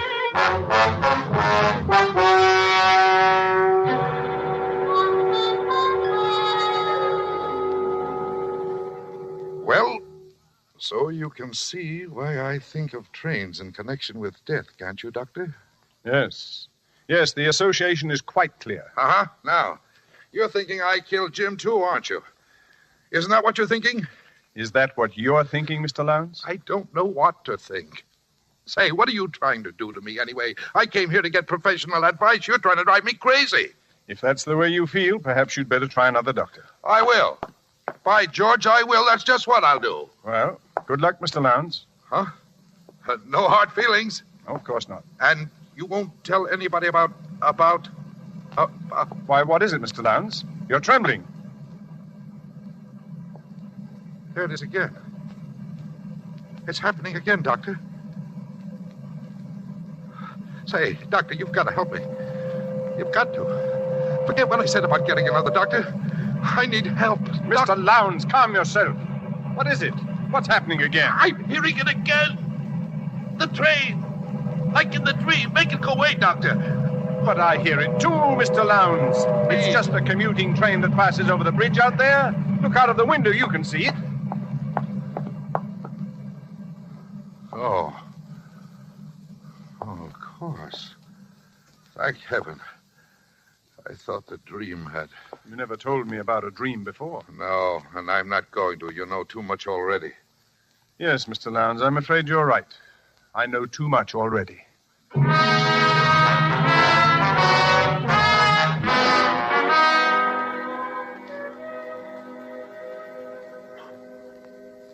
And I have kept a complete record of each interview with this patient by means of a recording machine concealed in my private office.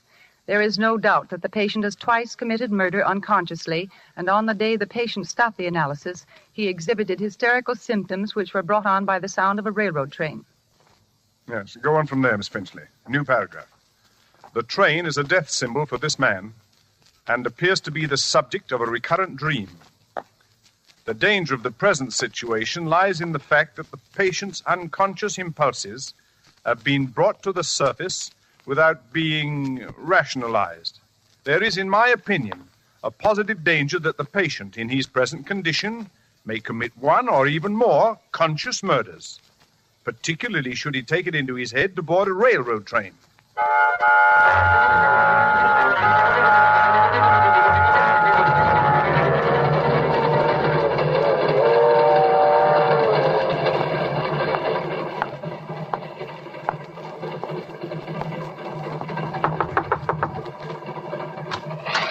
Yes, sir?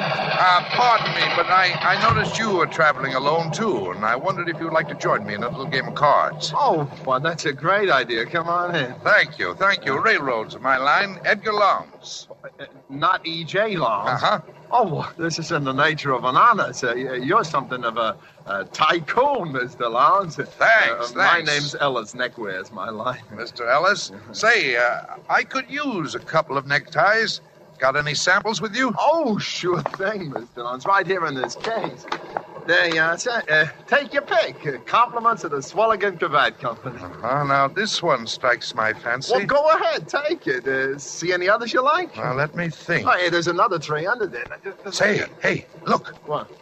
Out the window there. You see it? I don't see anything. What are you doing? Come on. So his line was neckwear, was it?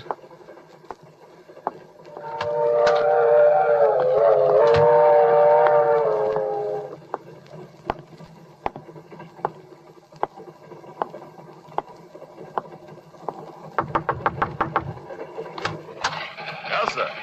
Pardon me. But I noticed you were traveling alone, sir, and I wondered if you'd like to join me in a little game of cards. Oh, that's a good idea. Come in. My name's Jenkins. Cutlery's my line. Knives, scissors, and surgical instruments. What's your line?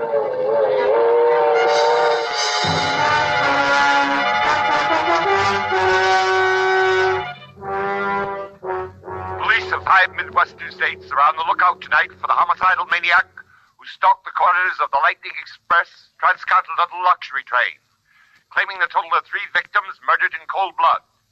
Edgar J. Lowndes, an executive of the railroad who was aboard the train on the fatal night, has posted a personal reward of $50,000 to anyone giving information leading to the arrest of the murderer. Well, it's happened. There was nothing you could have done to prevent it, Doctor. Even if you'd sent your report to the police, there wasn't enough evidence. And there still isn't enough evidence. Well, you run along. I'm going to stay here and finish these reports in longhand. You can type them in the morning. You're sure you don't need me? Absolutely. I think I'll take your advice. Good night, Doctor. Good night. Oh, Miss Finchley. I almost forgot to tell you... Oh, she's gone. What a nuisance. Talking to yourself, Doctor? Lowndes. How did you get in here? The door was unlocked. Would you rather I come back during office hours? Why, yes. I'd rather you did, Mr. Lowndes. Was it very urgent? It's the headaches, Doctor. They've come back. It started again about a week ago. Well, that's after what happened on the train. Doctor, tell me the truth. Did I commit those murders, or didn't I? You're the only one who knows the answer to that. Something to do with the dream, I think.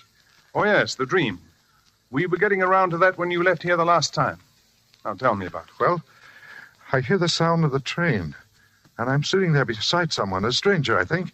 He's wearing a checked waistcoat, and there's a heavy gold watch chain with an elk's tooth suspended from it, like the one my father used to wear when I was a child in Wisconsin. Tell me something about your father. He died when I was quite young. He'd been an invalid, Doctor, ever since I could remember. He used to sit in an armchair, in a wheelchair it was, really, in front of the parlor window. He looked out into the street hour after hour. Sometimes, when I came running into the house, he'd put out his cane and trip me, and I hated him for that.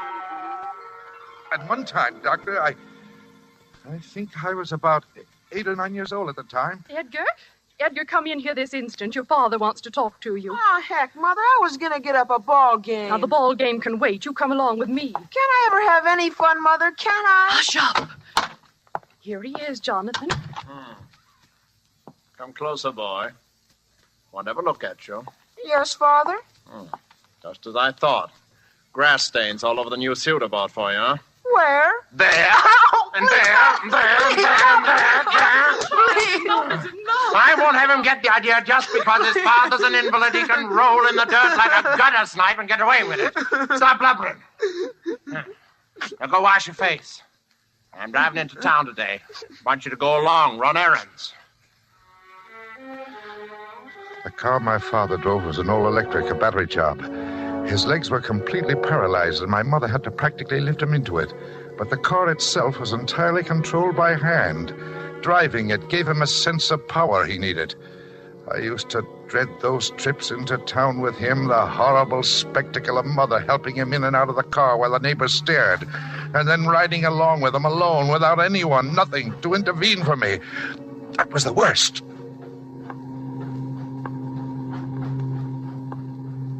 Well, speak up, boy. Why don't you say something? Cat got your tongue? No, sir. I don't know why I had to raise a boy like you. You don't even keep me company on these trips into town. Poor helpless invalid, your own father. I'm sorry, sir. Sorry. I think I'll give you another caning when we get home, just to make good and sure you're sorry, huh? What do you say to that?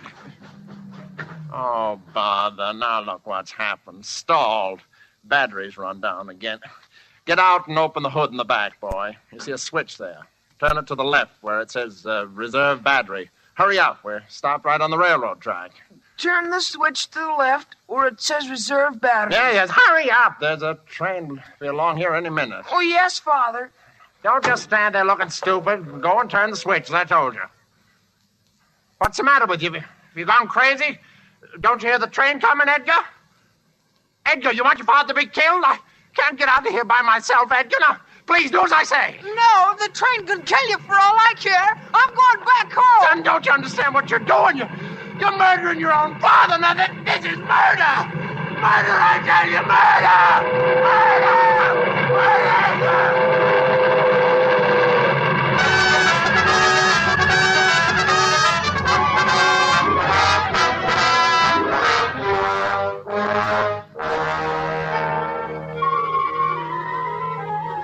I walked home with those words of his ringing in my ears. I can hear him yelling yet. Son, don't you understand what you're doing? You're murdering your own father. Murder! It's murder, I tell you! It's murder! Murder! But I never felt a qualm. Those words were like sweet music to me, Doctor. Well, that's the end of the story. But it's only the beginning. When I walked into this office for the first time, I was a man suffering from headaches, seemingly brought on by grief over the death of a loved one. Now I see myself as a man who murdered his father, his best friend, and his wife, who must kill and kill again, because every time I kill, I'm killing him, my father, whom I hated beyond all comprehension, and for whom one death agony was not enough. Now that you know all about these things, my dear doctor, I'm afraid that you'll have to be the next on my list. Put that gun away, Edgar. You don't really want to kill me. I'd be a fool if I didn't. Well, the headaches will come back, Edgar. There'll be no one here to cure them. They won't come back. You showed me what caused them, didn't you, Doctor? You'll have worse things than headaches. You'll begin to hear things. You'll have delusions. You'll think you can hear a train passing outside at this very moment, don't you? But if you look out of the window, you'll see there's no train there at all. You won't trick me into turning my back. Come out from behind that desk. Keep your hands up high. That's it. Now then. What was that? Don't you understand what you're doing? Where's that voice coming from? You're murdering your own father. There it is again. It's murder, I tell you. Murder! Stop it. Murder! Stop it. Murder! Stop it. I hear no voice. Stop it! I can't stand it. I'll kill myself. Then give me the gun, Edgar. Please, Doctor, make it stop. Take it away. Only here. Make it stop. That's enough, Miss Finchley. Shut it off. Are you all right, Dr. Aronson? Yes, thank you. You almost had me thinking I was hearing voices. Well, I did hear voices, and that's why I came back. And I remembered about you wanting Mr. Lowndes' interviews recorded, so I went in the other room and started the machine. When he became violent, I played back the last part of the record, thinking it might divert his attention. Good girl. We've got all the evidence we need now to put Mr. Lowndes where he can't do any more harm. You may have evidence, but you haven't got me, and you won't get me alive. Dr. Aronson, the window! Stop him! Sorry, Doctor. I can't wait. I've got to catch a train. Hey, Jim! Wait for me!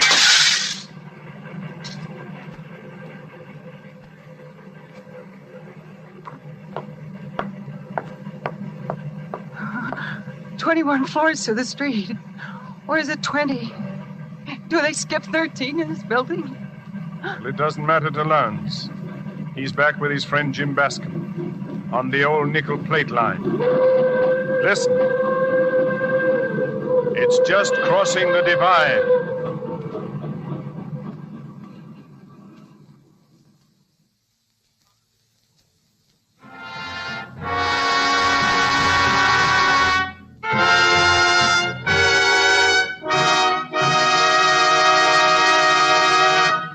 And so closes Case History on Edgar Lowndes, starring Thomas Mitchell and Donald Crisp.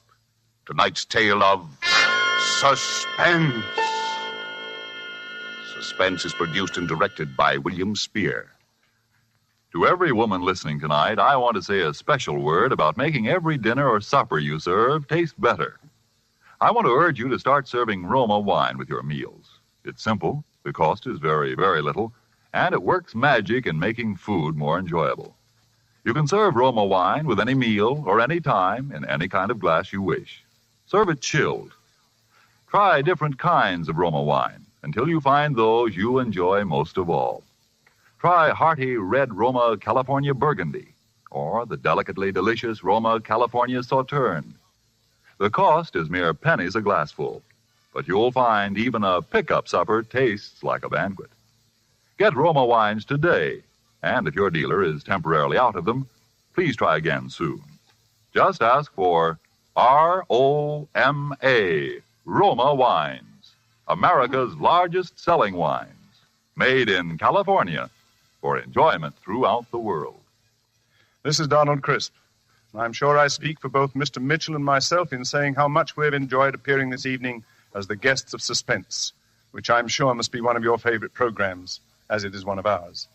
Next week's stars of Suspense will be Geraldine Fitzgerald and Richard Wolff, who appear in one of the most extraordinary stories by that most extraordinary writer, James Thurber. Thomas Mitchell will next be seen in the 20th Century Fox production of Wilson. Donald Crisp will be seen in the coming Metro-Goldwyn-Mayer production National Velvet. Next Monday, same time, you will hear Geraldine Fitzgerald and Richard Wharf in Suspense. Presented by Roma Wines, R-O-M-A, made in California for enjoyment throughout the world. The following message from our United States Treasury is brought to you by Roma Wines. The invasion is on, the biggest in history, and it needs backing that is equally big. So back the attack. Buy war bonds. Buy more than before.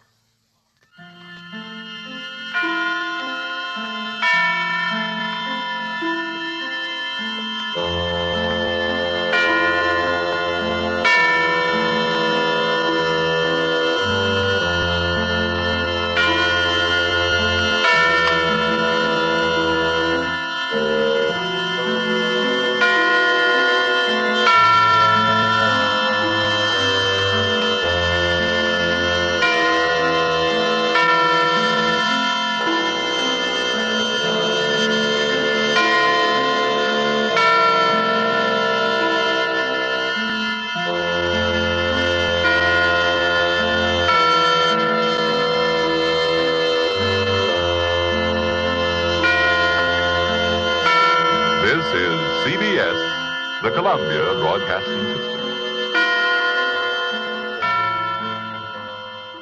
Being a Lux girl, Jean depended on a quick beauty pickup. A refreshing Lux soap beauty bath did the trick, she told me. Now that their beauty soap is in big new bath size, a Lux soap bath is more luxurious than ever. Well, I can't imagine a nicer bath soap, John. Wonderful, creamy lather, even in hard water. And a lovely, delicate fragrance that lasts and lasts. The Lux Soap perfume is an exclusive blend, you know. It combines lily of the valley, lilac, carnation, and other delicate flower fragrances. I'm sure every woman who tries the big new bath-size Lux toilet soap will love it. Yes, that generous satin smooth bath cake is a good item to put at the head of your shopping list. Why not try the new bath-size Lux toilet soap tomorrow? It's another fine product of LeFevre Brothers Company. HOJO Radio. We're your old-time radio headquarters. Stay tuned. Roma Wines present Suspense.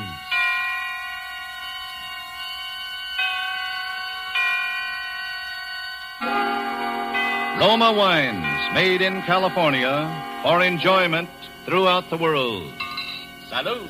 Your health, senor. Roma Wines toast the world. The wine for your table is Roma wine, made in California for enjoyment throughout the world. The Roma Wine Company of Fresno, California, welcomes you again to this weekly half hour of Suspense. Tonight from Hollywood, Roma Wines bring you as stars Miss Geraldine Fitzgerald and Mr. Richard Wharf. Miss Fitzgerald and Mr. Wharf are with us to play in an unusual tale by the unusual James Thurber, called A Friend to Alexander. But before we raise the curtain on tonight's tale of suspense, let's take a little journey. A journey in fancy to lovely Bermuda. On the sun-drenched terrace of the Coral Beach and Tennis Club, an American guest raises a toast to the beauty of this enchanting paradise. As the glasses clink, his Bermudan host replies, "I am touched by your gracious compliments, and proud that these beauties are ours. But you, too, have much to be proud of. Like this wine, it is so superb, so perfect, we willingly assume extra expense to import it from your California, for this is your own Roma wine." Yes, it is. The same Roma wines we Americans take for granted are prized luxuries in far-off lands, treasured and saved for special occasions.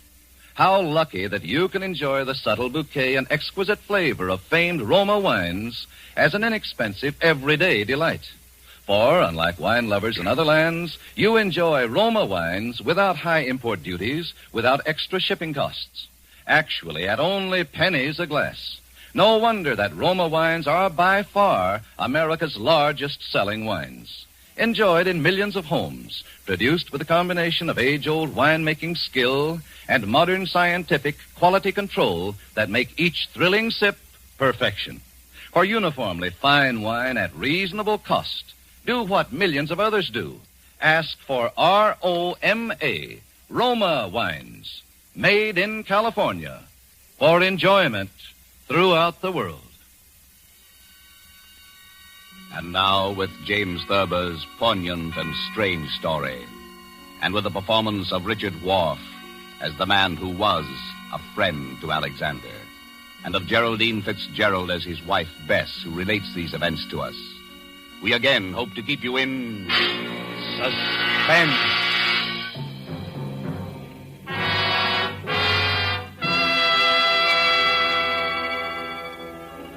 Harry was a laughing, happy-go-lucky fellow before he began to have those dreams. I guess he was pretty much like dozens of other men who go to work every morning, settle down in soft chairs with their newspapers after dinner, and like a weekend in the country now and then. He was fond of easy living and good times. Like everyone else, he talked of the war, rationing tires, and his golf scores, until those nightmares began to plague him. At first, I was amused. You know, I've been dreaming about Aaron Burr every night. What for? Well, how do I know what for? Aaron Burr's a funny person to be dreaming about nowadays. I mean, with all the countries in the world at war with each other. What's so funny about dreaming? Maybe you're upset. Everybody dreams, don't they? I don't know why you see Aaron Burr in your dreams. Well, I do. Where do you see him? Oh, places. Washington Square, Bowling Green, or on Broadway. Even here on 55th Street? No, mostly downtown. I'll be talking to a woman in a Victoria, a woman holding a white lace parasol. Oh. And then suddenly there will be Aaron Burr, bowing and smiling and smelling like a carnation, telling his stories about France and getting off his insults. Who is the woman in the Victoria? Huh? The woman. Who is she? Oh, how do I know? You know about people in dreams, don't you? They're nobody at all or everybody. But you see Aaron Burr plainly enough, though. I mean, he isn't anybody or nobody or everybody. Oh, all right. Maybe I don't know who the woman is. Maybe it's Madame Jumel or Mittens Willett or a girl I went to high school with. Who's Mittens Willett? Well, she was a famous New York actress in her day, 50 years ago or so. She's buried in an old cemetery on 2nd Avenue. I've seen the tombstone. That's very sad. Why is it? I mean, she probably died young. Almost all women did in those days. He's a vile, cynical cad. I was standing and talking to Alexander Hamilton when Burr stepped up and slapped him in the face. When I looked at Hamilton, who do you suppose he was? I don't know. Who? My brother Walter, the one I told you about. The one who was killed by that tramp in the cemetery? Harry, I never could get that story Well, I've told you straight. about it a dozen times. That the tramp came up to him when his back was turned. What was he doing in the cemetery? Well, that's not the point. He was killed. That's what's important. I loved him very much. I don't understand what Well, anyone... what's the use of telling you? Every time I start mentioning it, you ask the same question. I understand now, dear. When you looked at Hamilton, he was your brother Walter. Yes. Harry, maybe we ought to go to the country for more weekends. Weekends? Yes, maybe we don't... Oh, I'm going to bed.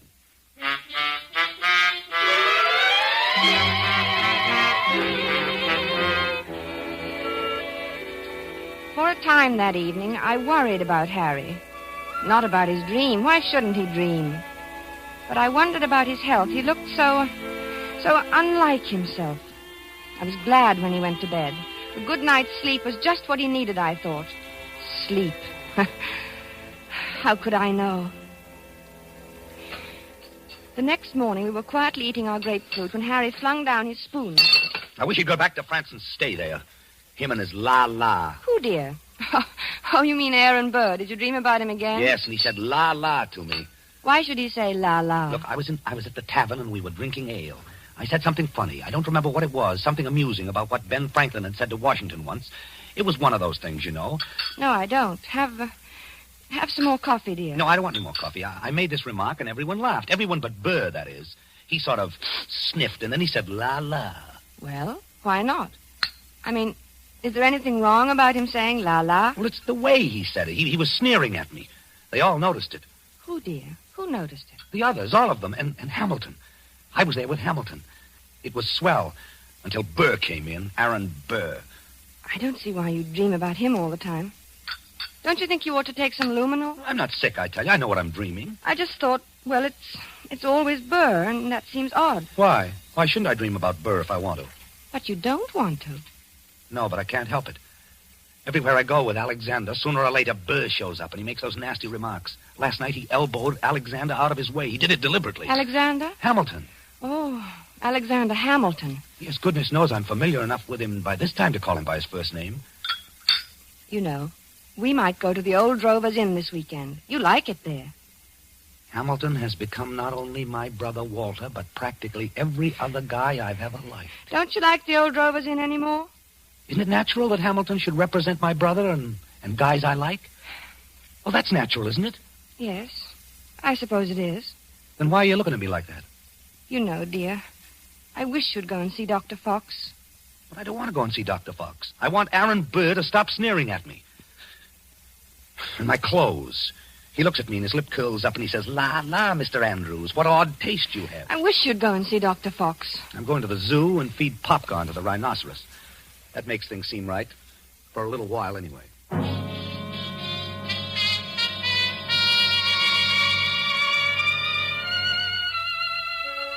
I thought he'd forgotten all about that ancient pistol duel, because for 2 days after that, he lost his haggard, tired look and actually seemed cheerful. But one night, about 5 a.m, he came into my room in pajamas and bare feet, his hair disheveled and his eyes wild. He got him. He got him. The rotter got him. Alexander fired in the air and smiled at him, just like Walter must have smiled. Like Walter? Oh, yes, dear, your brother Walter, who was killed in the cemetery. This was at Weehawken in New Jersey. What? Your brother? No, Hamilton and Burr, their duel. Hamilton had a white ruff around his neck. Burr was in black tights, French clothes. Alexander lifted his pistol and fired in the air, and then he smiled at Burr. And then that fiend from hell took deliberate aim. He took so long. He meant to take his time about it. I saw him grin. Then he pointed his pistol at Alexander and fired. He killed him in cold blood. Foul scum. Don't. Here, darling. Take some of these pills. No, I don't want any. Oh, take it. You'll feel better. No, I don't want any, I tell you. Here, swallow. Please, dear, swallow. All right. There, that's better. Cad. A rotten, sneaking cad. He grinned just as he fired. And Alexander clutched himself at the stomach. And then he shook his head and he tried to walk forward. And then he fell with his mouth open. As though he wanted to say something. And Burr just stood there, grinning.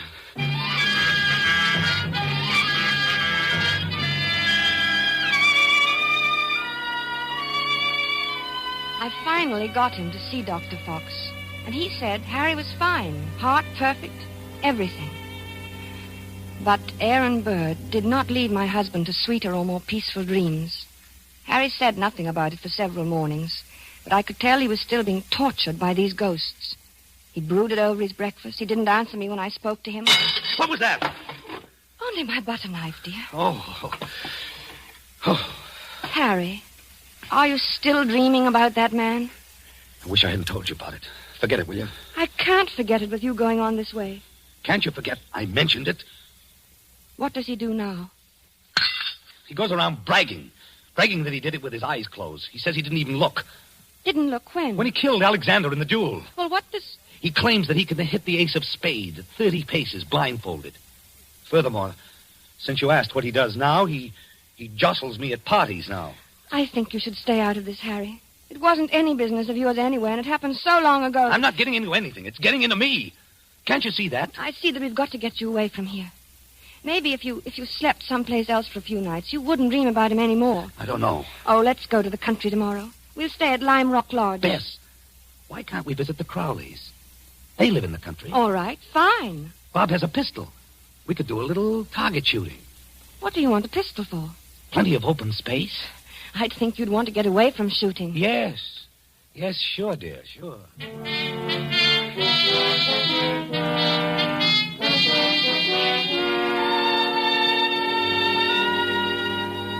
The vacation seemed a success at first.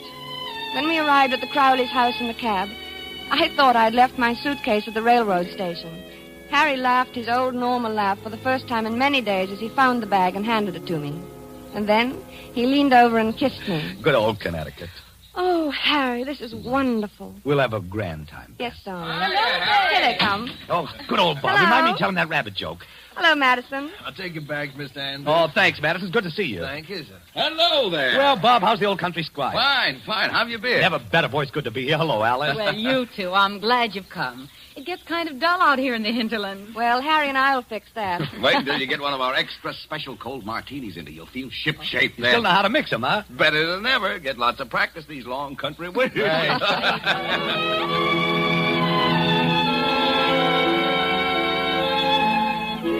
It was grand, seeing Harry's face relaxed and smiling over his cocktail glass. When I went to bed that night, I felt that at last that nasty old business of the dream was over. And I was happy. But when I awoke the next morning, I saw my husband lying rigid on his back, staring at the ceiling. One Henri Andrews, architect. What's the matter, dear? Nothing. Oh, why don't you go back to sleep, Harry? It's only 8 o'clock, and this is the country. One Henri Andrews, an architect. What are you talking That's about? what he calls me. Calls you? Who? One Henri Andrews, an architect. He keeps saying it in his nasty, sneering little voice. One Henri Andrews! Harry, please don't yell. You'll wake the whole house. It's early. People want to sleep. I'm beneath him. I'm just nobody. I'm a man in a gray suit. Be on your good behavior, my good man, he says, or I shall have one of my lackeys give you a taste of the riding crop. Why should he say that to you? You ask me why? He wasn't such a great man, was he? I mean, didn't he try to sell Louisiana to the French or something behind Washington's back? He was a traitor. Then why worry what he says? He was a scoundrel, but he had a very brilliant mind. I was in hopes that you weren't going to dream about him anymore. I thought if we came up here that... It's him or me. I can't stand this forever. Neither can I.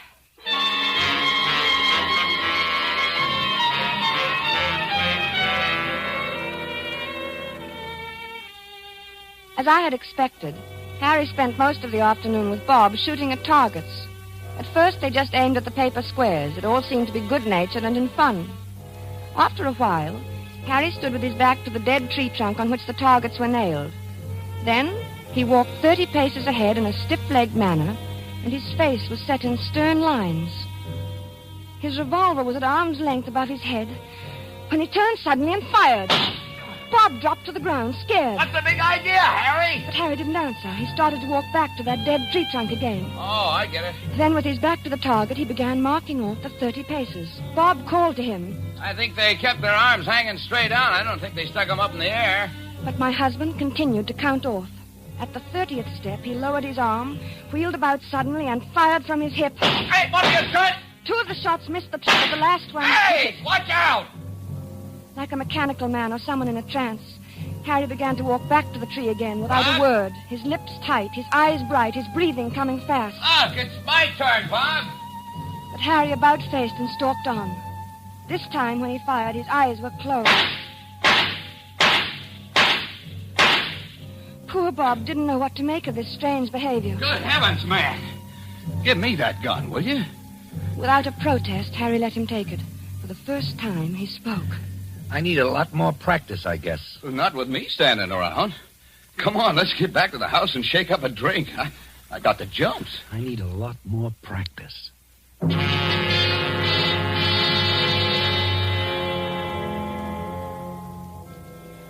I guess I must have slept soundly that night because I didn't hear him leave the room.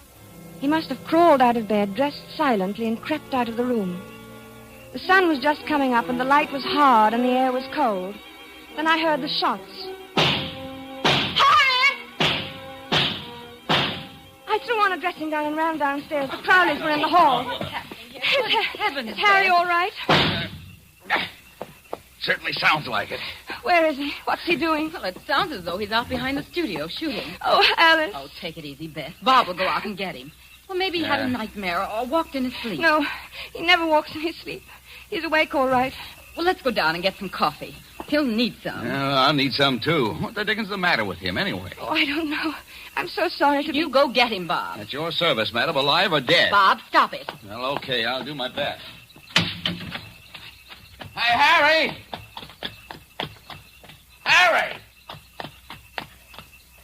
Harry! Harry, what's the matter with you? Huh? What? What the dickens you doing out here in this freezing air? What? Only your pants and your shirt and your shoes on. I'll get him one of these nights. What are you... I'll get him one of these nights.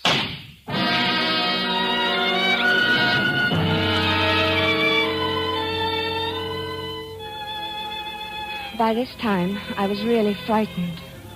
When we returned to the city, Harry was the picture of gloom.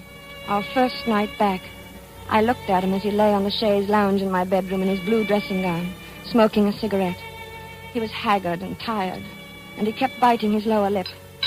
I mixed a scotch and water nightcap for him. No, thanks. No liquor.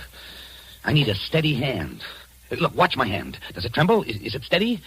Yes, very. That's good. That's very good. You need a steady hand, you know. For what, dear? Oh, things. Harry, will you sleep in my room tonight? No. You'll keep shaking me all night to keep me awake. You're afraid to let me meet him. Are you still on that? Why do you think everybody's better than I am? I can outshoot him the best day he ever had. Of course, dear. In the waistcoat, right next to the middle button. He has 3 big pearl buttons on his waistcoat. Came from France. Why don't you dream about it somebody else? Anybody else, You'd please. like that. You'd like that, wouldn't you? You'd like to have me dream about somebody who wouldn't hurt a fly. Somebody like that because you knew I'd never get in a duel with him. A duel? You're dreaming of a duel now? Ever since Hamilton died, Burr knows I hate him. It's nearly over now. Harry. It's him or me. I'll get him, the rotter. But Harry... I know I'll get him. I have a modern pistol. He has to use an old-fashioned single-shot muzzle loader. Is that quite fair? Fair? What do I care whether it's fair or not? Was it fair the way he shot Alexander? Was it? Don't be mad with me, Harry. I'm sorry, darling. I'm very unhappy. I'm sorry, darling. And I'm worried sick. Oh, I'm sorry, darling. Don't cry. Please don't cry. It upsets me when you cry. And you mustn't be upset. I mustn't be upset.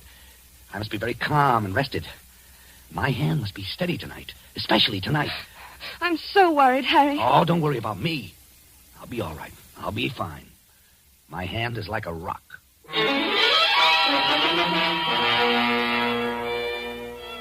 Later, when I kissed him goodnight, I knew it was really goodbye. He didn't say anything, and neither did I. It's just that he seemed so far away, in another world. And each moment I felt that he was becoming more and more remote. Something told me he wasn't coming back.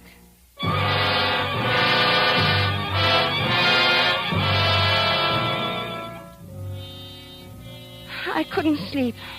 After an hour of tossing and turning, I went to Harry's room. He was sleeping peacefully. I sat down in his chair and watched over him for a long while. Then finally, I must have fallen asleep.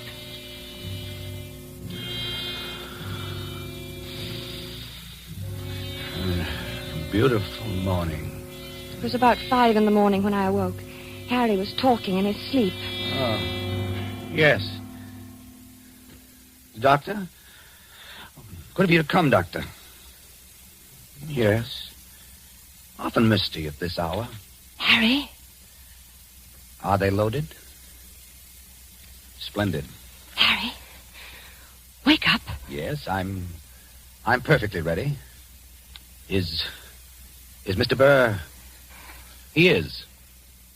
Good. Shall we proceed? No, I do not care to make any statement. Wake up. Very well. Harry? I understand it perfectly. 10 paces. Turn and fire at the dropping of the handkerchief. Yes. 10 paces. Harry! Harry! Thank you for acting as my second, Mr. J. It's, of course, extremely good of you. Very well, then. I'm quite ready.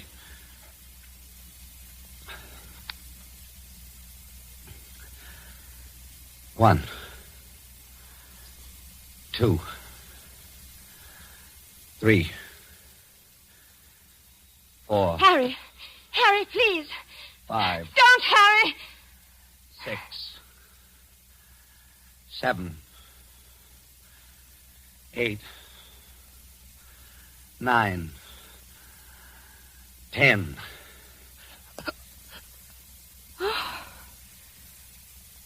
Harry? Harry, dear. Harry?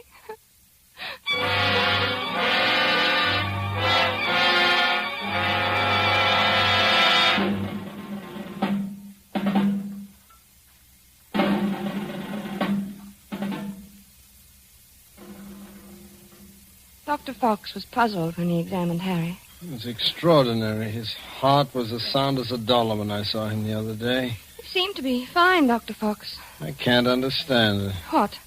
Why, his heart stopped as if he'd been shot. Shot? Yes, of course there are no gunshots. Shot? Oh, Mrs. Andrews, you... Shot? Oh, no, you'll have to calm yourself. You can't help him now. I should have known it would happen. I kept staring at Harry's right hand. The 3 fingers next to the index finger were closed stiffly on the palm, as if gripping the handle of a pistol. The taut thumb was doing its part to hold that invisible handle tightly and unwaveringly. But it was the index finger which held my eye the longest. I looked carefully to make sure that I was right. Yes, it was so. That index finger was curved inward slightly, as if it were about to press the trigger of a pistol. So there had been a duel after all. Perhaps there was no gunshot wound, but Harry had been shot as surely as he was dead. Dr. Fox saw me staring and spoke to me. What are you looking at, Mrs. Andrews? Harry never even fired a shot. Aaron Burr killed him the way he killed Hamilton. What are you talking about? Aaron Burr shot him through the heart. I knew he would. Yes, but there's no evidence. I knew he would.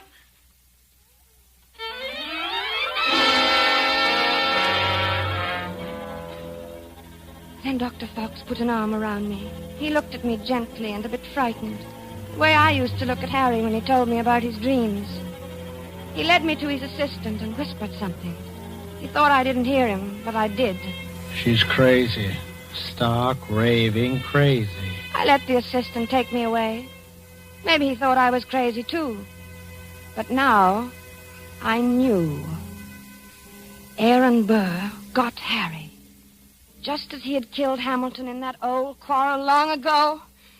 I knew he would. I knew he would!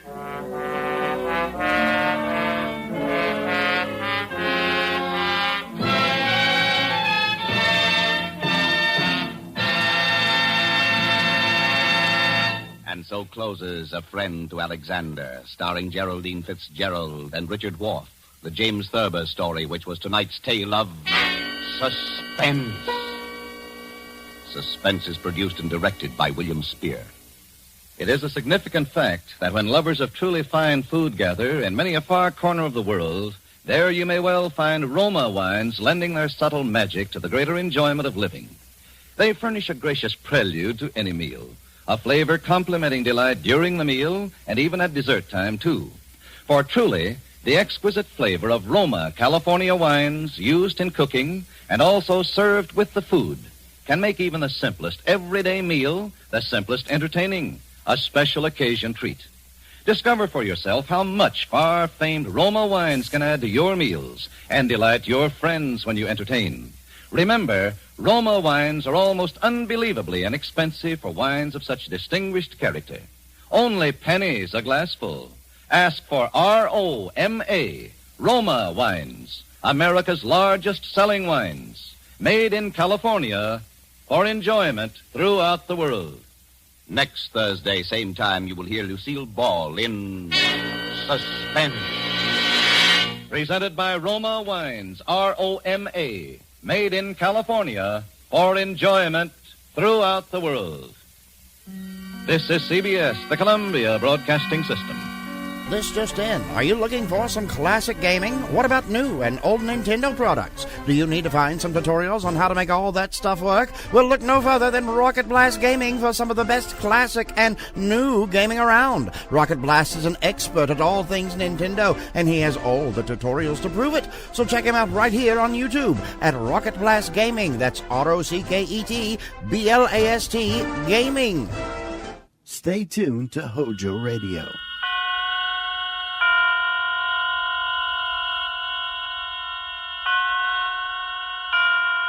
Roma Wines present Suspense. Roma Wines, made in California for enjoyment throughout the world. Salud. Your health, senor. Roma Wines toast the world. The wine for your table is Roma wine, made in California for enjoyment throughout the world.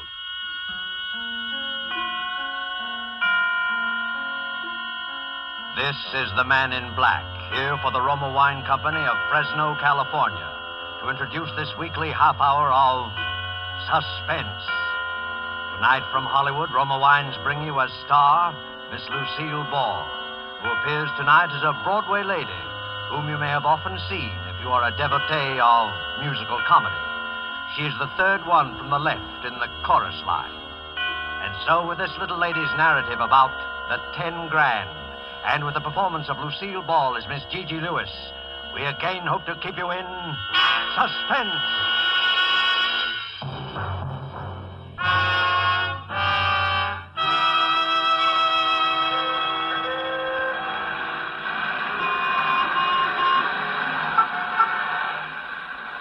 Well, on this particular night, I'm standing in front of the Broadway Lindy's with my nose practically pasted against the window. It's late and I'm hungry. I've been pounding the pavements all day doing the rounds of the manager's offices. You'd think a good hoofer like I ought to be able to land something with all the shows on the big street. But here I am, standing like General Sherman's statue in front of Lindy's, looking at the pasted-up menu and mentally overindulging in a big, thick, juicy T-bone steak smothered with onions. That comfortable crowd inside there can toy politely with their chicken sandwiches and their shrimp cocktails for all I care. Just give me a T-bone smothered with onions. Here I am with 5 cents in my handbag, literally. Enough for the ride home in the subway, no extra charge for the empty stomach. Well, anyway, I could take my shoes off when I get in the subway. I turn around and give Lindy's one last sorrowful gander and then make for the subway entrance.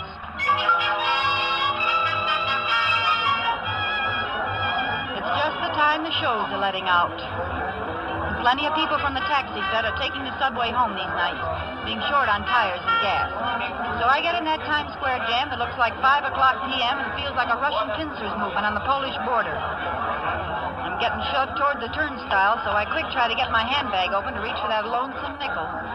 All of a sudden, I feel something jerk out of my hand. My bag is gone. I try to yell, "Stop! Hey, stop!" I twist around and see somebody, a little guy with short bow legs, running toward the stairs. "Stop that guy! Stop that guy! He's got my purse!" I'm trying to break out of the mob and after the purse snatcher, but I'm like the ace of spades being dealt off the bottom of the pack. When I'm finally in the clear a little, I see a tall guy running after that little guy who has my purse. They both disappear around the corner and up the steps.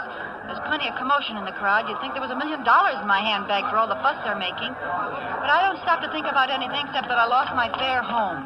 I take out after the tall guy. When I get to the foot of the stairs, the tall guy's coming down again.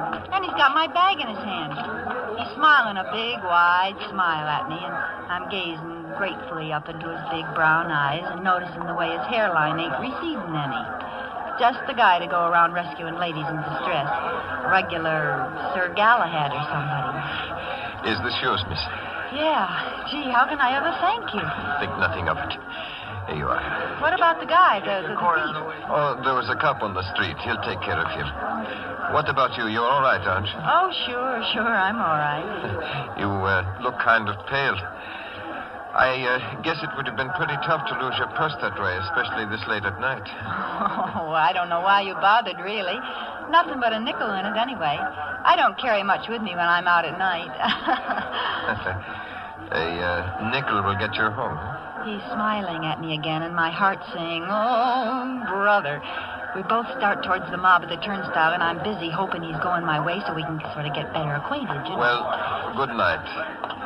Hang on to that pocketbook now. Well, aren't you, well, good night. I'm caught in that mob at the turnstile again, and the train's coming in. Somehow, the way you do in crowds, I lose sight of him. And I gotta concentrate on digging out that nickel to put in the slot. I open up my bag and find the nickel all right, and then my heart almost stops.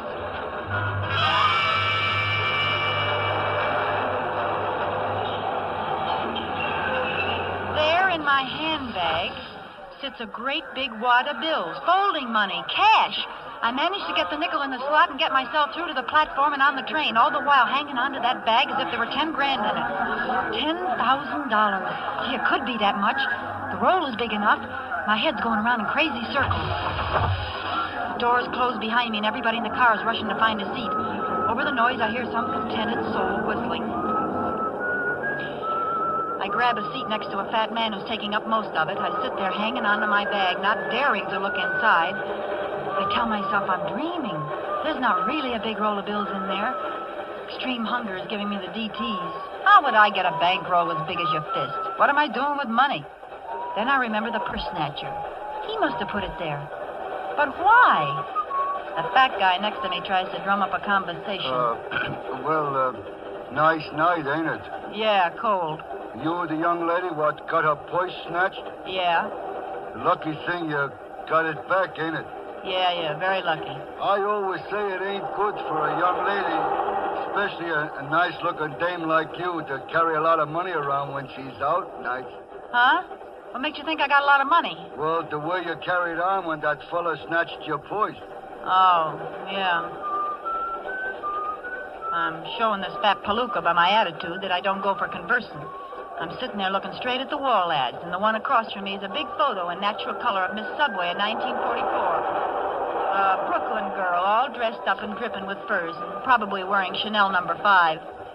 Money. All the money I need. No more pounding the pavements and waiting in outer offices for some two-bit job in a show that's due to close opening night. Clothes. A fur, maybe. Chanel No. 5, maybe.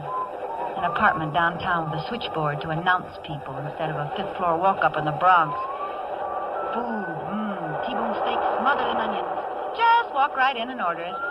Fun. Maybe go to a nightclub and... Say, though, maybe it's counterfeit dough. Maybe. See those guys coming through? They're cops. How do you know? They might be the Rover boys. I can spot a plainclothes dick in a minute. They all look alike. They all got a certain purrs and noise.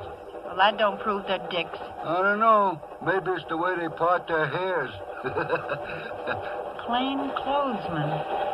Looking for something, Hot money, maybe. So, suppose I'm found with it. How am I going to prove somebody planted it on me?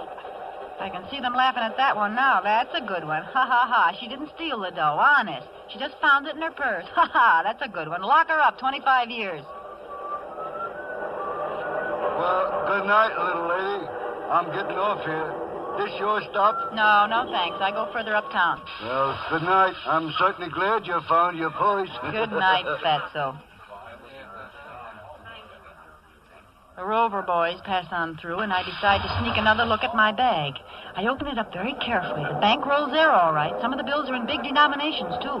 There could be 10 grand, and it looks like the real thing. But there's also something else, something I didn't see before, a piece of paper stuffed into the roll. I reach in and get it, looking around to see if I'm being watched.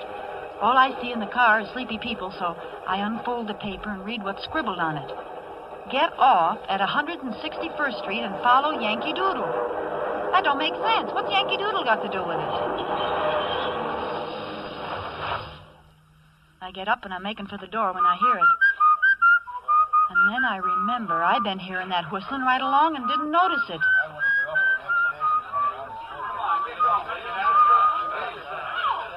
I back into the first empty seat and prepare to do some thinking. Somebody in this car wants that bankroll again. Could it be Sir Galahad? I just can't bear to think of him as a criminal type, but he was awful quick to go chasing after my purse. And he could have been in this car all along without me seeing him. I try to get a quick look around, but there's people in the aisles. And a dear little old lady is pushing her way forward. She sits down next to me. I was sitting next to a man who kept snoring. Do you mind if I sit here? No, not at all. I didn't know there could be so much confusion in the subway this late at night. Well, in New York, you get to confusion 24 hours a day. Well, I guess I'm just not used to it, that's all. Say, you look like there's something wrong. What's the matter? Do you feel sick? I'm all right. Oh. Hey, she's passed out. Won't somebody help me? This woman's sick. Yeah. Look out. Here, give her a slug of this. This'll bring her to. Thanks, that's swell. Now, look, lady, just take a swallow. It won't hurt you. Go on, swallow it. That's it. Oh, I'm terribly sorry, really. Forget it. How do you feel? I can't imagine what happened. All at once, everything seemed to whirl around. Sure you're all right now? I'll be fine in just a moment. Here's your medicine, mister. Thanks. It's okay. You're awfully kind. I didn't think people were so kind in a big city like this. You better take it easy now. Where do you get off? What's that? Where do you get off? Oh, 169th Street. That's where my sister lives. I'm visiting her, you see, and I just thought I'd go downtown tonight and see a show and have a good time. Evelyn told me how to go on the subway, and everything was fine until just now. You're not hungry or anything? Oh, no. It's not that. I have plenty of money. At least I did have. Yeah? What happened to your money? Somebody stole my life savings. No, not really. Who'd do a thing like that? Eh? Who'd do a thing like that? Thing like that? Oh, I don't worry about it, you understand. I'll get the money back. How? Well, don't you remember the old saying? It takes a thief to catch a thief. I suppose so. Yes. Well, that's just how I plan to catch the person who stole my money. How much did you lose? What's that? How much did you lose? Oh, lose. Well, I had been saving it all my life, and there was at least, $10,000. Gee, that's too bad. Well, am I going to give it back to her if it turns out to be her money? How do I know she's not pulling a fast one? I remember that in shows, it's always the dear old lady who fakes a faint to get sympathy when she's really the brains of the mob. Yeah. I noticed she got a big gulp from the bottle while she had the chance. Well, supposing she is on the level, would I give her the money when I have it here? 10 grand? And me practically in the lap of luxury? Would I? Oh, my. Listen, do you know how to whistle? What a strange thing to ask me. As a matter of fact, yes, I do. Well, I'm awfully fond of whistling. You are? Are you? Well, you know, I was judged the champion whistler of the Ladies' Auxiliary at church back home. Well, isn't that nice? Yes. Won't you whistle something for me? Oh, well, I couldn't. Not here.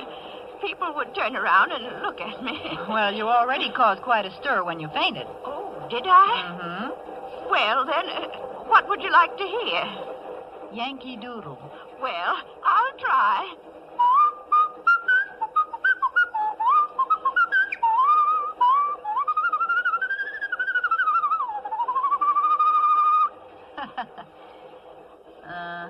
That's fine. But I guess it doesn't prove anything. I beg your pardon? I meant, how was it you say you lost all that money? Oh, the money. The bank teller back home just ran off with the savings of practically everybody in town. Oh, it happened back home, huh? When? Well, now, let me see. Why, it must have been 5... No. It was just about 6 years ago. Oh. Yes, and why do you ask me? Well, I just thought maybe you, I thought you might have just lost it tonight the way you talked. Well, I hope I didn't alarm you. But I just keep knowing I'm going to get that money back someday. Yeah, I'm sure you will. Oh, listen. Somebody else is whistling Yankee Doodle now. That's very fine whistling, too. Isn't it, though? Yes. Yeah, and this time it's no old lady. I got an idea it's somebody who just possibly could have a slight case of murder on his mind.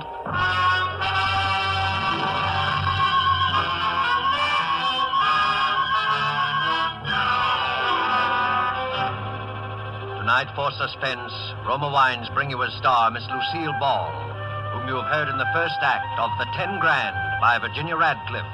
Tonight's adventure in Suspense.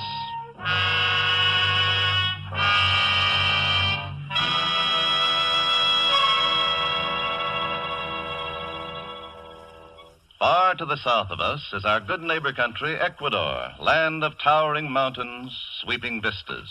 Let's imagine ourselves there now, dining on the roof terrace cafe of the exclusive Hotel Metropolitano in Guayaquil, Ecuador. Near us, an American has just complimented his hosts on the magnificent dinner, to which his host quickly responds, "Ah, yes, it is true that our foods are famous. But from your land comes a rare delicacy also, one which has spread the fame of your own California to many far corners of the world. It is this superb wine, so excellent that we in Ecuador import it from your United States. My friend, I drink to you in your own delicious Roma wine." Our Ecuadorian friend is right, for Roma wine's superb quality has won such favor in many far places that they import it, enjoy it as a rare luxury. But not so here in America. Here, millions know and enjoy Roma wines as an inexpensive, everyday delight, at meal times and when entertaining. So many, in fact, that Roma is America's largest selling wine. With no high import duties to pay nor expensive shipping costs, you enjoy these distinguished wines for only pennies a glass. Ask for Roma wines, which bring you old-world winemaking skill, plus Roma's own modern scientific controls and testing. That's R-O-M-A, Roma Wines, America's largest selling wine, made in California for enjoyment throughout the world.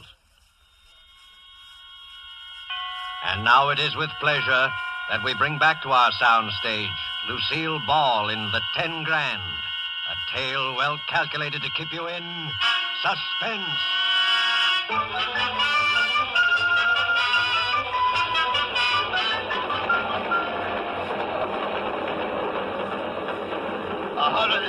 Street. 161st Street. Well, this is it. Oh, must have been dozing. Is this your station? Yeah, and the next stop is yours. Don't fall asleep and miss it now. Well, I won't. You've been very kind. I do want to thank you. No, think nothing of it. Well, good night. Good night, my dear. Now be careful crossing the street. Sure, don't worry. I'll be plenty careful. I get off the train. Stand for a minute on the platform looking around. I don't see Sir Galahad, but he could have gone through to another car and come out down the line. Several guys are on the platform, and they all hurry up the steps of the street. I go up, too. I look ahead at the block I have to travel. Then I hear it again, from the darkness of the street.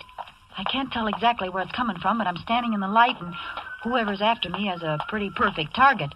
I walk away, hugging my purse and shaking like 6 hangovers. I tell myself that pretty soon Yankee Doodle will grab me and take the money. Any second now. He wouldn't need to kill me. I haven't seen him, so I can't identify him. He could just take the money and leave. But suppose he enjoys killing people. Suppose he gets panicky all of a sudden and his finger slips on the trigger.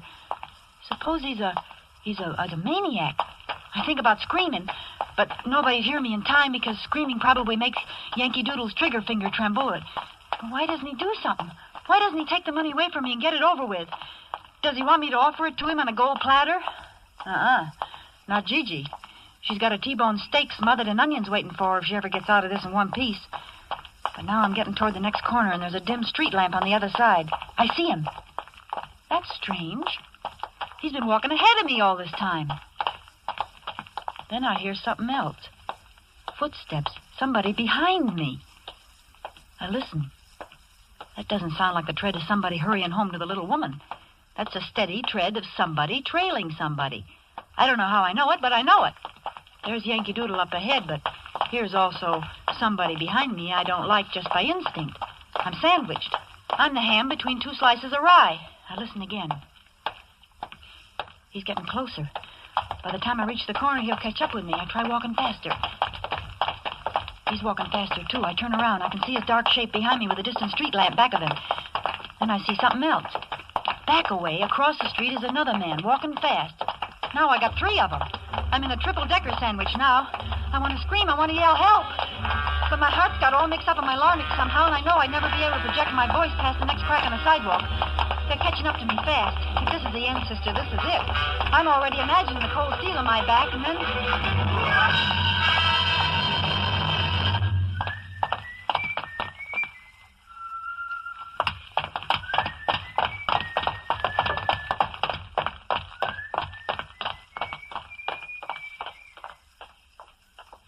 The 2 boys walk right on past me.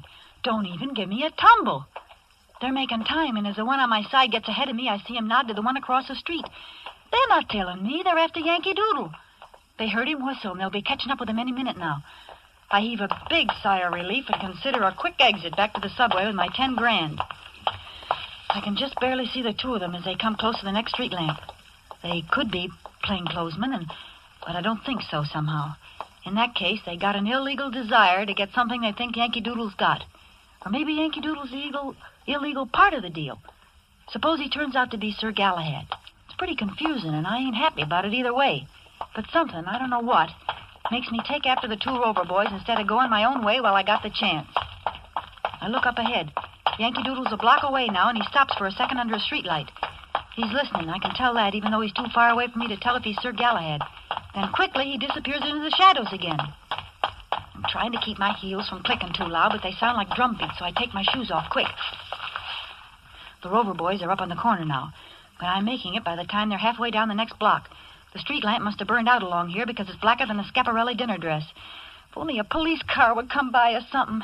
Maybe Winchell would be cruising with the boys, yeah, and then he'd give me a plug in his column and it'd be easy for me to get a job. Oh, what am I thinking about things like that for now? Besides, there ain't a car on the street. There hasn't been one since I got off the subway. Suddenly, out of the blackness, a hand grabs my arm, another covers my mouth. Be quiet. Don't scream. It's me. Here, let's get down on the stairway where they can't see us against the light. Now. You didn't need to choke me. They'll come back this way in a minute. As soon as they found out they'd lost me. How'd you get here? I thought you was way ahead of them. I was. I ducked in here and let them pass. Are you with me?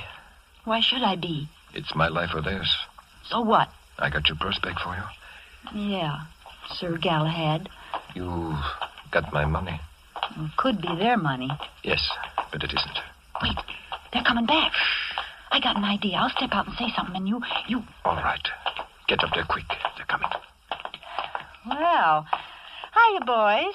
Fancy seeing you here. Nice night, ain't it? Never mind, sister. We ain't got time to chat. Well, you needn't blind me with that flashlight. I just wanted to pass the time of day. Well, it ain't that time of day, so step aside and let... Hey, what... Hey, he was trying to get up. Let's make sure they're really out. Are you kidding? They're both out farther than the 12-mile limit. Then let's get away from here fast. Come on. Wait a minute. What's the matter? You don't want to be picked up around here, do you? Well, I got to put my shoes on first, don't I? Say, do you know I broke my heel on that heel?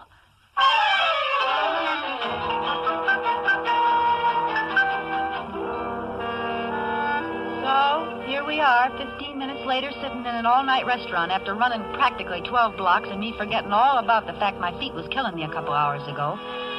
Sir Galahad's breathing just like normal, but I'm still sounding like a pair of bellows trying to catch my wind. He's looking at me and laughing in a nice way, and I don't mind. You know, what you need is a little regular exercise. It would get you in condition. A nice, steady job hoofing somewhere will do that for me. I wonder how long it will be before the cops find those guys. Maybe you ought to report it first, just to be on the safe side. No. It would be too dangerous. I have to get rid of the money first. Oh. No, I did not rob a bank. Well, there's other illegal ways to get 10 grand. Here comes the waitress. Better order, and then we can talk. Eh? I can't believe I'm really going to get a steak inside of me instead of hot lead. Wait until you see what the steak's like before you feel too happy. Know what you want yet? Yeah, a long time ago. T-bone steak, rare, smothered in onions. Make it 2, please. 2 T's, rare and buried. All right, shoot. What am I saying? I'm a Greek. Yeah? I came over here when I was about 15. My father and mother are still in Athens. I couldn't get them out of the country when the Italians invaded. So I don't know where they are now. Oh, gee, that's too bad. Oh, I'm like a lot of people over here. I want to do something for my mother country, even though I am a naturalized American. So, in my spare time, I collect contributions from other Greeks living over here. Oh, you mean for the Relief Society? Oh, no, that's different. This money supports the Greek underground. It has to be gotten and sent very quietly because certain people over here would like very much to know who's operating the underground in Greece. You see? Yeah, I'm beginning to. What about the Rover boys? Who? The 2 kids we lulled to sleep back there. Oh, well, I can't prove it yet, but I think they're Axis agents. They've been following me ever since I left home this morning. Today was my day off, and I've been making the rounds collecting. You did pretty well. How much is in that bankroll? $10,415. Oh, boy, you're quite a salesman. I've got a good product to sell. Anyway, I thought I could shake those guys in the subway. But then when you got your purse lifted, I did a little quick thinking and decided the money would be safer with you for a while. And I do want to thank you. Oh, that's all right. Always glad to help out. Well, I guess you'd like to have your 10 grand back now, huh? You know, in Greece, they have a law that whoever finds money gets to keep 10% as a reward. No kidding. Yes. So the way we'd figure it, you get $1,041.15. Say, that's wonderful. That's a great custom. I wonder why they don't adopt it in America. Well, I guess America has a lot of things that Greece doesn't have.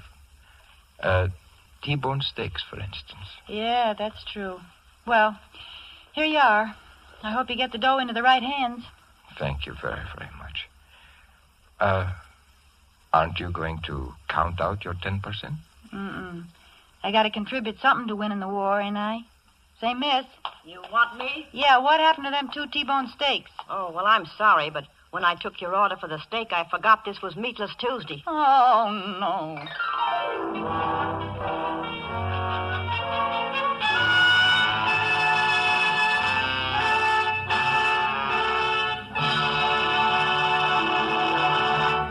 And so closes the 10 Grand, starring Lucille Ball. Tonight's tale of Suspense.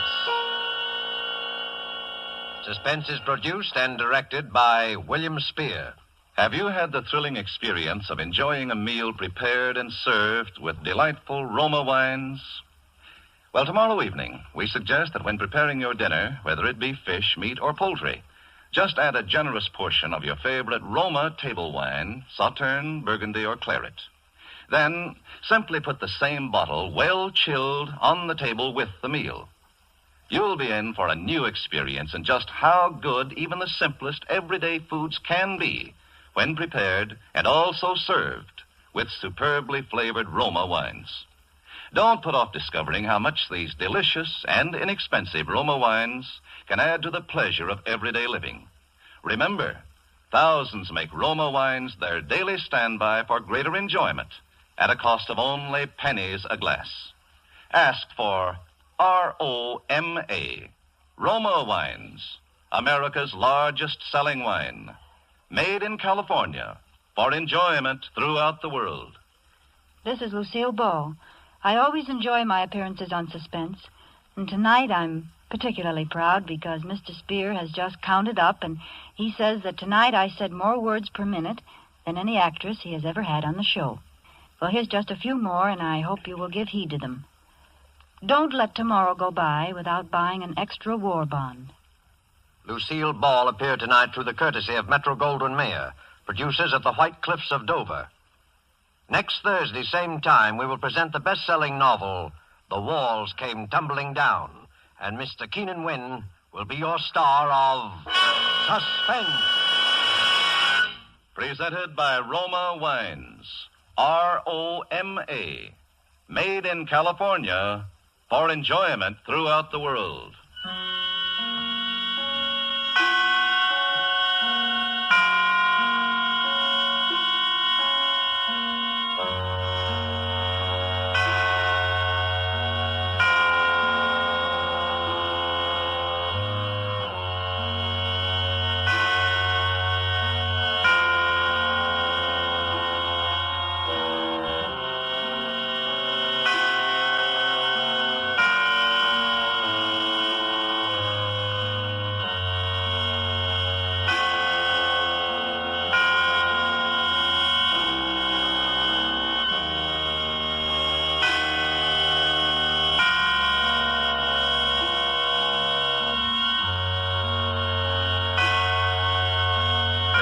CBS, the Columbia Broadcasting System.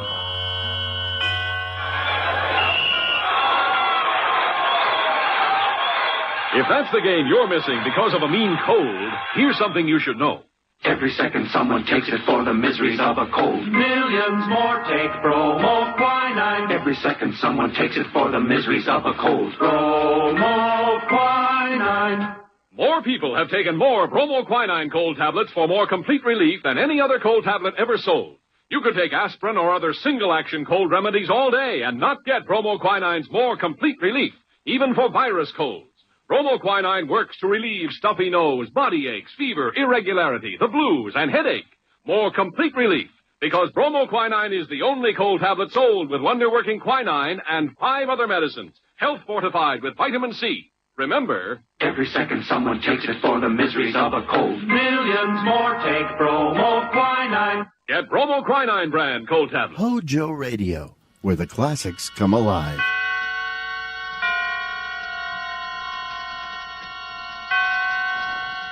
Roma Wines present Suspense.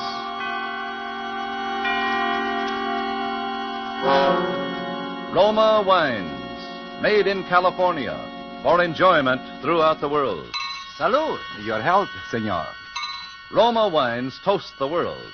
The wine for your table is Roma Wine, made in California for enjoyment throughout the world.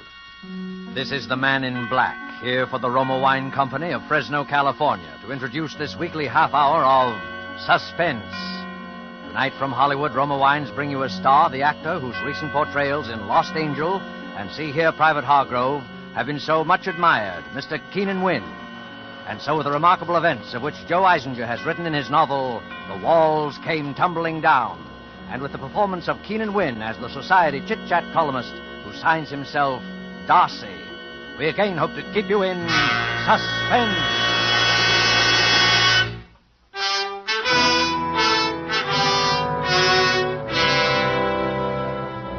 My dear Captain Griffin, on a date which I am sure we shall always remember not quite without pain, I was sitting in my office at the Morning Post, composing, with my customary wit and brilliance, my daily column of cafe society chatter, when Miss Susan Finch, my devoted but mentally retarded secretary, poked her head into the room, ran her tongue nervously across her dental brace, and announced, "There's someone outside to see you, Mr. Darcy." "Oh, tell him I'm on my deathbed. Tell him there's a priest in here now administering the final sacraments. Now go away." "Well, I couldn't tell him that, Mr. Darcy. He's a priest himself." "Did you say priest? Well, perhaps I am in articulo mortis and didn't know it. Very well, Duchess. Ask the good father to come in." Yes, sir. Please come in, Father. Thank you, my child.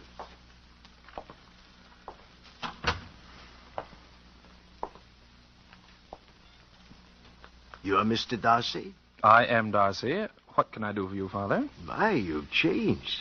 Yes, it's been so many years. No, we've met before. St. Francis's parochial school. And your name was Patrick O'Donnell. And I... Father Walsh. Oh, but of course. Well, I'm so glad to see you again. So very glad. Patrick, I know you're a very busy man. But I don't know where else to turn.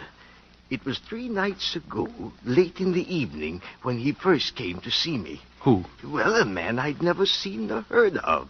He demanded that I give him the Bibles. What Bibles? I don't know. And when I asked, he smiled as though it were a game and said, the Bibles marked E.B. I feared the poor man might be deranged, and I suggested that perhaps he'd better come again in the morning. He rose from his chair in anger, saying he would give me 3 days to help him find the Bibles. No, not the Bibles. That I would help him find the walls of Jericho, or else I would regret it. Did you say the walls of Jericho? For the past 2 nights, he's been loitering outside the gates of the churchyard, as though watching to see who my visitors are. You say he came to see you 3 days ago and gave you 3 days in which to... Yes. Well, now, what did the police say? I haven't reported this to the police. I can't go to them. I've been warned not to. By this madman? No, by my bishop. You see, when I told him about it, he refused to credit it, said it was a figment of my imagination, and warned me not to speak such nonsense again. I see. Father, I'm sure you've nothing to fear. You don't believe me either, Oh, of course I believe you. Now, please let me visit you tonight, Father. We'll talk further about this. There are many things I'd like to talk to you about, as we did years ago. Yes, years ago. Very well, my son.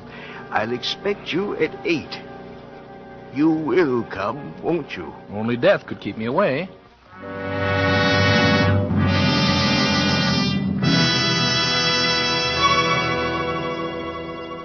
And now, in this brief intermission, let us picture this scene.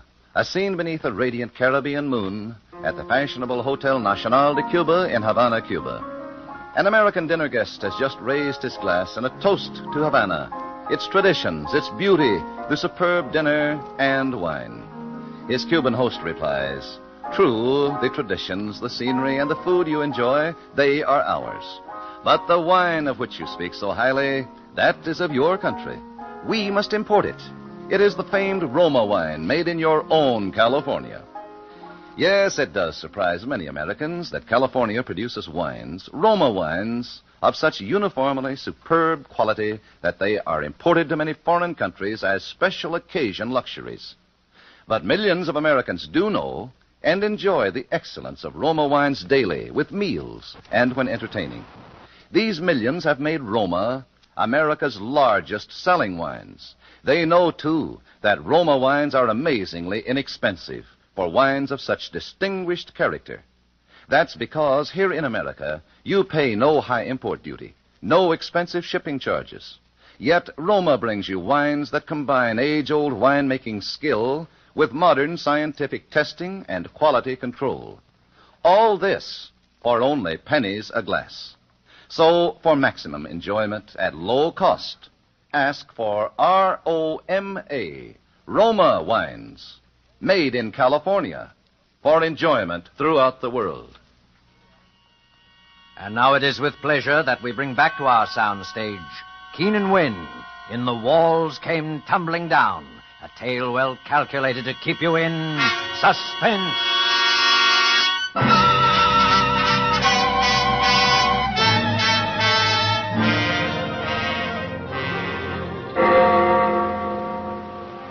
And so, my dear Captain Griffin, with a punctuality I had not exhibited in years, on the stroke of 8 I found myself standing before the high iron gates of St. Francis Churchyard.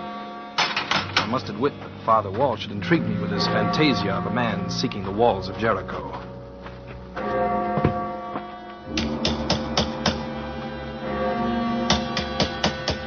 No response. I tried the door.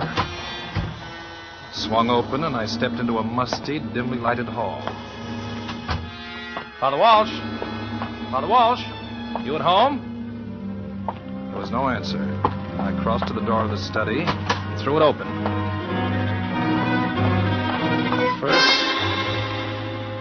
First I could see nothing in the darkness, and then I saw, suspended from a low beam in the ceiling, the cord of his robe knotted tightly about his neck, Father Walsh. There was no urgent need to cut him down. He was quite dead. That's the way I found him. I came in to give him his cup of warm milk, and that's the way I found him. Who are you?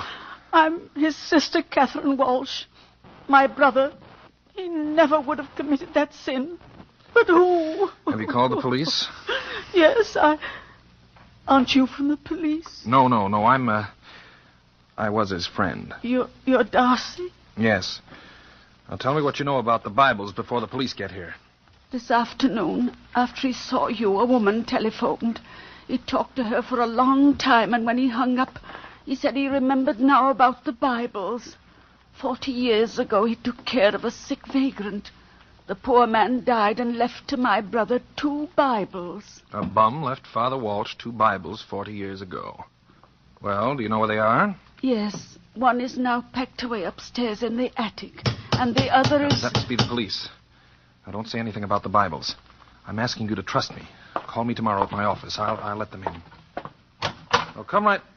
Oh. Father Walsh is expecting me. Well, come in. Who are you? My name is Patricia Behrens, and is something wrong? Why should anything be wrong? I don't know. It's just that... Well, I had an appointment with Father Walsh, and When did you make this appointment? Early this evening on the telephone. I'm afraid I'm a little late. Indeed you are. Father Walsh is dead. Dead? Oh, but he can't be. Why not? But I've been searching for him for so long, and now... Are you sure that you were looking for Father Walsh, or was it the walls of Jericho?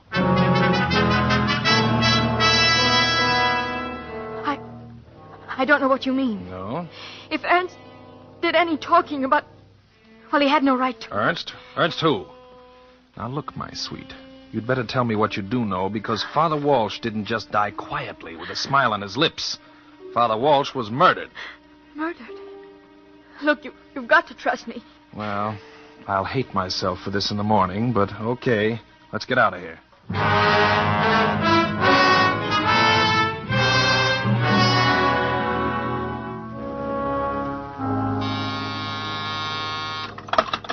Yeah? Mr. Darcy? Mm-hmm. Good morning. This is Catherine Walsh. I've got the Bible I told you about last night that was in the attic. And the other one is... Miss Walsh, don't say anything more. You come to my apartment at 3 this afternoon. 24 Sutton Place. If I'm delayed, the doorman will let you in. And shall I bring... Oh, yes, yes, by all means. Bring the book with you. Very well, Mr. Darcy. I'll be there. Yes, Duchess? Hey, Mr. Ernest Helms is waiting outside. Ernst? Well, prod him in, Susan. Prod him in. All right, Mr. Helms. Is this or is this not your card, sir? My name is on it. Uh-huh. Then it is your card. My name is Darcy. I'm the columnist for the Post. What can I do for you? Please. My name is Ernst Helms. I deal in rare books. I've been commissioned by a client to find 2 Bibles for a certain collection. You can trust me, sir. I'm experienced. I'm reliable. I am discreet. Yeah, that is how I am. Well, very well. And you want me to help you find the Bibles? No, Mr. Darcy, no, not quite. I want to buy them from you. Oh, well, then you've come to the wrong man. I'm not a book dealer. I'm a newspaper man. I might be able to help you find something. And what is your fee? How much cash do you have with you? How do I know you have the Bibles? Well, I didn't say that I did have them. How do I know you know where they are? You don't know anything. How do I know you aren't lying to me? How do I know you aren't a fake, a fraud? Now, you'll get nowhere by flattery. You haven't got the Bibles. You don't know where they are. You are a swindler, a thief. You're trying to rob me like everybody else. I know you. You're a vicious, degenerate fiend, a contemptible foul. Don't, please. I'm sorry, brother. Okay.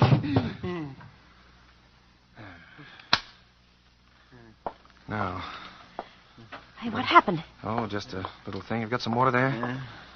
Now, wait outside, Susan. What? Oh, you're all right now. Mr. Darcy? Yes, you're fine now. I'm Ernst Helms, please. I come from Prague. Well, how do you do? My shirt, it's all... What happened? Oh, nothing. An accident? Oh, you're fine now. Here, let me help you then. Your coat? Oh, yes, thank you. My money! Where's my money? On my desk. You'll leave it there if you want the Bibles. The Bible's marked E.B. Here. Please. How soon will you deliver? 3 days. Please. I can trust you. Please. Well, that isn't the point. As long as I have your money, Mr. Helms, I think I can trust you. Good day, Flat Top.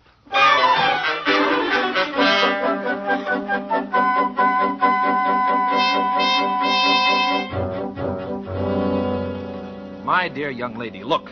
I arrive here punctually for my appointment with Mr. Serko Hodekas for 2:30. It is now close to 3. I have read the entire contents of Time, Life, Esquire, Captain Billy's Whiz Bang. Oh, Mr. Darcy? Yes. Waiting long, I'm terribly sorry. Come in. Sit down, please. Thank you. Now, Mr. Darcy, I shall be brief to the point. I'm an attorney. I have a client named Ernst Helms. He visited your office this morning. How do you know that? He told me so. I manage his affairs.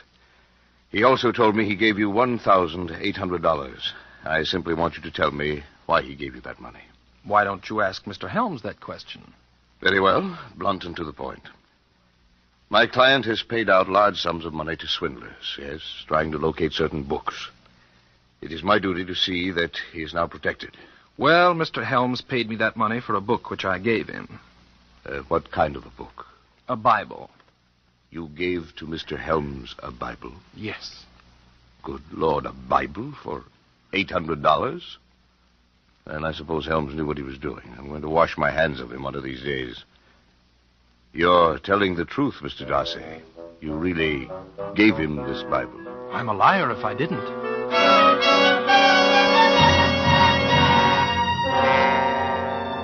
So I was a liar. But that was the best I could do on short notice. I had no wish to become involved in a tiresome litigation, and one perhaps which might draw the attention of the police to me. I left Mr. Hodakis' office as quickly as possible, raced home, and it was with some anticipation that I learned from the doorman that Catherine Walsh had arrived and was now in my apartment. Come right in, Darcy. In time for tea. Well, Captain Griffin, Detective Lucas, and if my memory does not fail me, and unfortunately it does not, Detective Regan. Are you gentlemen waiting for a fourth for bridge? We've got our fourth. In the other room, Darcy. I took 3 small, reluctant steps into the darkened room. It was lying on the floor on the other side of my bed near the small table on which my telephone stood.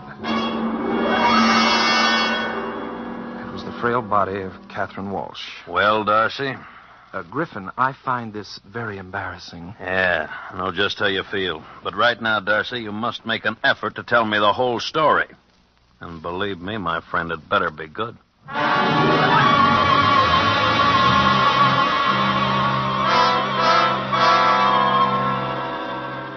My story, you remember, Captain Griffin, was good. In fact, it was so good that after 2 hours of tortuous questioning, you agreed to release me on my promise that by evening I would come to you with the full meaning of the Bibles and the walls of Jericho. Straightening my tie and looking jaunty and attractive as usual, I awaited the arrival of the lovely one. Well, here I am. Look, Darcy, I'm frightened. Stop acting like Jane Eyre. Please don't be harsh with me now. Well, they weren't very gentle with Father Walsh and his sister. Oh, Darcy, I'm so frightened. The manager of my hotel told me that he got a phone call from Ernst Helms asking him to put his trunk and luggage in the storeroom. He's gone away, and I don't know what to do. Try telling me the truth. Yes. I'm sorry I started the whole thing. His letter said there'd be blood and murder. He was right. Whose letter? Elias Barron's. You mean the Elias Barron's, the artist? Yes. He was my grandfather. I started to write a biography of Elias Barron's to show the world how he was forced to suffer and live in poverty. What the greatest and most celebrated painter of our time went through to... Well, during my research, I found this scrap of letter. Here, read it. Let's see. Live only to finish my greatest work, my only mural. And there will come the day when men will again shed blood for the walls of Jericho, as did Joshua and his hosts. But only in my Bibles will be found the key. He who reads each word of God will uncover the sweeping vision of the walls of Jericho on the wall of my hovel. Glory be to God, and cursed be all men. Well... That mural is priceless. But no one knows where my grandfather lived or died. He'd run away from a hostile world. I retained Ernst Helms, an art dealer, to help me in my search. And Elias Barron's was the poor, unknown vagrant that Father Walsh took care of and buried. Yes. We traced the Bibles to Father Walsh, but... Oh, Darcy, I'm so frightened. I can't find Helms, and You don't have to bother to look for him. The police will do that for you. What do you mean? He has one of the Bibles. Then why doesn't he come to me? Because that mural is, well, it's finders keepers in a case like this. But Helms is now a fugitive wanted for murder. Oh... And the other Bible is undoubtedly nowhere on this earth. That's what poor Catherine Walsh was trying to tell me. But we know that Elias Barron's left 2 Bibles to Father Walsh. Yeah, all right. Wait a minute. Father Walsh, of course. I'm a dope. I remember a warm and lovable little thing he used to do that the whole neighborhood knew about when I was a kid. He always used to bury a Bible with the souls he buried. So, one Bible he kept, which is now in the possession of the killer of Catherine Walsh, and the other Bible he blessed and buried with a dead man. But that means that... Precisely. We don't know where, under what name Barron's died, or where he's been buried. Joshua. Give me that. Now, let's see. Joshua. The son of Nun. Joshua Nun. What? How do you spell it? N-U-N. Oh, pray that my womanly intuition is not playing me false. Come along. Where? To see if there isn't a Joshua Nun buried in Father Walsh's churchyard.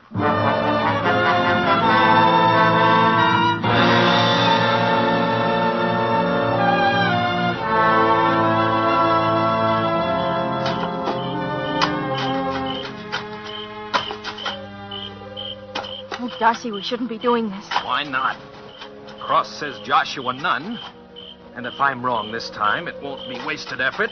I'll simply crawl into the grave myself and pull it in after me. Here, I struck it. Give me that crowbar, quickly, come on. Oh, dear.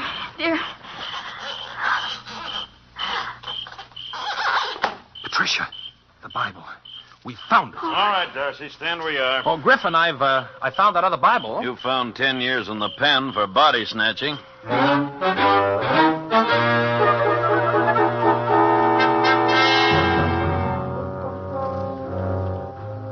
Well, Captain Griffin, this time, as you must remember, my story was even better.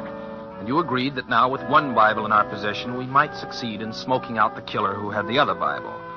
The entire story of Elias Behrens and his walls of Jericho broke into the press, and a veritable epidemic of wall scraping struck the city. It was on the 5th day that a phone call from Serko Hodekas asked me to see him at once on a matter of great importance.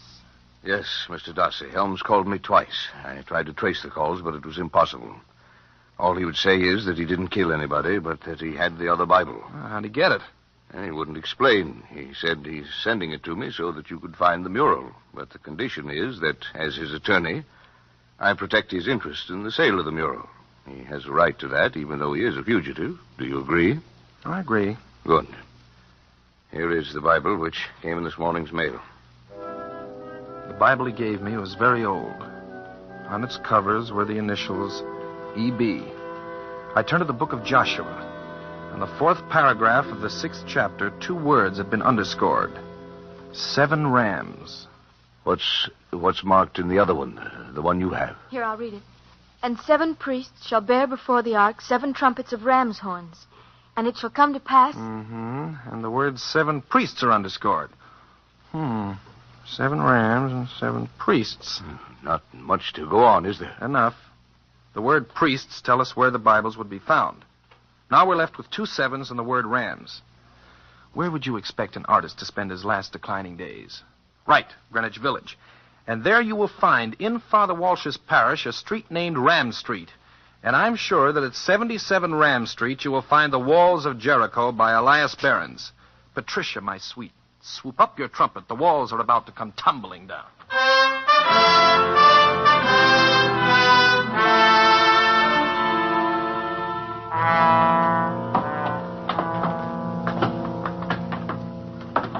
Yeah, this is where the crazy old coot used to live. Joshua, he called himself. Not quite the Savoy, is it? And this is where a great artist was forced to... Well, let's get on with it. The mural must be hidden under the paint of one of these walls. If it is, Mr. Klinger here will find it. What's that? Oh, don't let that frighten you, miss. It goes on day and night. Building a subway right under it. It doesn't feel very safe. Perhaps you'd better start your examination, Mr. Klinger. Yes, I start making my test now. For the next 3 hours, Mr. Klinger, the expert, worked without pause, taking specimens of almost every square foot of wall space, examining his findings for oil tones under his microscope. Finally, bending low over a sample. I think, I don't know. Looks like flesh tone, oil, maybe just another layer of paint. I must take 4 or 5 more specimens of that same layer. And how will you know If I get different tones in the same layer, then I'll say the mural is there. 2nd specimen, a sky blue tone. 3rd specimen, an earth color. 4th, bright fuchsia. And 5th, yes, 5th is a vivid, beautiful gold. My friends, on that wall, under that grimy paint you see, is the last great work of Elias Behrens, The Walls of Jericho. Why, a fortune, a fortune. Yes, Mr. Hodekas, a fortune. But before we can announce our discovery, we have a serious problem to solve. The finding of the mural means that we secured the 2nd Bible which led us to it. And we could have secured that only from your client, Ernst Helms, who was wanted for murder. I don't understand. Well, it's very simple. We will be charged with working in concert with a murderer unless we apprehend him and turn him over to the police. Yes, but I don't see how Well, I have a plan. Patricia, you will leave at once for Chicago. Hodekas says that is where Helms called from. You will take all of the Helms luggage, which is now in the storeroom of the Hotel Bolton, including his large trunk. But see here, why must she take the... Because I feel very strongly that Helms will suddenly appear if we move that trunk. Hey, I think we better get out of here. Yeah, let's go. No, we don't. Darcy, he's got a gun. So you know. Yes. Well. Yes. I knew when I learned from my secretary that she told you when you called me that Catherine Walsh was coming to my apartment with a book. And you kept me waiting in your office while you went there and killed her for the Bible you finally turned over to me. And you decided to force my hand, find the mural. Precisely, Mr. Hodakis. And when you made it necessary for me to lie to you about giving the Bible to Helms, I unwittingly signed his death warrant. You knew that Helms was an honest man working for Patricia, and you intended all along to secure that mural for yourself. And so, when Helms couldn't turn over the Bible to you, when you demanded it from him, you were forced to murder him, and his body is now stuffed into his trunk in the storeroom of the hotel. So you've got it all figured out. Well, figure this one out. Darcy, look out!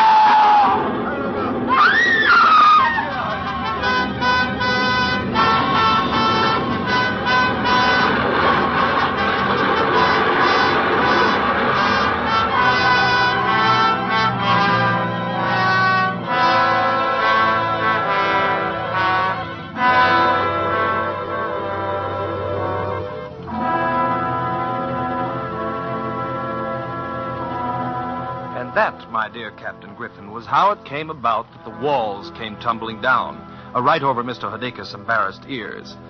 It is too bad he did not live long enough to confess to the murder of Father Walsh, but it's obvious that he killed him to prevent him from giving the Bible in his possession to Patricia. Well, my dear, I think that should take care of Griffin's curiosity. And shall I sign the letter simply Darcy? No, sign it Darcy O'Donnell. From now on, my pet, I'll be forced to use my last name since you are going to share it with me.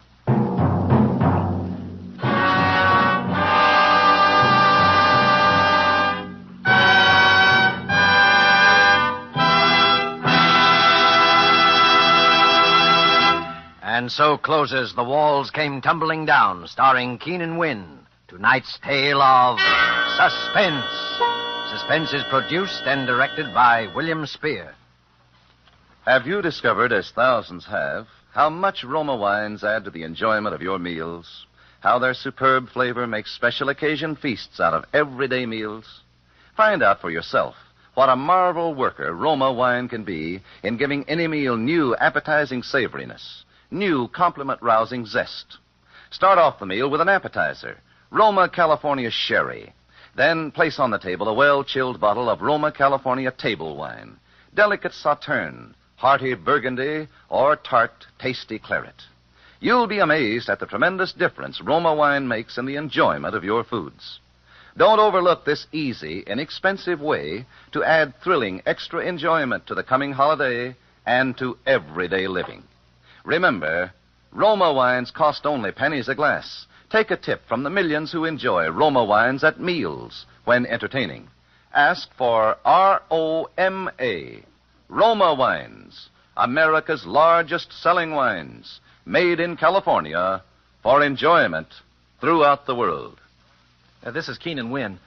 I don't know of an actor in Hollywood who doesn't feel flattered and honored when he's invited to make an appearance on Suspense, and I'm certainly no exception.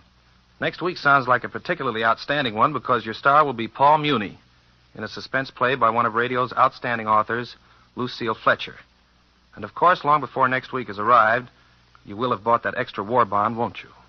Keenan Wynn appeared through the courtesy of Metro-Goldwyn-Mayer, whom Roma Wine salutes this week on the occasion of their completion of 20 years of motion picture leadership. Next Thursday, same time, you will hear Paul Muni, a star of Suspense. Presented by Roma Wines, R-O-M-A, made in California for enjoyment throughout the world.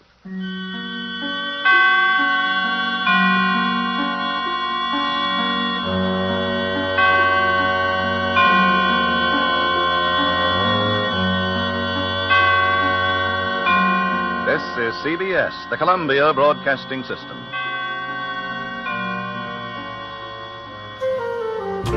Hi, this is HOJO. Do you have a small business or a YouTube channel you'd like to promote? Well, if you do, you can promote it right here on our Retro Radio channel. That's right. Just send me an email to projecthojo@gmail.com. That's PROJECTHOJO@gmail.com. Thanks for listening. HOJO Radio, where the classics come alive.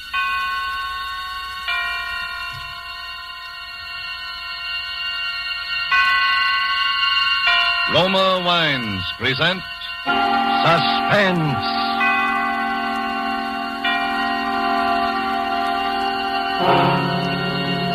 Roma Wines, made in California for enjoyment throughout the world. Salud. Your health, senor. Roma Wines toast the world. The wine for your table is Roma Wine, made in California for enjoyment throughout the world.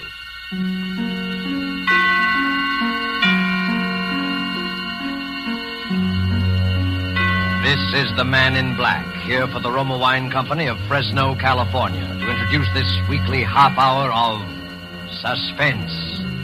Tonight from Hollywood, Roma Wines bring you a star, Mr. Paul Muni. And so through Seal Fletcher's play for broadcasting called The Search for Henri LeFevre, and with the performance of Paul Muni, we again hope to keep you in suspense.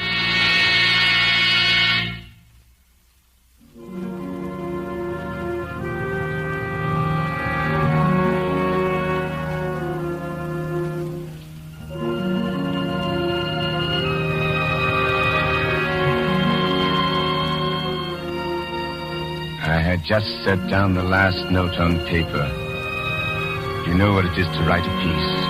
The agony, the drudgery, the exaltation. A fever consumes one. Hours melt away at the piano. Time, people mean nothing. The world revolves around this rocking song, this tender magic.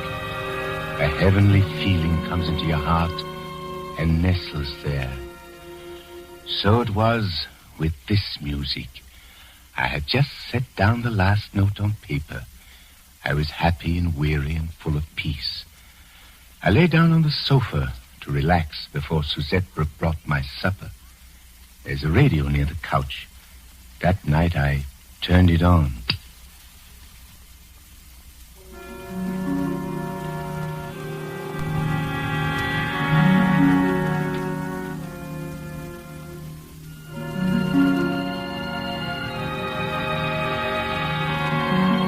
You know what it is to feel horror, true horror, the animal thing.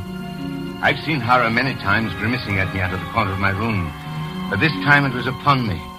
It was in my brain. For that music on the radio playing now was the music I had just set down on paper. Suzette! Suzette! Yes, monsieur. Suzette, come here. Listen to this thing. You hear it, don't you? This is real music playing? Yes, Monsieur Flynn. The radio's playing real music. It is not an illusion, a hallucination of some kind in my own brain. No, Monsieur Flynn. It is real music. And very pretty. Pretty? What is the matter, monsieur? Is anything wrong? Don't you like it? Then we will turn it off. No. Leave it on. Leave it alone. Listen to it. Sit there beside the radio and I will get it for you. What, monsieur? My score! Look at it. Note for note. Even as they play, my tonality, the oboe solo. And I thought, it's a joke. A joke, an incredible joke. Oh, monsieur, I cannot read music. I do not understand. Perhaps someone in this building has heard me play. But no, this orchestration is the same, and the orchestration is a secret, quiet thing that one does alone. Perhaps they have stolen the score. Someone has copied it. But I only finished it this afternoon. It has been here in a drawer and on the piano. Unless someone else. There is someone else, someone like me. With my brain, my soul. A kind of double. It is over now, monsieur. Do you want me to turn it off? No. See what they announce. So concludes another... See what they dare to say. Series. You've been listening to the Elegy for Orchestra, Opus 42, by Henri LeFevre. Henri LeFevre? Henri LeFevre! Calm yourself, monsieur. Henri LeFevre? Why, I've never heard of the man. He's an imposter, and they're liars. Get me the broadcasting station at once. She slipped out of the room, and I sat there staring at the freshly written pages. My brain was reeling. It was my music, every little note, every turn of phrase. Before me, the silent radio faced me like a mocking, sardonic sphinx. Adolphus, my good fellow, what's happened? Monsieur Picard. I thought it best to bring him, monsieur. Your good friend. Did you call the broadcasting station? Yes, monsieur. And what did they say? They said, monsieur. Oh, Monsieur Picard, I'm afraid. They said, Adolphus, that it was a piece by Henri LeFevre. An old piece, written nearly 15 years ago. What? Adolphus, dear boy, now try to be calm. Tell me, you composers are so temperamental. Sit down and try to analyze this thing from a mental viewpoint. 15 years ago? But I finished it today. The brain is such a queer thing, Adolphus. And a musician's brain, that is still a puzzle to us scientists. 10 years ago, perhaps even 15 years ago, you heard this piece somewhere. Perhaps your conscious brain scarcely noted it. You were thinking your own thoughts, but your subconscious reached out and grasped it for yourself. And now, 15 years later... What are you trying to say, Monsieur Picard? That this piece is not mine? That I stole it from this imposter? No, I assure you, my dear Adolphus, you've always been utterly original. I wrote that piece myself, do you hear? I tore it out bit by bit from my own creative imagination. If I had remembered it, even my own subconscious, would it have come so hard? It would have flowed out like a dream. But I had to struggle. Look at these erasures and these cuts, this coda. And you say it was exactly this way on the radio? Exactly as though they had copied out the parts in the twinkling of an eye. And an orchestra was reading my score. It's very strange. The man either stole my piece somehow, or else there was some terrible coincidence. Some simultaneous crooked streak of identical inspiration that leaped across the world. Adolphus. Who is this Henri LeFevre? I should like to know him. To confront him face to face. Henri LeFevre. You've never heard of him, Adolphus? No. He was a rather famous composer in my youth, a writer of symphonies and operas. And what has happened to him? Is he still alive? It is an interesting question, Adolphus. I must confront him, do you hear, Monsieur Picard? I'm convinced that there's something unreal about all this. Fate has played me some trick. There is some horrible linkage between this man and myself. Some string vibrating in his brain which has caused a like vibration in my own. I must find him. I must somehow break the spell. And supposing this Henri LeFevre is dead. Dead or alive, I must discover where this music came from. And what it meant to him. And what it may mean to me.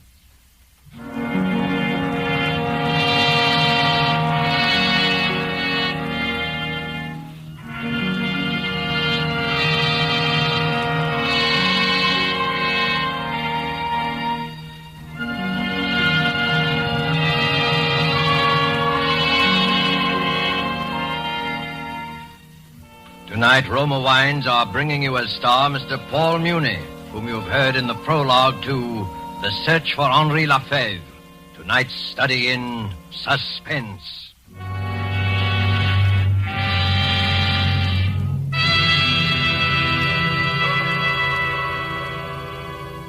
Down in Bermuda, there's a famous club, renowned for its fine food and gracious living. Suppose we go there now to the exclusive Coral Beach and Tennis Club and observe a dinner party on the terrace. One of the party, a North American, has just raised a toast to his hosts. As he lowers his glass, another is raised by his Bermudian friend who says, "It has been a pleasure, my friend," and in a way, payment on a pleasant obligation to your United States. For your California has given us this superb wine in which we drink these toasts. So delicate, so excellent in flavor and bouquet that we import it, your famous Roma wine.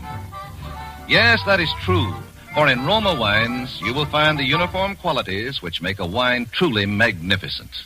A delicacy so delightful, many foreign lands know Roma wines as an expensive, special occasion treat. But for millions of Americans, Roma wines have long been a daily pleasure for greater enjoyment of meals, for delighting their guests. A pleasure which costs you only pennies a glass. For you do not pay high import duties nor expensive shipping charges to enjoy this delicacy, which brings you a combination of old-world winemaking skill plus Roma's modern testing and quality controls. No wonder, then, that Roma wines are America's largest-selling wines. Ask for R-O-M-A, Roma wines, made in California for enjoyment throughout the world. And now it is with pleasure that we bring back to our soundstage our star, Paul Muni, in The Search for Henri LeFevre, a tale well calculated to keep you in suspense.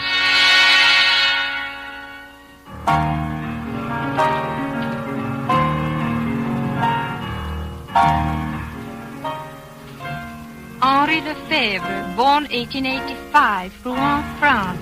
Educated at the École Normale, fellowship student in composition, the Paris Conservatoire. Won Prix de Rome 1908 with piece entitled Étude contrapuntale. Studied under Saint-Saëns for 2 years. Made first great success with performance of opera Ectate, which was presented at the Paris Opera in... Do you want me to go on, monsieur? No. These dictionaries tell you nothing. They make everything smell of dust and corruption. Has the mail come in yet? No, monsieur. Only the package of music from the library. His music? Yes, monsieur. Then what are we waiting for? Give it to me. Henri LeFevre. Elegy. Opus 42. Incredible to think of all those years. Look, Suzette. The paper is already turning yellow. The engraving is old-fashioned, and yet it's exactly... Adolphus. Yes? I have a letter from his publishers. He is still alive. Thank God. But there is some mystery about him. They would not give me his present address. What do you mean? They say they've not heard from him in 10 years. His musical output has ceased. He submits nothing, does not answer their letters. Well, then how do you know he's still alive? They occasionally hear from Madame LeFevre. Madame LeFevre? He has a wife who's been living in Rouen. Good! We will write to her at once. That will not be necessary, Adolphus. Now, calm yourself. This is the best news of all. Madame LeFevre has arrived now in this very city. In fact, I brought her here to see you. Bring her up at once. Adolphus, I beg of you, now calm yourself. You'll frighten her. You must not be too hasty. I will not frighten her. I will only find out where he is. Or perhaps even seeing her. Sometimes reality shrivels everything. The truth becomes drab, commonplace. This way, Madame LeFevre. Over here. Yes, madame, this door. I stood quite motionless in the center of the room. A woman dressed in black confronted me across the waist of the polished floor. She was thin, middle-aged, a little stooped. Her pale eyes looked washed out with crying. Yet there was another look in them, a look of some drowned in monstrous terror. Monsieur Adolphus Flynn? Yes. I am Cécile LeFevre. I have heard that you are searching for my husband, Henri? Yes, madame. Why do you wish to see him, monsieur? Why do I wish to see him? You have not heard of my strange predicament, madame? No, I have heard nothing. I arrived in this country only today. You arrived alone? Yes. And your husband? My husband remained in Switzerland, monsieur. Switzerland? Yes, monsieur. He has lived there for many years. But why? I thought they said your home was Rouen. Rouen was my home, monsieur. My husband and I have been estranged for the last 10 years. Oh. But there is much I know about my husband's work. If it is about that you wish to know. 10 years. You have not seen him for 10 years? No, monsieur. You know his Opus 42, his Elegy for Orchestra? Yes, monsieur. When did he write it? About 15 years ago. Yes, I remember the piece well. I copied out the parts for him myself. Then you would know the music when you see it. Is this the piece, madame? Yes, monsieur. I wrote this music, madame, a month ago, out of my own head. Impossible, monsieur. Impossible, but I tell you it is so. How could it be? This is my husband's piece. I remember the night he wrote it. Hot midsummer night. The windows were open. We could hear the bells of Rouen ringing the hours. He could not sleep. Our little daughter had been crying. Your little daughter? Does this distress you, monsieur? No. Please go on. He wanted to call the piece Pavin for Louise, after our little daughter. But I wouldn't let him. It was too sad, I said, and I made him call it just Elegy. But he said it was her piece, that he had been thinking of her crying all the time he set it down. It was as though all the sadness that was in his love for her had gone into the melody. But I still don't understand. I wrote this music out of beauty, out of spring, sunshine, and happiness. He could never understand why it was so popular. He didn't want to publish it.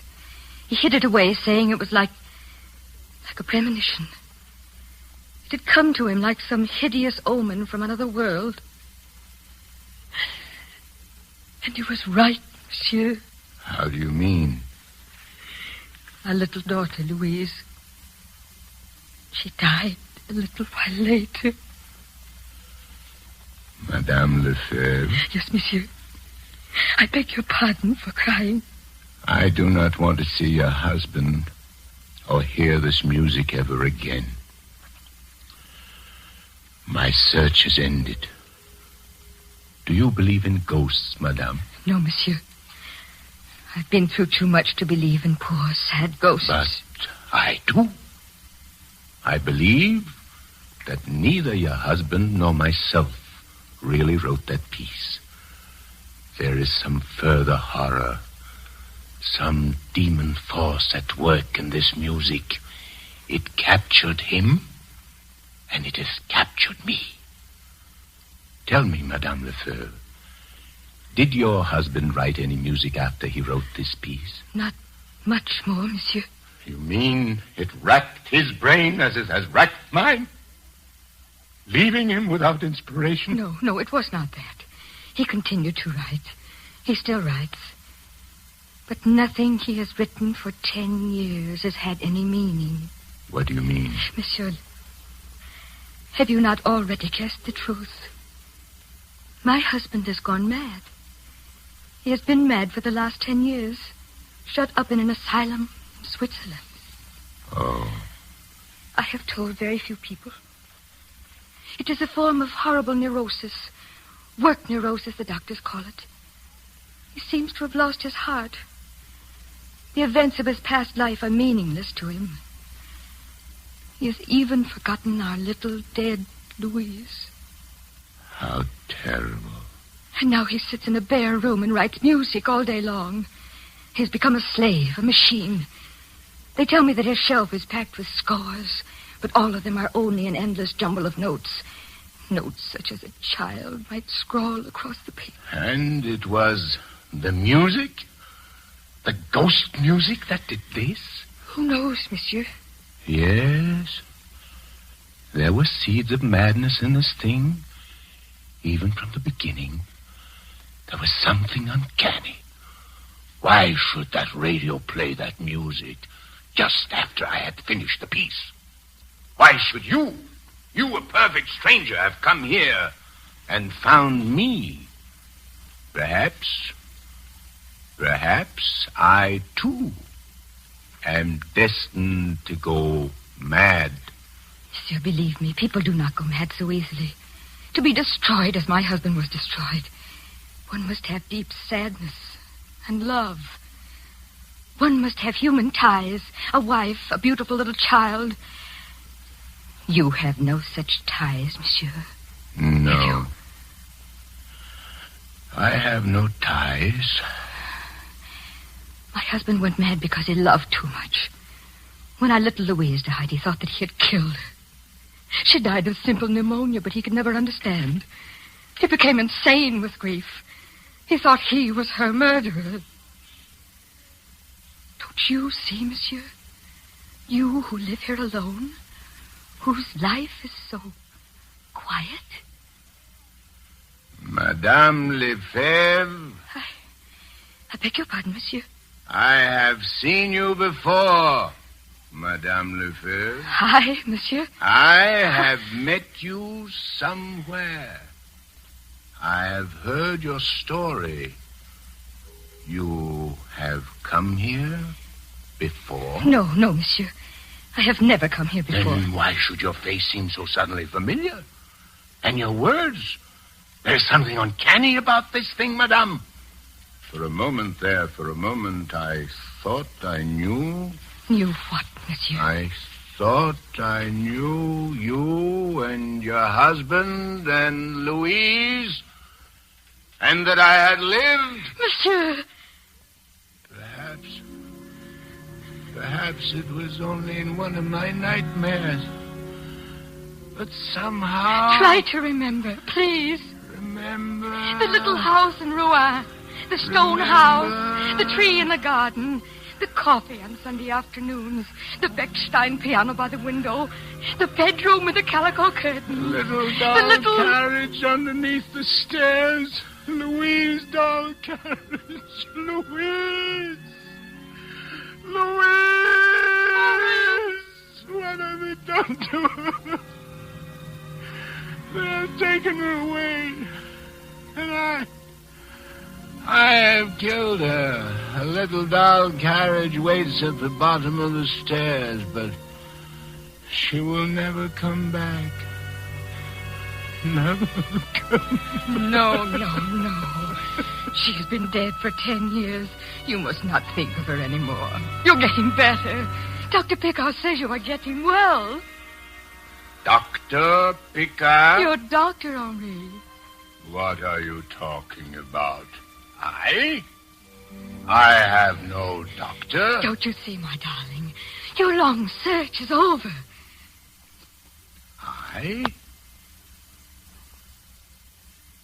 I am Henri LeFevre? Yes, darling. I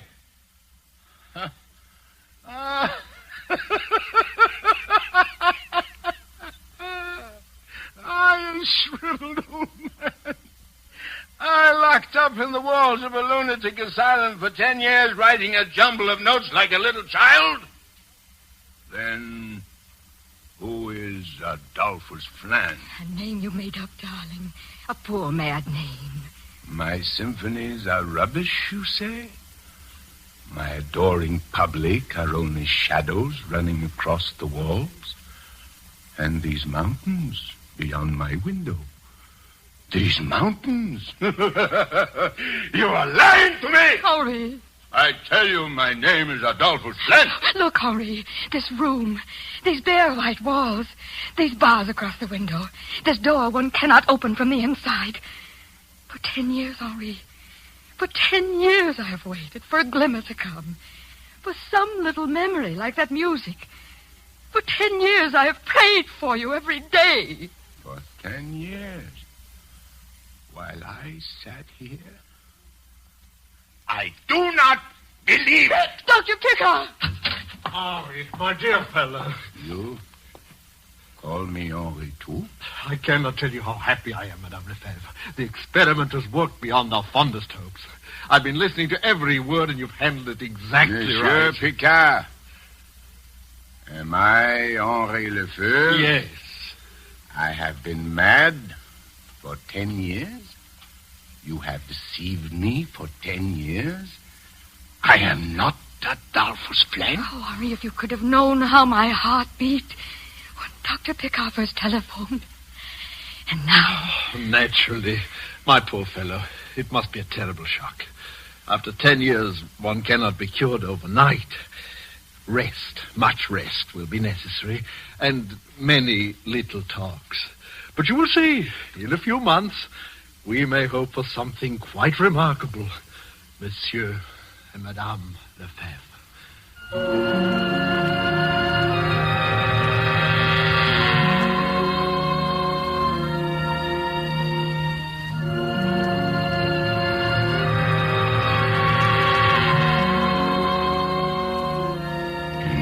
Months, he said. In a few months, I would be able to go back. I would take up the threads of my own life as Henri LeFevre. I'm still here in this room with its bare white walls and its door that locks from the outside. I'm still here, although I know now for sure that my name is Henri LeFevre. A sadness is in my heart, an unutterable pain that I can never conquer. War has come back. The stone house, the little doll carriage underneath the stairs. And my arms ache with longing for a little dead child with long honey-colored hair. There's no music in me now, no music save that one tune which sings in my head all day long. My pavane for Louise. If I could only get it out of my mind, I might be able to work again. I might be happy as I once was happy. I might look out of my window and find a symphony in the sunset on the mountains. That is why I will not go back. I will not leave this room until I find him again. Until I find Adolphus Flynn.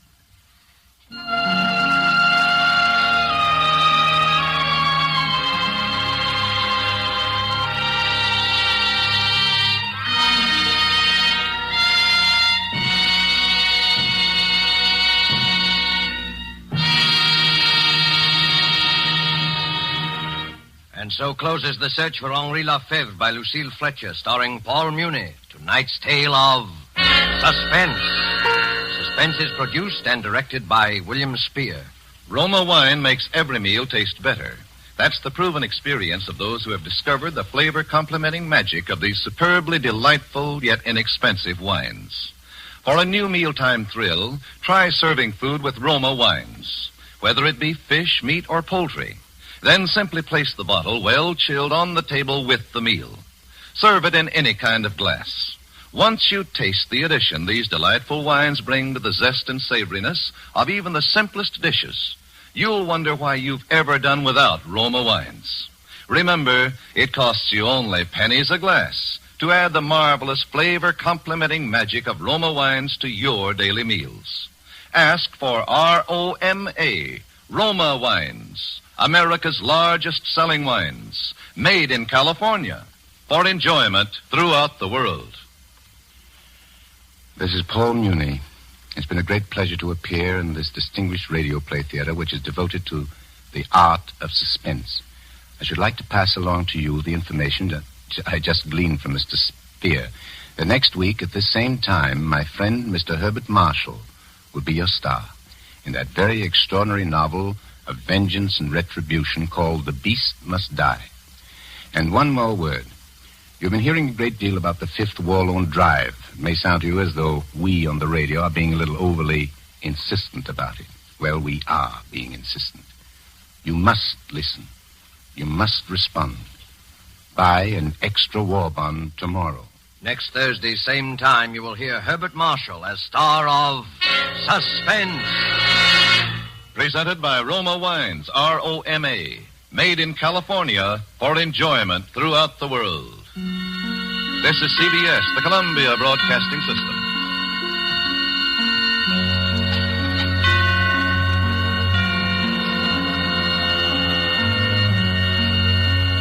The doctors we heard from had this to say.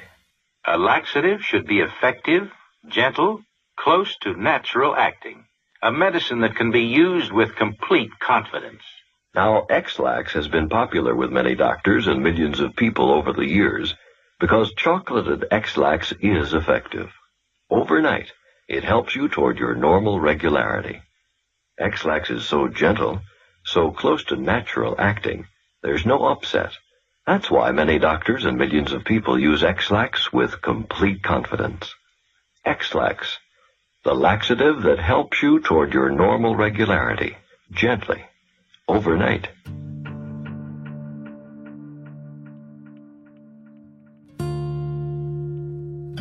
Thanks for listening to HOJO Radio.